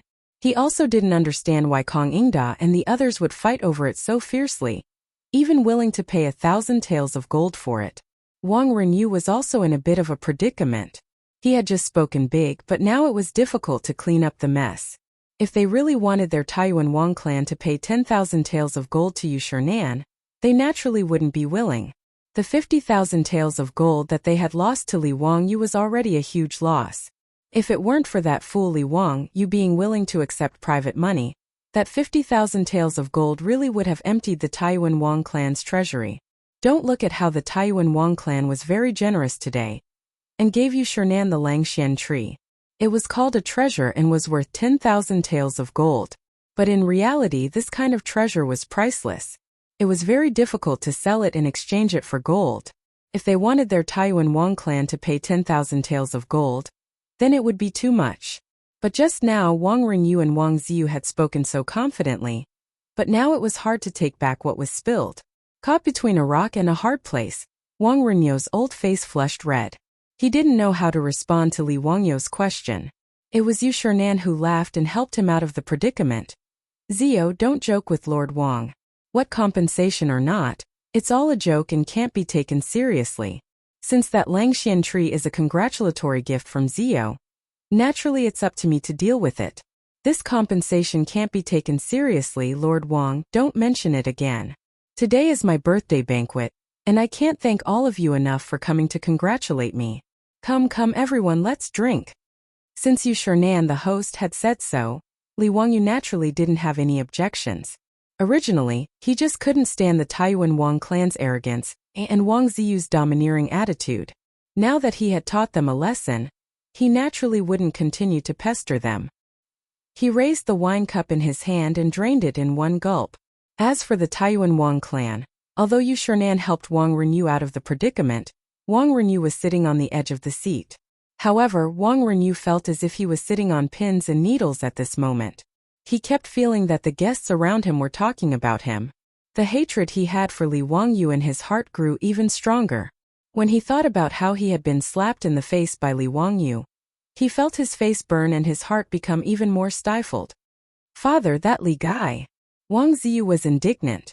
He lowered his voice and wanted to say something. In the main hall of Yu Manor, The guests were toasting each other when they heard a loud slap. Everyone turned their heads to look. It was Wang Renyu who had slapped his second son, Wang Ziyu, on the face, causing him to fall to the floor. Chapter 462. Wang Renyu's sudden outburst shocked the guests. The family heads who were familiar with him all tried to comfort him. Why is Lord Wang so angry? Your family's second son is still young.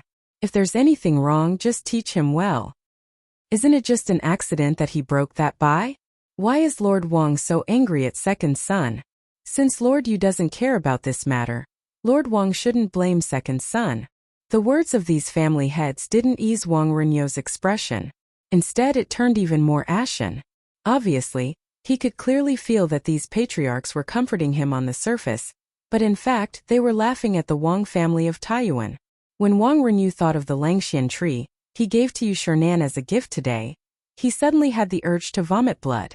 Although the Langxian tree he gave couldn't be exchanged for 10,000 taels of gold, it was undoubtedly a treasure. For the Taiyuan Wang clan to generously give it to Yu Shernan as a gift, they naturally wanted to be in the limelight and regain the face they lost because of the bet a few days ago. But they didn't expect that bastard surnamed Li to turn the Langxian tree given by the Taiyuan Wang clan into a joke with just a portrait, and a buy that cost 10 strings of coins.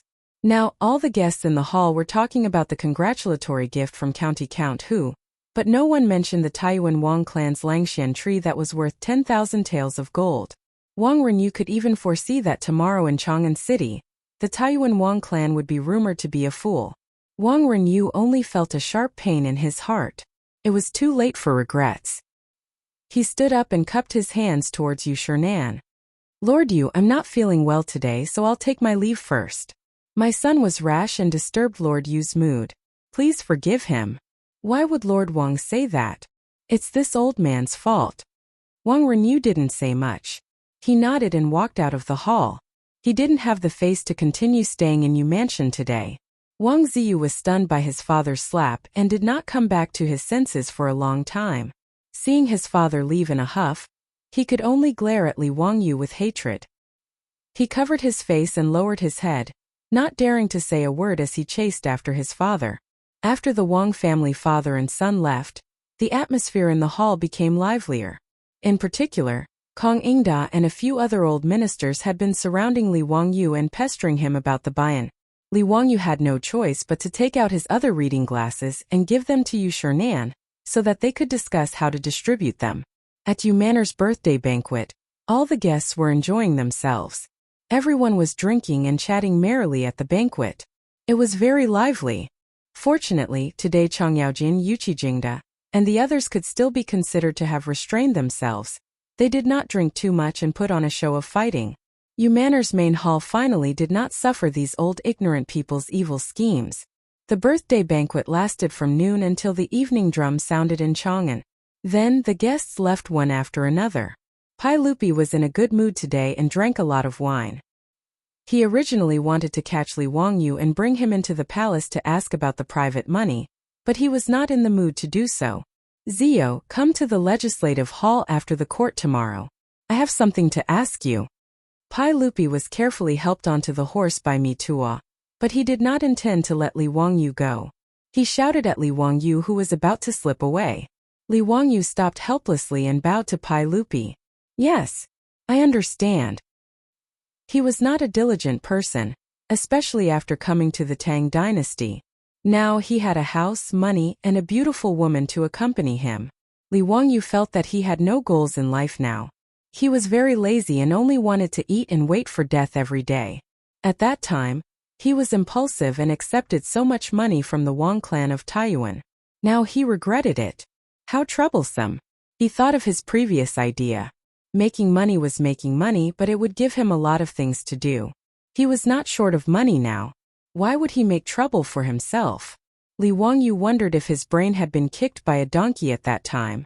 That was why he thought of accepting private money. But now it was too late to say anything. He had to continue his bad idea even if he wanted to cry. The next day, Li Wangyu went to Chang'an again helplessly to meet Pai Lupi. Before Li Wangyu finished the ceremony, Pai Lupi could not wait to ask, Zio, tell me clearly today. Why did you accept so much private money from the Wang clan of Taiyuan? He had been holding this matter in his heart for a few days. He had discussed it with me to an Empress Zhang-sun, but no one knew what Li Wangyu meant by doing this. This made Pai Lupi feel like a cat was scratching his heart. He had been holding it in for a few days, but Li Wangyu did not come to the palace to explain. Yesterday was Yu Shernan's birthday. He had finally caught Li Wangyu. How could he let him go? Hey uncle, don't worry. Let me tell you slowly. Li Wangyu was not in a hurry. He took a sip of tea and said under Pai Lupi's angry gaze, Uncle, how much is the Kaiwan Tongbao cast every year in the Tang dynasty? About 300,000 strings of cash. So our dynasty is short of copper coins. Uncle, you acquiesce to these aristocratic families casting private money for circulation, right? Li Wangyu continued to ask. Yes, that's right. Speaking of this, Pai Lupi was a little helpless. He was well aware that the Tang dynasty was short of copper coins. However, no matter how hard the Ministry of Revenue and the Directorate of General Works tried, they could not increase the number of copper coins cast. Casting copper coins was actually very expensive. Casting 300,000 strings of cash every year was actually a huge expense for the imperial court. This was also a headache for Pai Lupi. This was also the reason why the imperial court of the Tang dynasty acquiesced to the circulation of private money. The lack of money was not only limited to the Tang dynasty. It was the same for all the dynasties. In addition to the lack of copper, the main reason was the limitation of casting technology. Since the aristocratic families like the Wang clan of Taiyuan could cast private money, it meant that the lack of copper was not the only reason. In the Song dynasty, the number of copper coins cast had increased by 10 times compared to the Tang dynasty. This was the increase in the production of copper coins brought by casting technology. The process of casting copper coins in Huaxia was very complicated. First, the coin had to be made. Then, the coin had to be put into a mold. After the mold was formed, the coin had to be taken out and poured with copper water. After the copper water had solidified and cooled, the sandbox was opened and the cast copper coins were taken out. The copper coins that were poured out were not scattered copper coins, but a whole string of copper coin trees. These copper coins had to be broken off one by one and then polished by hand. After going through more than 10 procedures, the final product was the Kaiwan Tongbao that could be circulated. Therefore, casting copper coins was very complicated and required a large number of skilled craftsmen. Even so, it was difficult to increase the production of copper coins. The annual production of copper coins was 300 strings of cash. The average daily production of copper coins was only 800 strings of cash. However, the number of craftsmen needed was in the tens of thousands. Li Wangyu naturally knew all of this. He grinned, revealing 8 white teeth. He smiled at Pai Lupi and said, Uncle, if I only need a few dozen craftsmen to turn this private money into official money, and the daily production is no less than 1,000 strings of cash, would you be interested? What? Zio, what did you say? When Pai Lupi heard this, he suddenly stood up. In a moment of excitement, he even knocked over the tea on the table in front of him. Chapter 463. Pai Lupi was so excited because Li Wangyu's words were too incredible. Dozens of craftsmen could make thousands of copper coins in a day. This efficiency was too amazing. The Ministry of Revenue and the Directorate of Generals had nearly 10,000 craftsmen who cast the copper coins. If more craftsmen were arranged to cast the coins according to this ratio, wouldn't the Tang dynasty be able to solve the problem of money shortage? How much is the expense? Pai Lupi's voice was trembling. It was very important for the Tang dynasty to have enough copper coins. The consumption is very low. It's mainly the consumption of melting the copper and the craftsman's salary. Li Wangyu said with certainty. Really? Tell me clearly, how did you do it? Li Wangyu smiled and asked Pai Lupi first. Uncle, do you still remember the water wheel I built in Dingzhou village? Of course I remember. That water wheel is even more magical. It can raise water to a high place by itself and use it for irrigation. Haha, uncle, don't you think that water wheel has other uses? Pai Lupi was puzzled. He didn't understand the meaning of his words at all. Li Wangyu took out a drawing that he had drawn in advance and presented it to Pai Lupi. Uncle, please take a look. If the bamboo tube that fetches the water from the water wheel is removed and replaced with a baffle, the water wheel will still rotate under the push of the water flow. Yes, that's right. So you can use the power of the water flow to do many things. Uncle, please take a look here. Li Wangyu pointed to a device drawn on the drawing and introduced. This nephew has designed a hydraulic forging hammer press. It uses the water flow to drive the water wheel to rotate. When the central axis of the water wheel rotates, it can constantly lift and drop the forging hammer. This nephew calls it the hydraulic forging hammer. Pai Lupi was still a little confused. He looked at Li Wangyu with a blank face. Li Wangyu could only curse in his heart. Damn, this technological illiterate. He doesn't have any scientific awareness. He didn't beat around the bush and went straight to the point. Uncle, the copper coins of the Tang dynasty are all cast, which takes a lot of time and effort. The hydraulic forging hammer that little nephew designed can directly punch copper into coins. Strike copper into coins? How is this possible? Pai Lupi was still in disbelief. Li Wangyu was speechless and face-bombed.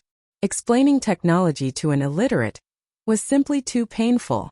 Since ancient times, Huaxia had always minted coins. Even in the Qing dynasty it was still the same. The West, on the other hand, began to use stamping to make money during the Greek and Roman periods. Not only was the design of the stamp coins clear and distinct, but because of the technical advantage, it was very difficult for people to imitate it.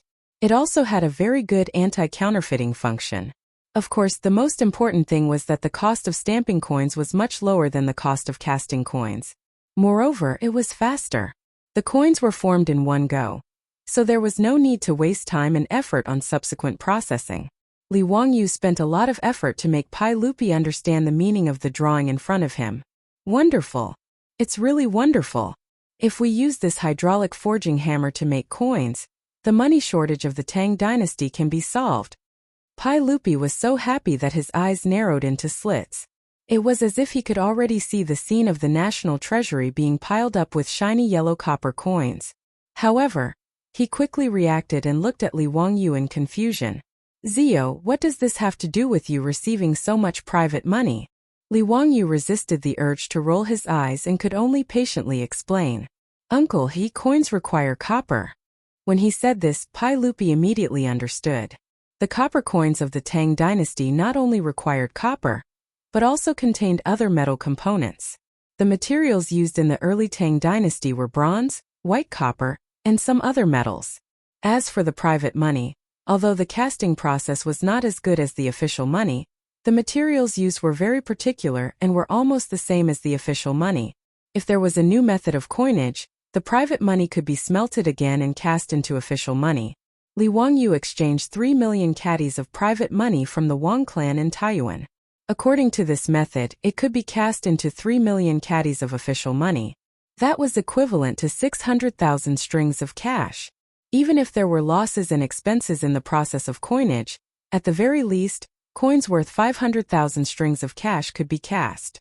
Back then, the copper coins that the Wang clan in Taiyuan lost to Li Wangyu only amounted to 300,000 strings of cash. In this way, the profit was close to double. After understanding the key point, Pai Lupi's breathing quickened. Zio, this is not a joke. Are you really sure? Li Wangyu nodded. As long as Uncle can let the craftsmen of the Ministry of Works and the Ministry of Works cooperate with me, I can quickly set up this mint. At that time, Uncle will know when you try it. If I am lying, I am willing to compensate Uncle for the 3 million caddies of private money in the palace. Naturally, he dared to say such words because he was very confident. Before Li Wangyu's rebirth, he had a friend who made fake money. In fact, it was not considered fake money. Instead, it was made with a punching machine to forge antique copper coins and sell them as handicrafts. Therefore, he was very familiar with how to cast coins. At least in this era, he was definitely at the level of a master craftsman. Li Wangyu's confident answer made Pai Lupi ponder. He kept pacing back and forth in the hall. After a long while, Pai Lupi stretched out his hand and beckoned Mito into the hall. Mito, I have a task for you. Mito was so scared that he quickly knelt down. If your majesty has any orders, I will do it with my life. Alright, it's not a matter of life and death. I am going to let you transfer all the copper and gold coins in the palace and exchange them all for private money. What? Mito thought that there was something wrong with his ears. Was he hallucinating? Pai Lupi wanted him to exchange gold and copper coins for private money? Was he crazy? What was private money? It was all copper coins made by aristocratic families. The craftsmanship was rough. When used outside, there were only 2 or 3 coins which could be used as an official coin. Even aristocratic families were not willing to use this private money. But now, His Majesty wanted him to exchange the gold and private money in the palace for private money? Remember, don't make this matter public. Let the cavalry department do it. Convert all the gold and copper coins in the palace into private money and transport them into the palace. Do you understand? Pai Lupi ordered again. This time, Mito finally understood and confirmed that he was not hallucinating. He turned his head to look at Li Wangyu, hoping to get an explanation from him. Pai Lupi's request was really against common sense. Li Wangyu was also shocked by Pai Lupi's generosity. This guy was even more black-hearted than him. He remembered that last time when Pai Lupi wanted to go to the aristocratic family's gambling house to bet. He asked Mito and found out that there were more than 80,000 taels of gold in the palace. If he were to exchange all of this for private money and then melt them into copper coins, the profit would be an astronomical figure. However, Li Wangyu would not stop Pai Lupi. After all, most of the private money was made by aristocratic families. Pai Lupi was sucking the marrow out of the aristocratic families. He was naturally happy to see this happen. Li Wangyu did not forget to give Pai Lupi an idea. Uncle, you can let the cavalry department take the gold and copper coins to various counties to exchange. I heard that the more remote a county is, the higher the exchange rate of official money for private money. When Mito heard him say this, he was really about to cry. He racked his brain, but he could not figure out what this uncle and nephew wanted to do. Chapter 464. In recent days, many merchants in Chang'an City realized that the amount of private money they had was much less. There were even rumors that someone was buying up large amounts of private money. Moreover, the exchange rate was 1 to 2, which tempted many merchants who had private money. They discussed amongst themselves, how could there be such an idiot? When the private money of the aristocratic families was used, in Chang'an City, it was usually 5 copper coins for 2 official coins. As for the provinces and prefectures further away, 3 to 1 was the normal exchange rate. As for the aristocratic families who had large amounts of private money, they knew about this long ago. There were even merchants who came to ask if they were willing to exchange. Regarding this, these aristocratic families naturally did not reject anyone. If they rejected such a good thing, they would be stupid. In less than a month, there was almost no trace of private money in Chang'an City. Without a doubt, all of this private money had been silently moved into the treasury of the Taiji Palace. This was all for later, so let's not talk about it for now. Li Wangyu patted his chest and promised Pai Lupi that he would definitely create the hydraulic forging machine. Then, Pai Lupi gave an order for the Ministry of Works and the General Supervisor to cooperate with County Count Hu. Li Wangyu used the excuse that the mint needed to be kept a secret, and that they needed an abundant water source to suggest that the mint be built in the Yellow Valley of the Qinling Mountains, near the Imperial Palace. Near the palace, there was a river that flowed out of the Qinling Mountains. The river water flowed rapidly, and was very suitable for moving water wheels. Moreover, it was located in the Yellow Valley and was guarded by the palace guards, so keeping it a secret and safe was not a problem. As for whether or not the smoke from the blast furnace would pollute the environment, Li Wangyu could not be bothered to consider it. The main reason he suggested this to Pai Lupi was because it was close to home. 20 miles was only a matter of 15 minutes on horseback.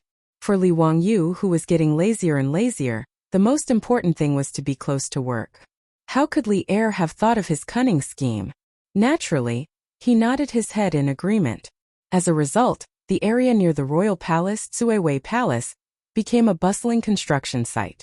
Countless craftsmen from the Bureau of Works were like diligent worker ants, carrying all kinds of wood and bricks, preparing to construct a workshop here. Fortunately, with the 4-wheeled carriage and the mirage mud that could be considered a divine artifact, it was very easy for the Ministry of Works to build a workshop of this scale. It didn't take much time at all. On the other hand, Li Wangyu and the craftsmen under the work supervisor had to spend a lot of time and effort to develop the hydraulic press forging machine. Li Wangyu was very annoyed by this. He felt that it was wasting his time.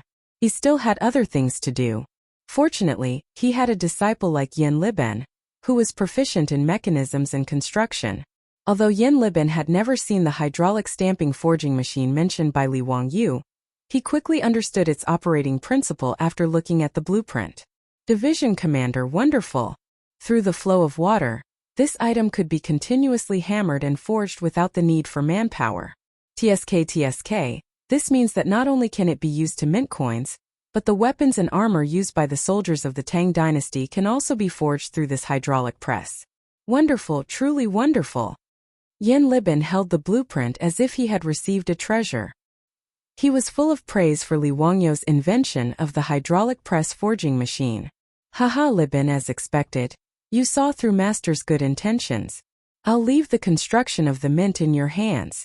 If there is anything you don't understand, go to Dingzhou village and ask Master. Li Wang, you very shamelessly pushed this matter to Yin Liben. His time was so precious, how could he waste it on this construction site to figure out how to make the hydraulic press forging machine? It was still the same saying, if Master has something to do, the disciple will do it for him. Yin Liben did not see through Li Wangyu's sinister intentions. He was still happily holding Li Wangyu's blueprint and continuously studying it. He had always had a strong interest in painting, mechanisms and construction, so he was naturally happy to do it. Yin Liben now worshipped his little teacher to the extreme. He treated every task Li Wang you gave him as if it was an imperial edict and did not dare to be careless in the slightest.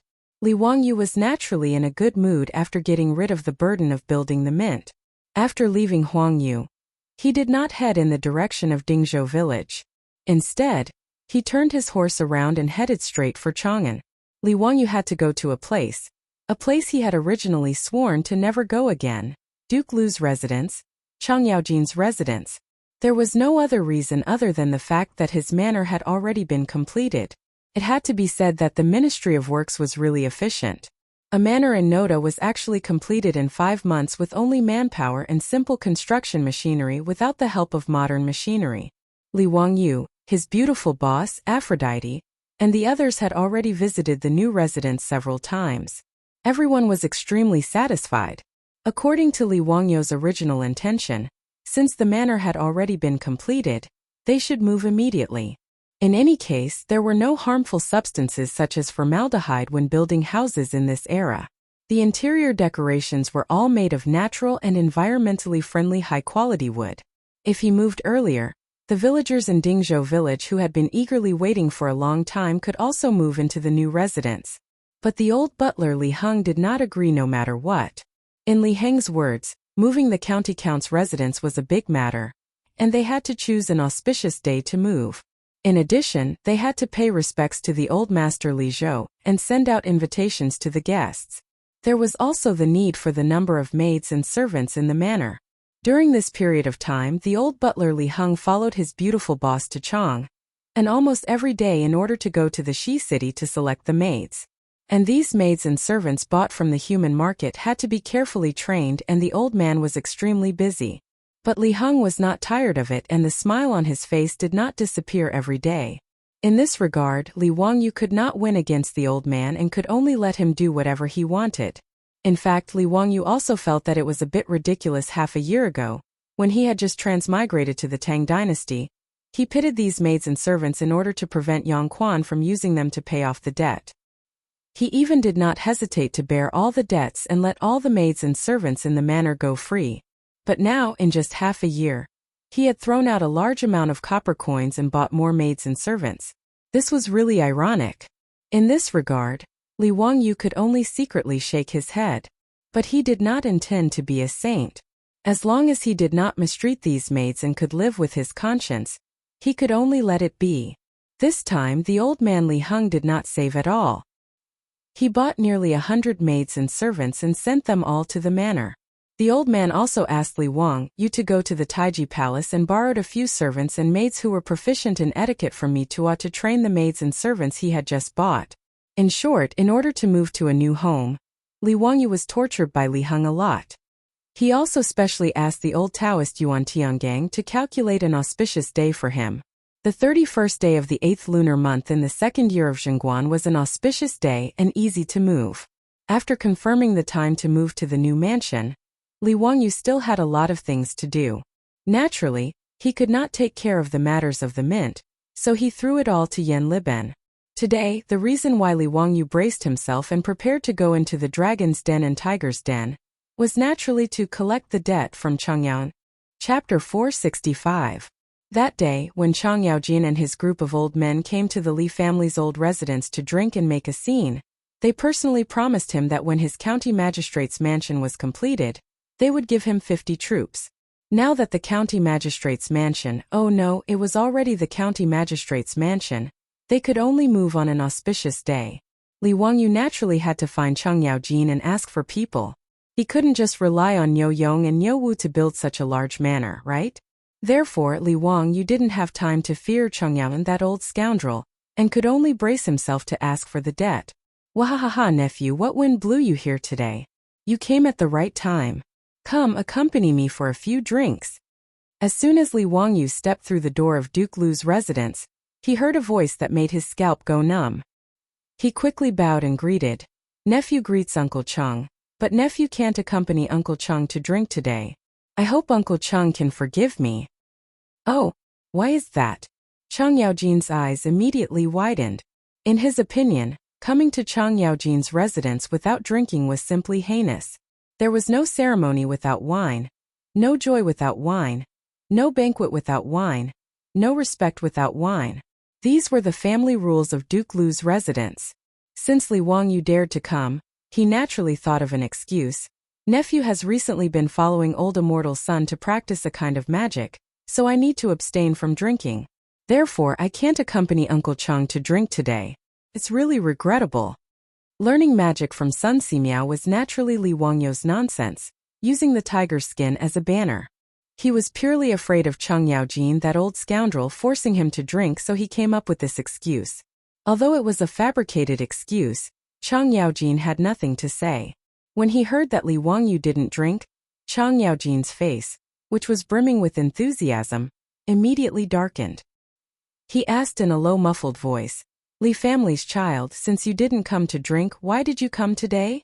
F***ck, just now he was still a virtuous nephew, and now he was a child of the Li family. Li Wangyu's fingers couldn't help but tremble a few times, and he suppressed the urge to raise his middle finger with great difficulty. Uncle Chang, that day when we were drinking in my mansion you promised to give me 50 troops. I wonder if Uncle still remembers? Li Wangyu did not beat around the bush and went straight to the point. Chang Yaojin rolled his eyes. Is there such a thing? Why can't I remember? Li family's son, you must have remembered wrongly. Seeing that Chang Yaojin was planning to go back on his word, Li Wangyu could only curse the old gangster for being shameless. Isn't it just that I didn't drink with you? He actually turned his back on him and refused to acknowledge him. He was truly inhumane. Fortunately, Li Wangyu was not unprepared for this. Uncle Chang. I'm actually here to give you a gift. As Li Wangyu spoke, he reached into his waist and took out an item. He wore it in front of his eyes. Uncle Chang, look at this item. I specially made it for you. Chang Yaojin took a closer look and flew into a rage. Isn't this the one you made? Boy, my eyes are very good, and I'm not old and dim-sighted. Why are you giving me this? Do you believe that I won't slap you to death? No. This item is called sunglasses and it's definitely not wand. Uncle Chang has misunderstood me. I feel that Uncle Chang has to endure the scorching sun every day to go to the army and train the soldiers. It's very tiring. That's why I specially order people to make these sunglasses for Uncle Chang to block the sun and make Uncle Chang look even more heroic and heroic. When he said this, Chang Yaojin finally noticed that the one in front of him was indeed different from the other sunglasses Li Wangyu was wearing. The outer frame was made of metal, and the crystal embedded inside was actually blue. Li Wangyu had thought of giving Yu Shernan a pair of reading glasses. Naturally, he wouldn't forget about these pretentious divine tools like sunglasses. Natural crystals, other than being transparent, had different colors such as purple, blue, yellow, and red. When Li Wangyu asked the craftsman to help him grind the reading glasses, he also used different colored crystals to grind out flat lenses to act as sunglasses. As a must-have summer artifact for handsome men and beautiful women, sunglasses naturally had their own uniqueness. Yeah, what kind of sunglasses are you wearing? It's quite interesting. Hurry up and let me try it. Chang Yaojin's interest was piqued as he impatiently reached out to Li Wangyu. This is a small gift from your nephew. I hope Uncle Cheng will accept it. Li Wangyu very obediently handed over the sunglasses with both hands. Chang Yaojin immediately placed it on the bridge of his nose. The dazzling light in front of him suddenly dimmed. Through the blue crystal, the scenery outside made people feel exceptionally refreshed. Wahaha, not bad. These sunglasses are very interesting. It's rare for you to be so filial. You still think of me when you have such a good thing. Someone, bring me the bronze mirror. Cheng Yaojin laughed heartily. His palm leaf fan-sized palm landed on Li Wangyu's shoulder, slapping Li Wangyu until he grimaced in pain. Cheng Fu's servant girls immediately brought over the bronze mirror. Cheng Yaojin, this old fellow, wore the sunglasses and looked left and right in front of the mirror. He was very satisfied. Narcissist. Li Wangyu inwardly ridiculed. He had been looking at the bronze mirror for a few minutes, but Cheng Yaojin, this old fellow, still hadn't had his fill. Wahaha, not bad. Someone prepare the horse. I'm going to the Duke of Yi's estate. Cheng Yaojin was in a very good mood. He called for his troops to prepare the horse and prepared to go to Yuqi Jingda's estate to show off. Seeing Cheng Yaojin take his things and want to run, Li Wangyu couldn't help but panic. Uncle Cheng, this nephew's troops? You stinking brat, you really won't act until you see the hair. Your family's Duke Li is such a loyal and honest person. How did he give birth to such a slippery brat like you? Don't worry, I've already prepared those 50 troops. In a moment I'll have Chumo take you to pick them up. Alright, scram, scram, scram. I'm annoyed just by looking at you. Scoundrel, why aren't my 3 disgraceful brats as smart as you? After Cheng Yaojin finished cursing, he no longer paid any attention to Li Wangyu. Wearing the sunglasses, he arrogantly walked out the door. Li Wangyu hurriedly bowed to him and sent him off with his eyes. This old scoundrel had a sharp tongue but a soft heart. He had already prepared troops to watch over the house, but he still insisted on scaring the little children like this. Chang Chumo had naturally already been notified by the servants in the estate. When he rushed to the front courtyard, he saw his father carrying a blue cloak and walking out the door with his head held high. Ziyu, what did you give my family's Darren? It's quite interesting. Chang Chumo immediately asked Li Wangyu. Needless to say, this kind of thing was definitely his doing. Li Wangyu wasn't in a hurry to speak. He first took out a folding fan from his waist and opened it with a schwa sound. After being angered by the old scoundrel, he naturally had to make it up to his son.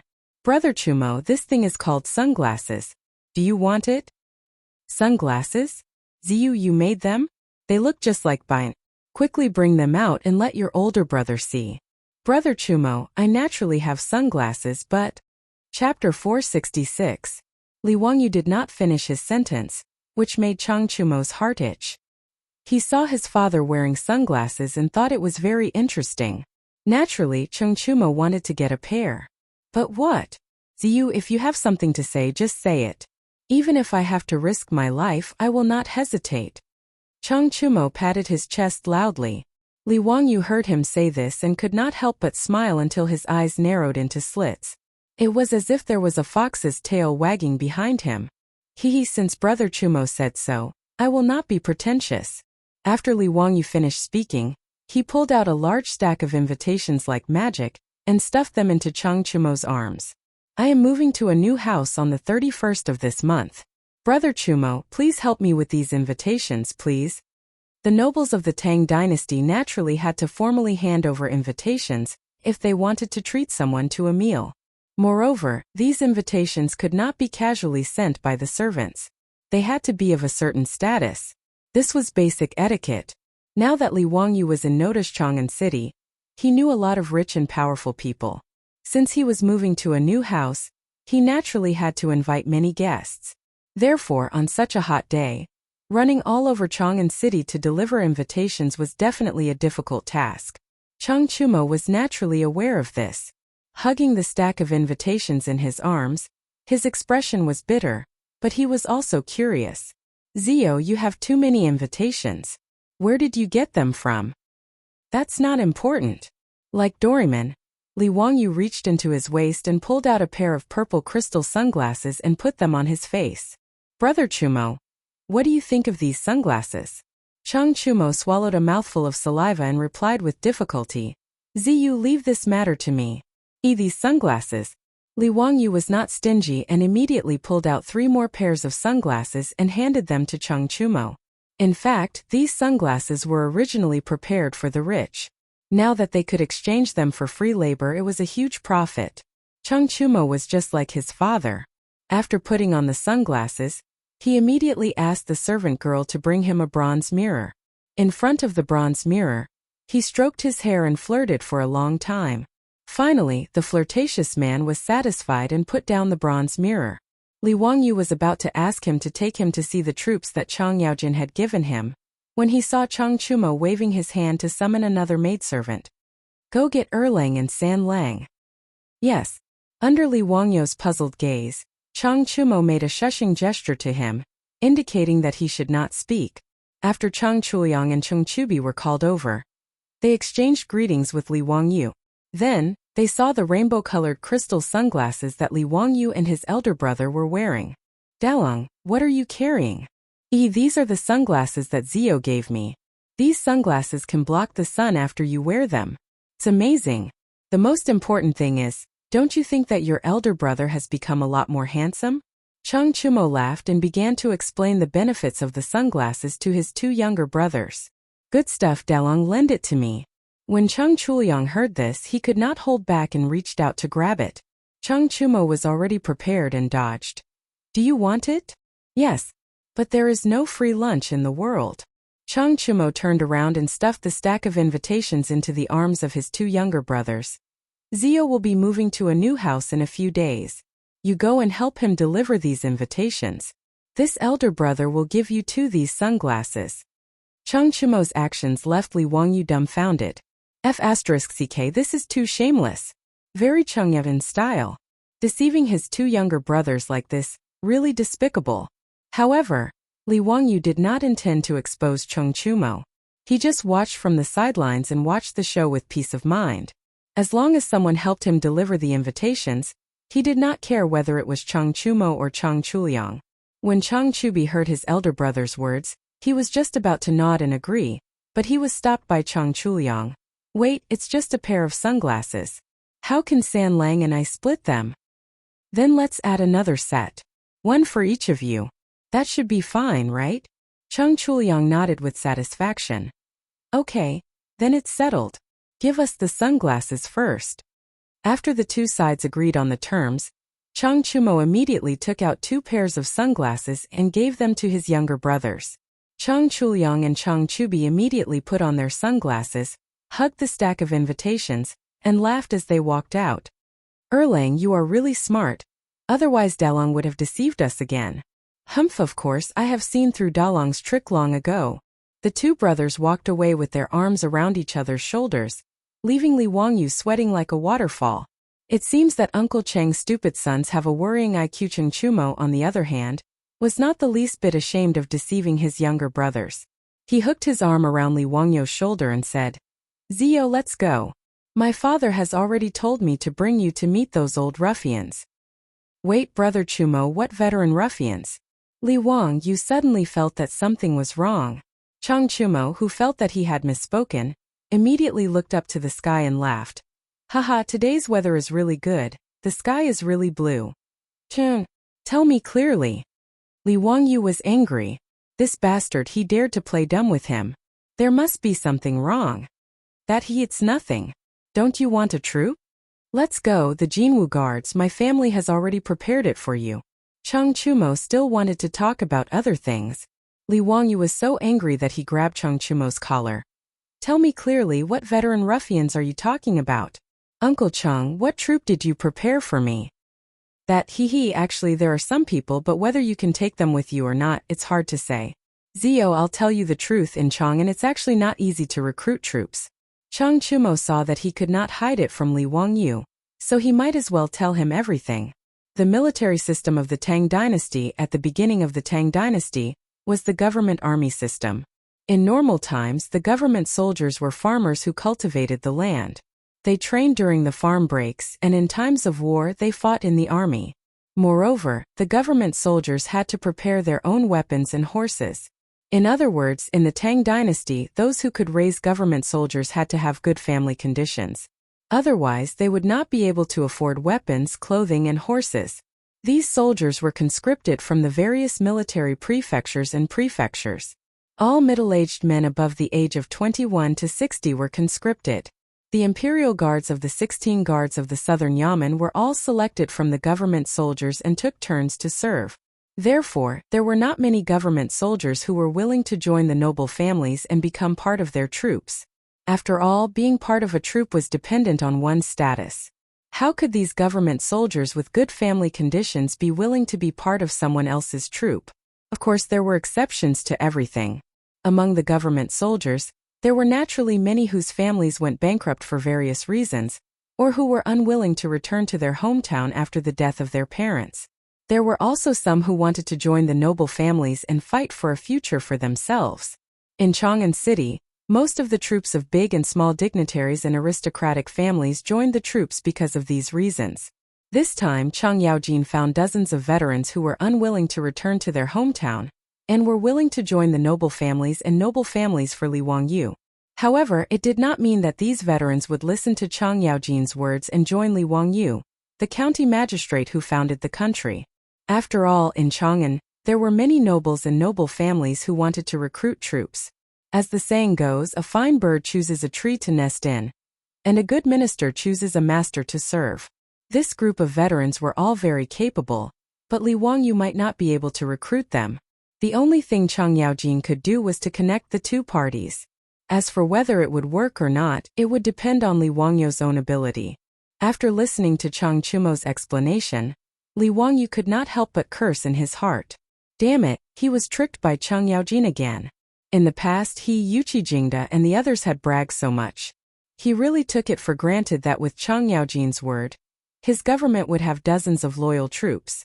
It turned out that this was the same as the recruitment in the future. It was a double selection. Chapter 467. Chang Chumo's words made Li Wangyu feel a little conflicted. The imperial guards were in charge of patrolling the palace and the capital city day and night. They were also responsible for the safety of the emperor. In the words of the later generations, it was equivalent to the Central Guard Bureau. Therefore, the old soldiers of the imperial guards were outstanding and were favored by the nobles and aristocratic families in Chang'an. He was just a powerless county earl who founded the country. How could these old soldiers be willing to submit to him? Compared to those nobles and aristocratic families, he did not seem to have any advantages. Although he was the county earl who founded the country, there were many dukes, county dukes and aristocratic families in Chang'an. Moreover, they all held military power or were officials in the imperial court. If he were one of these old soldiers, he would not choose to submit to an empty shell like him. No wonder Chang Yaojin was not prepared to show up. It seemed that this old hooligan also felt that the old soldiers under his command might not be interested in him. In fact, it was not impossible for Li Wangyu not to recruit these imperial soldiers as his troops. If it was not possible, he could go to the market and buy some strong servants to guard the house. Most of the rich families in Chang'an were like this. It was rare to find someone like Li Wangyu who had two subordinate troops. Those who were not dukes, county dukes or aristocratic families were not qualified to have troops. However, Li Wangyu felt that those servants were just for show. They looked strong, but they did not have much fighting power. Niu Wu once said that it was not a problem for him to fight 7 or 8 of such strong young men. Li Wangyu was not willing to entrust his safety to such people. He had another choice, which was to recruit troops from Dingzhou village. In Dingzhou village, there were more than 500 villagers and about 200 young men. Most of these young men had been trained by the old soldiers and could be considered skilled in archery and horse riding. Moreover, they were very loyal to Li Wangyu and were on his side. It was easy to use them. However, Li Wangyu could not bear to let them go. The villagers of Dingzhou village were like family to him, and his beautiful superior. Li Wangyu did not wish for the villagers to join the vassal forces and become part of the troops. They would also have to protect their homes and courtyards, and they might even face other dangers. After figuring out all of this, Li Wangyu was speechless. Chang Yaojin Yuqijingda, those old scoundrels back then, their big talk shook the heavens, as if they could casually gift him some troops. He actually believed it. Now that he thought about it, he was really naive to have been tricked by these shameless old hooligans. But now, even though Chang Yaojin was unreliable, Li Wangyu could only give it a try. Let's go with Chang Chumo to try to recruit those veteran ruffians and see if our small company can move them. Brother Chumo, let's go. No matter what, we have to give it a try. Alright, let's go then. On the left and right of the Jinwu guards, there were a total of 73 old soldiers who expressed their willingness to join the army. Most of these people have served in the army for many years and their abilities are indisputable. How many troops you can recruit will depend on your ability, Brother Chumo. I have high hopes for you. Li Wangyu rolled his eyes. Are you Constable Sheng? You have high hopes for me. He was too lazy to say anything else. He placed the crystal sunglasses on the bridge of his nose and snapped his fingers, indicating for Chang Chumo to lead the way. The two of them left Duke Lu's estate. Li Wangyu called Niu Wu and the three of them rode toward the Jinwu guards' encampment. When they dismounted at the entrance of the Jinwu guards' encampment, an imperial army captain immediately bowed to Chang Chumo. As a trusted subordinate of the Jinwu guards, even though it was just a nominal position, Chang Chumo was still a 6th-ranked Jinwu guards general. Furthermore, Chang Yaojin was his old man, so there were no taboos in the Jinwu guards. With him leading the way, the journey was smooth and unimpeded. Chang Chumo gave a few instructions and the imperial army captain immediately had his subordinates run to the entrance of the encampment to inform the old ruffians. The guards' army lieutenant led the way in front, preparing to lead the three of them to a small drill ground. After taking a few steps, they heard the sound of horse hooves behind them. Chang Chumo turned his head and his face couldn't help but turn unsightly. However, he still respectfully greeted the person who had come. This child pays respect to grandfather. Greetings to Duke Lu. Why are the two of you free to come to the Jinwu guards' encampment today? Are you looking for my lord? He isn't in the encampment today. The person who had come was Chang Chumo's mother's father, Chang Yaojin's convenient father-in-law, the head of the Chui clan of Qinghe, Chui Exan. The other person was Duke Lu, the general of the Right Guards, Ho Junji. Chang Chumo and his two brothers were born from Chang Yaojin's first wife, Madame Sunday. They had a good relationship with their father's second wife, Madame Chui, but they didn't have a good impression of this convenient grandfather. But regardless, Chui Exan was still their senior, so they naturally had to show him some courtesy. And Ho Junji was Chang Yaojin's colleague, a big shot in the army, so they naturally had to treat him with respect. Although Ho Junji's relationship with Chang Yaojin wasn't that bad, they were both officials of the court, so their relationship wasn't too stiff. Chang Chumo was very curious as to why these two had come to the Jinwu guards' encampment today. When Li Wangyu saw the two of them, he naturally went up to greet them. This one pays respect to Duke Lu and Duke Chui. Although he didn't have a good relationship with the great clans, he still had to show the necessary courtesy. As for Ho Junji, they didn't seem to have much interaction. But Li Wangyu knew that this fellow was extremely arrogant and proud, and his future wouldn't be very good, so he had no intention of getting too close to him. But upon seeing Ho Junji, Li Wangyu suddenly had an interesting idea. If Li Changqian, under his tutelage, became a loving father and filial son with Pai Lupi, Li Changqian probably wouldn't try to rebel again. What would happen to Ho Junji then?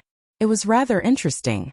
Chui Exan and Ho Junji naturally had to return Li Wangyu's greeting, but their tones and attitudes were extremely flat, paying respects to County Earl Chumo.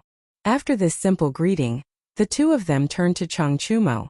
Chumo, we didn't come today to find your lord. Rather, we heard that many old soldiers of the Imperial Army and the Jinwu Guards intend to stay in Chang'an and join the vassal army. Thus we came today to recruit these old soldiers. Nanny? These two fellows also came to recruit those old ruffians? Li Wangyu's face instantly turned rather nasty. Fuck this damn Chang'an. How could a woman get married so many times? It seemed like this recruitment had become a recruitment meeting. Even competitors had come out. In truth, Chang Yaojin had no other choice.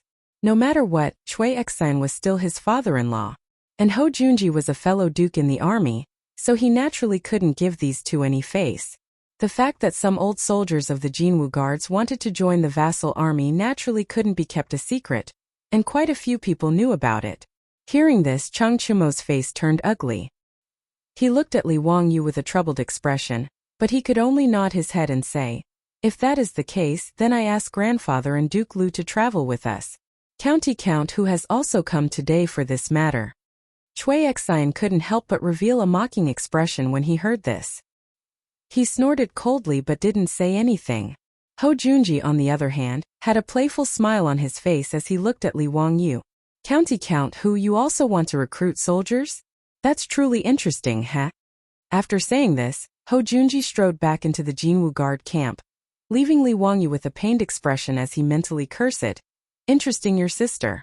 Chapter 468. On a small drill ground in the barracks of the Golden Guard, the old soldiers of the Golden Guard who had received the notice had already gathered. The 73 old soldiers were either standing or squatting, chatting in groups of 2s and 3s as they waited for Wang Chong and the others to arrive. When they saw Chang Chumo, a general of the Imperial Guard, arrive, they simply stood up and gave a casual bow. But they were more interested in Cui Xian, Ho Junji, and the others behind Chang Chumo. They were well aware that if nothing unexpected happened, this would be the main family they would be joining in the future.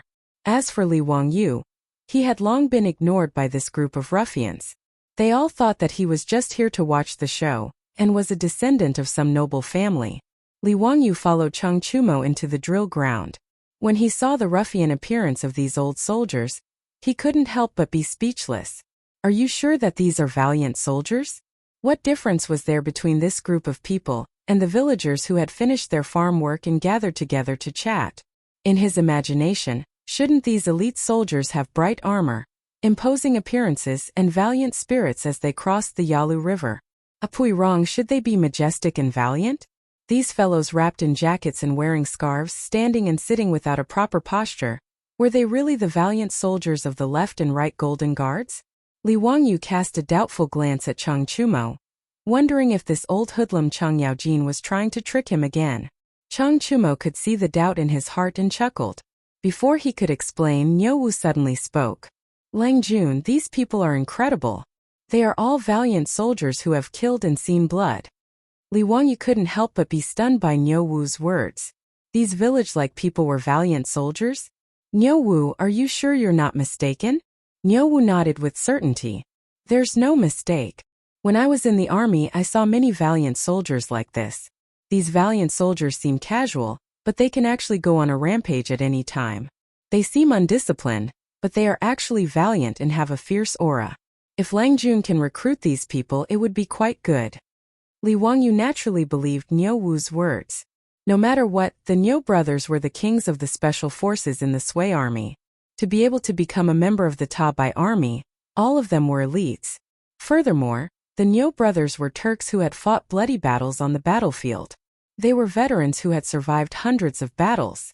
Speaking of which, he was really lucky to have the Niu brothers wholeheartedly attach themselves to him as part of the troops. Li Wangyu suddenly asked curiously, "Niu Wu, how do these people's skills compare to yours?" Niu Wu, on the other hand, was not polite at all. He raised his head proudly and said, "Barehanded, I can fight 1 against 2. If I have a suitable weapon, bow and arrow, I won't be afraid even if there's a fire in the forest." His words made Li Wangyu involuntarily click his tongue. A single flame was equivalent to 10 people. In the era of cold weapons, what kind of concept was it to have one person fighting against 10 people? Niu Wu added, "If Big Brother was here, I would join hands with him. Without holding back, I wouldn't be afraid of these 70 people." Li Wangyu took his words as he was bragging. After all, when Zheng Kongbua from the Zheng family led his troops to attack the carriage in the East City, Niu Yong had suffered a little and was slightly injured. How could he be as strong as Niu Wu bragged? What Li Wangyu didn't know was that Niu Yong had also faced the troops of the Zheng family, who were also fierce soldiers. Secondly, Niu Yong's methods were mainly to kill in one blow. He was also missing an arm. Under the circumstances where he couldn't kill, he could only use 40 to 50% of his skills. Naturally, he was at a disadvantage.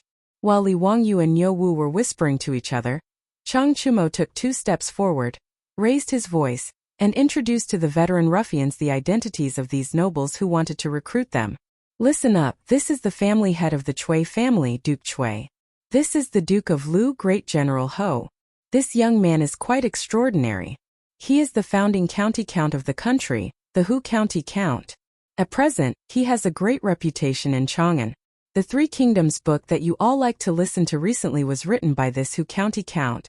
Chang Chumo also had his differences. He only gave a simple introduction to Cui Xian and Ho Junji, but when it came to Li Wangyu, he was full of praise. However, these words of his were a little useless. In front of the reputation of the Cui family and Ho Junji, there didn't seem to be any old soldiers interested in a minor founding county count like Li Wangyu. After all, there was no one in the world who didn't know of the Cui clan. At the time, the Cui clan was regarded as the #1 clan in the world, the leader of the northern clans. In the 6th year of Zhenguan, in order to suppress the influence of the great clans and strengthen his imperial authority, Pai Lupi ordered people to revise the clan annals and re-rank the clans. But in the 12th year of Zhenguan, when the clan annals were completed, the Cui clan was still ranked first. This infuriated Pai Lupi so much that he wanted to die.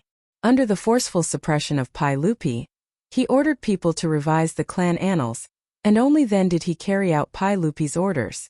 With the imperial clan as the leader and the relatives of the emperor as second, the Cui clan was demoted to the 3rd tier.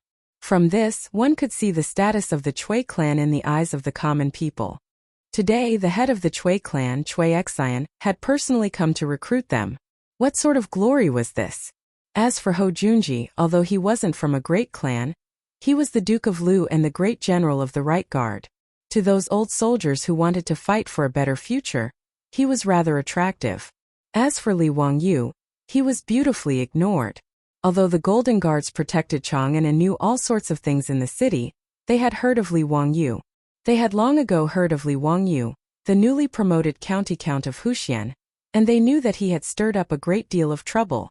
But in any case, in their view, a young county count who had yet to become an official of the court had no power or influence. How could he possibly compare to the other two clans? After hearing Chang Chumo's introduction, the attitude of these old soldiers became much more respectful, and they once more bowed to Cui Xian, Ho Junji, and Li Wangyu. But the majority of their gazes were on Cui Xian and Ho Junji. They only curiously glanced at Li Wangyu. After all, Li Wangyu was a young county count, and there were many rumors about him in the market square of Chang'an. Some called him a wastrel, some called him the god of wealth, and some said that he was the reincarnation of the literati star or a divine physician. But to these old soldiers, these were just idle chatter. If they wanted to entrust the rest of their lives to such a young man, throw themselves into a vassal state, and regard him as their master, they would almost never consider it. Cui Xian and Ho Junji naturally noticed the behavior of these ruffians. The two of them looked at Li Wangyu with ridicule. They felt that this county count was about to lose a great deal of face today. Cui Xian was already thinking that once this matter was over, he would bring this matter to the banquet and have a good talk about it. County Count Huxian had wanted to recruit troops, but he had ended up returning in defeat. For the great clans, this matter was enough to make them laugh for a very long time. Chang Chumo's face also darkened, but there was nothing he could say. He could only mutter, "Grandfather Duke Marquis Zio, tell them about the salary." He was going to talk about the salary and benefits. Li Wangyu was well aware that whether or not he could recruit troops today would depend on whether or not the benefits he offered were attractive enough. Chapter 469.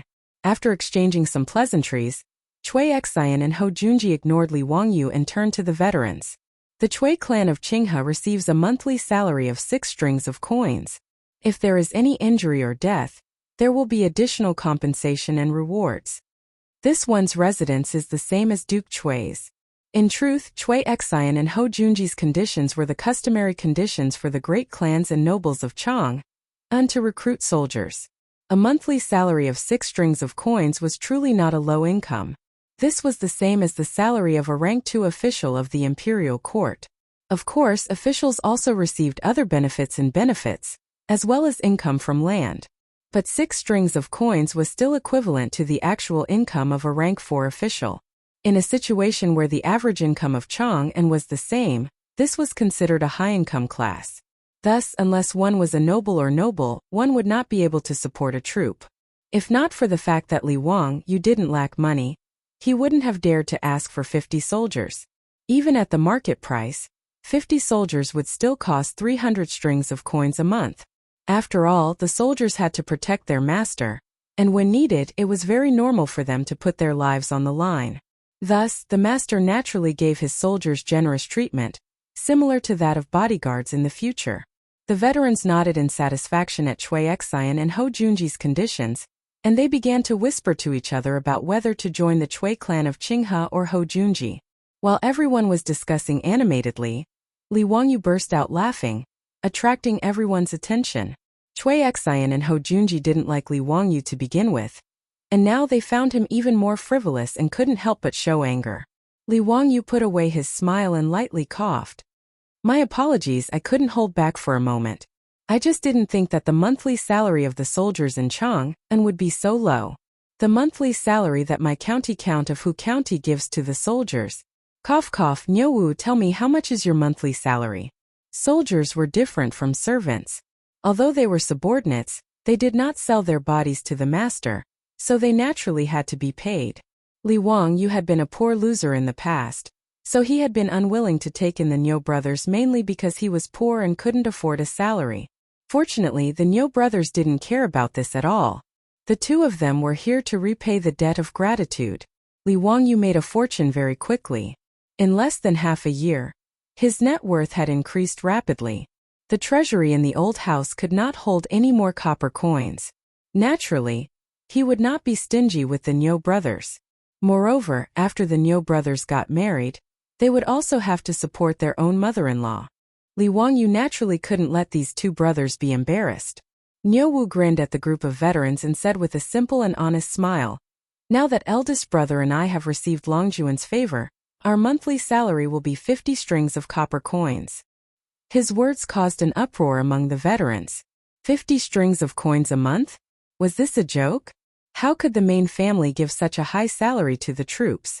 Could it be that this county earl was, as the rumors said, the god of fortune in this world? Actually, Li Wangyu originally wanted to give the Nyo brothers a monthly salary of 100 strings of copper coins. But the two brothers refused to accept it no matter what, so he reduced it to 50 strings of copper coins. Li Wangyu's businesses were now bringing in a daily income that he couldn't even calculate, so how could he care about such a small sum of money? If everyone is willing to come to my county earl's residence, 50 strings of copper coins is temporarily out of the question. But I'm still willing to pay 30 strings of copper coins a month. Li Wangyu wasn't afraid of messing up the market. He directly shouted out a price 5 times that of Chui Xian and Ho Junji, causing the faces of the two bigwigs to turn green.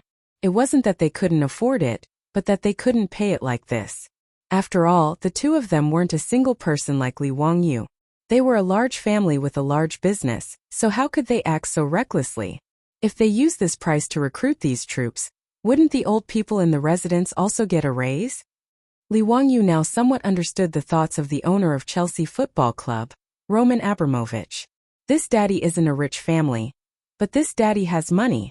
I'll use money to smash you to death. Are you tempted by a monthly salary of 30 strings of copper coins? If the Chui clan of Qinghe and Ho Junji wanted to compete with him in terms of money, then he didn't care. Even if it was a monthly salary of 100 strings of copper coins, he would still be willing to pay. At the same time, he would have an excuse to give the Nyo brothers a raise. After saying these words, Li Wangyu beamed at Chui Xian and Ho Junji, waiting for them to raise the conditions for recruiting troops. Everyone present was tempted by a monthly salary of 30 strings of copper coins. Wasn't it precisely for the sake of fame and fortune that they were willing to join the noble clans? For a moment they hesitated. The county earl's residence that they had never considered before had now entered the sights of these old ruffians. No one would refuse money, and 5 times the monthly salary was enough to tempt these old ruffians. Everyone turned to Chui Xian and Ho Junji, wanting to see if these two bigwigs had anything to say. Chui Xian and Ho Junji were inwardly cursing, but when they saw the gazes of the crowd, Chui Xian hesitated for a while before saying, "In the future, when you have children, they can enter the Chui clan of Qinghe to study." Ho Junji scanned the crowd and said, "The troops of this residence will follow this one into battle, and their contributions will be calculated. In the future, it is possible for any of you to become a general in the army." These two conditions had tempted these old soldiers. Joining the Chui clan of Qinghe and Ho Junji might not bring them much money, but it wasn't without benefits. The Chui clan of Qinghe had the advantage of stability, and their children could study in the Chui clan of Qinghe and have a promising future.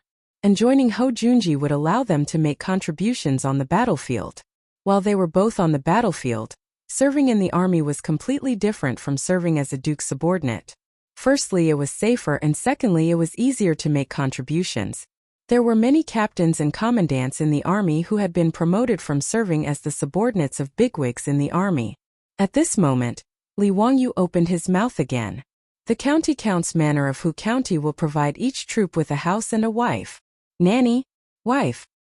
His words not only caused Chui Xian and Ho Junji's eyes to widen, but the eyes of the old soldiers also turned red. The reason why these old soldiers were willing to stay in Chang and join the nobility was naturally because they had no one to rely on. Of these 73 people, their parents were no longer alive, and they hadn't married yet. Otherwise, these soldiers with families wouldn't be willing to become subordinates. To put it bluntly, these 73 old bachelors were single dogs. They were no different from the original Niu clan brothers. Hearing that they would be given a wife, the crowd naturally went into an uproar. County Earl of Huxian, you must be joking. You can give a wife? She can't be a maid bought from the market, right? Is she really a woman with a clean background? Li Wangyu turned to Niu Wu and asked, Niu Wu, tell us, what is your wife's background? Niu Wu couldn't help but be a little surprised. He rubbed his hands together and chuckled foolishly. Before my wife married me, she was a palace maid in the Taiji Palace. Is she beautiful? As beautiful as a fairy. Li Wangyu nodded his head in satisfaction. Then he turned to the old soldiers and asked, Did you hear that? A palace maid in the Taiji Palace. Do you want her? The wolves howled. Yes. Chapter 470. Li Wangyu inwardly cursed these old perverts. When they heard that he was going to marry a beautiful wife, they started howling like wolves. His words just now had Chui Xian and Ho Junji panicking. Ho Junji's face turned stiff. County Count Hu, how could you say such things? Marriage is naturally decided by the parents. What reason is there to give them away? Aren't you a sex matchmaker? Li Wangyu rolled his eyes. How am I a sex matchmaker? Of course it's a formal marriage. Isn't this Chu of mine also a formal marriage? Duke Marquis should know that the sage personally gave her away, right? Ho Junji angrily retorted. Even so, the sage showed mercy last time and allowed 3,000 palace maids to leave the palace. Presumably, this Chu of yours is also one of those palace maids.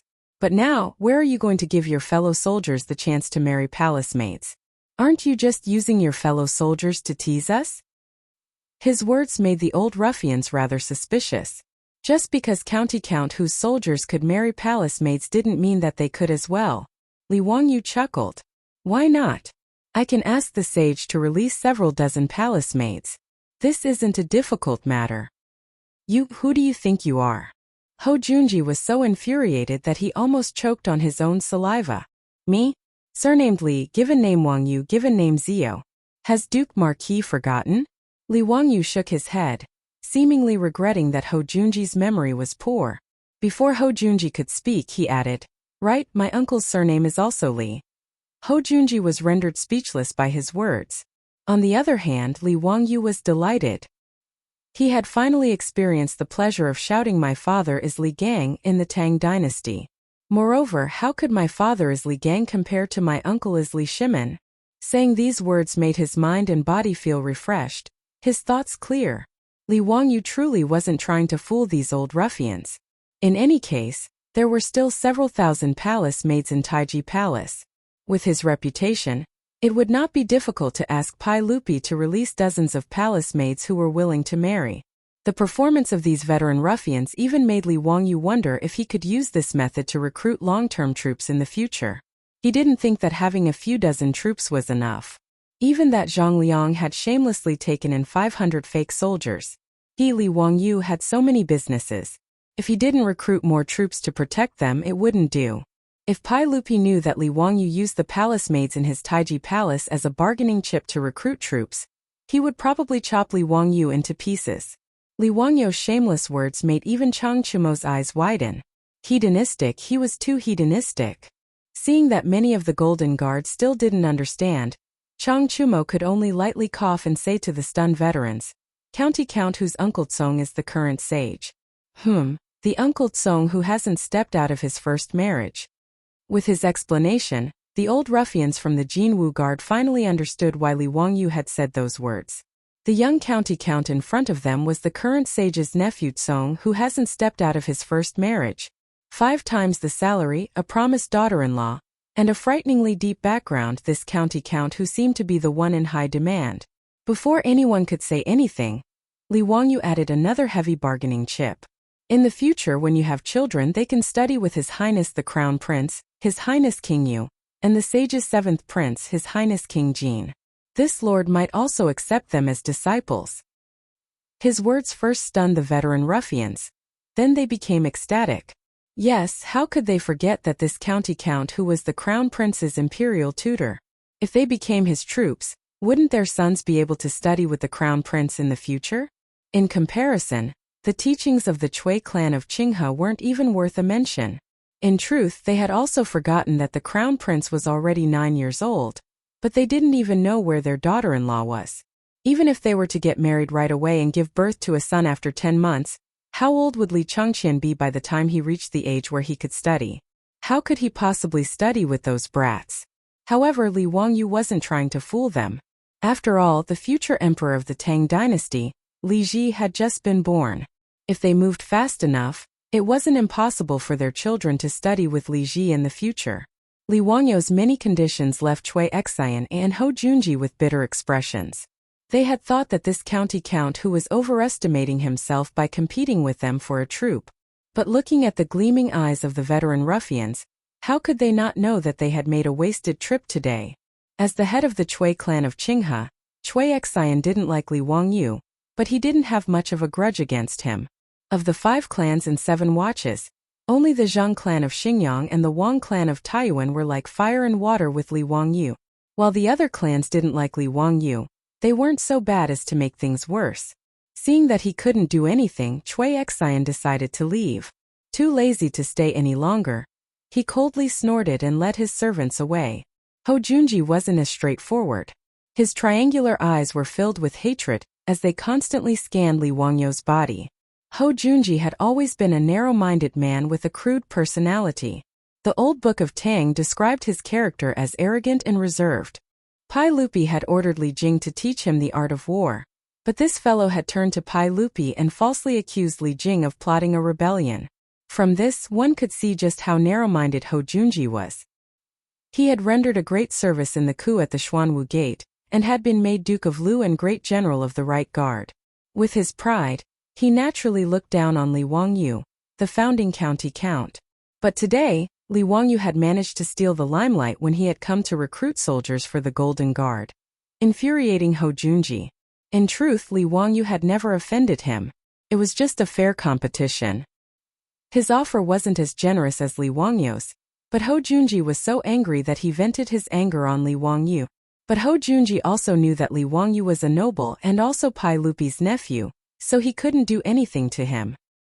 His triangular eyes couldn't help but turn to Niu Wu, who was standing behind Li Wangyou, and a sinister smile appeared on his lips. County Count Hu, this one has heard that one of your 2 soldiers is one-armed and one-eyed. Today I see that this is just as I expected. Since you're willing to give this one-eyed soldier a monthly salary of 50 strings of coins, he must be very capable for County Count Hu to value him so highly, right? But County Count Hu is willing to give the one-eyed soldier a monthly salary of 50 strings of coins, but County Count Hu is only giving 30 strings of coins to these elite soldiers of the Golden Guard. Isn't this a little unfair? TSK, this one truly feels that these soldiers aren't worth it. Hou Junji's words were extremely harsh. He was clearly trying to sow discord between these old ruffians of the Golden Guard and Niu Wu, painting Li Wangyou in the eye. As expected, as he tried to sow discord, those old ruffians of the Golden Guard began to look at Niu Wu with ill intent. They were already planning to submit to Li Wangyou, so they naturally wanted to display their abilities in front of him. Just as Duke Lu had said, If this one-eyed soldier could get a monthly salary of 50 strings of coins, why couldn't they? Chapter 471. Li Wangyu was infuriated by Ho Junji's shameless words. He really wanted to curse out loud. What does it have to do with you? And Ho Junji's insult of Niu Wu being a one-eyed dragon had infuriated Li Wangyu even more. But Ho Junji's provocative words had stirred up the hearts of these ruffians. Faced with a group of eager killers, Li Wangyu was caught off guard for a moment. He had a deep relationship with the Niu brothers, and it wasn't something that could be described as formidable. Even if the Niu brothers didn't have much skill, he wouldn't look down on them. He would never abandon them. When he was still insignificant, he was still having a headache over how to survive the plague of locusts. At that time, the Niu brothers had already pledged themselves to him. How could this friendship be measured by a monthly salary? To put it bluntly, Niu Yong and Niu Wu were Li Wangyu's family in the Tang dynasty. Let alone a monthly salary of 50 strings of coins. Even if he had to give half of the family fortune to these two brothers, Li Wangyu wouldn't even bat an eyelid. But he couldn't explain these words to these ruffians in a short time. But Li Wangyu didn't want Niu Wu to fight with these ruffians to prove his ability. Although Niu Wu had said that he wouldn't have a problem fighting one against 2 fists and kicks had no eyes. If Niu Wu was injured, Li Wangyu would be heartbroken. Even if he injured these ruffians, it would still be very troublesome. Li Wangyu naturally understood that this group of old ruffians had the intention of throwing themselves into his residence. In the future, these people would be Niu Wu's comrades. If they were to get angry and hurt the harmony, it wouldn't be good. But before he could think of a way to speak, Niu Wu puffed out his chest and strode forward. This one truly doesn't have much skill, and I was even blinded in one eye by the Turks. But if you want to measure this one's ability, you can come and try. Niu Wu seemed rash, but he was actually quite meticulous. The reason he had stepped forward to challenge these ruffians wasn't just because of Ho Junji's provocation. Niu Wu was well aware that if this group of assassins wanted to pledge their allegiance to his Lang Jun, they would become his subordinates. The leader of this song was none other than him and his brother. This was not only due to their confidence in their own abilities, but also due to their understanding of Li Wangyu's righteousness. Therefore, Niu Wu naturally had to consider Li Wangyu. Using his fists to subdue this group of killing geniuses was the best choice. Otherwise, a group of ruffians born in the Jin Wu guards might not necessarily submit to him and his older brother. If they could not achieve unity, how could they protect their own Lang Jun? Niu Wu's words stunned Li Wangyu, and he subconsciously wanted to object. However, Niu Wu's resolute gaze caused him to hesitate. At the same time, he immediately understood Niu Wu's intentions. But he couldn't stop it, and this only made Li Wangyu even more furious at Ho Junji's despicable conduct. Li Wangyu rolled his eyes and said in a clear voice, "Haha, Lord Ho is right. This song of mine doesn't have much skill, just a bit of punching and kicking." After hearing the Marquis's words, I felt that they made sense. This monthly salary of 50 strings of coins was most likely a loss. But since Lord Ho wants to recruit troops today, why don't you let my good-for-nothing troops test their skills against Lord Ho's troops? Let me see the difference between a monthly salary of 6 strings of coins and a monthly salary of 50 strings of coins. TSK, a monthly salary of 6 strings of coins is truly cheap. Lord Ho is truly formidable. Since he couldn't stop Niu Wu, he decided to direct the spearhead to Ho Junji. Didn't you insult Niu Wu for being a one-eyed man? Then let's see how formidable Ho Junji's troops are. Li Wangyu's mention of a monthly salary of 6 strings of coins made the troops behind Ho Junji pale. Just now, when Ho Junji's troops had heard that Li Wangyu's troops were being paid 50 strings of coins a month, and that he was offering 30 strings of coins to the veterans of the Jin Wu guards, their eyes had turned red with envy and jealousy. Now that they heard Li Wangyu describe them as cheap goods, they could no longer hold themselves back. Lord Ho, let me test out that one-eyed man's skills. I'd like to see just what sort of person can get a monthly salary of 50 strings of coins. Lord Ho, let this one measure him. Lang Jun, this one requests a battle. Li Wangyu's words had provoked Ho Junji's troops into acting like they had eaten gunpowder. This was far beyond Ho Junji's expectations. He had always been the one scheming against others, but now, he had been tricked by this youth, causing Ho Junji's face to scowl. But now that his troops were all asking for a battle, how could he say no? But Ho Junji was in no rush. He naturally had absolute confidence in his subordinates. These were the valiant soldiers of his army who had fought alongside him for many years. Ho Junji felt that dealing with a one-eyed man was no problem. He only regretted that his plan to sow discord had been ruined by Li Wangyo's simple words. Since County Count who is interested, then let them have a match.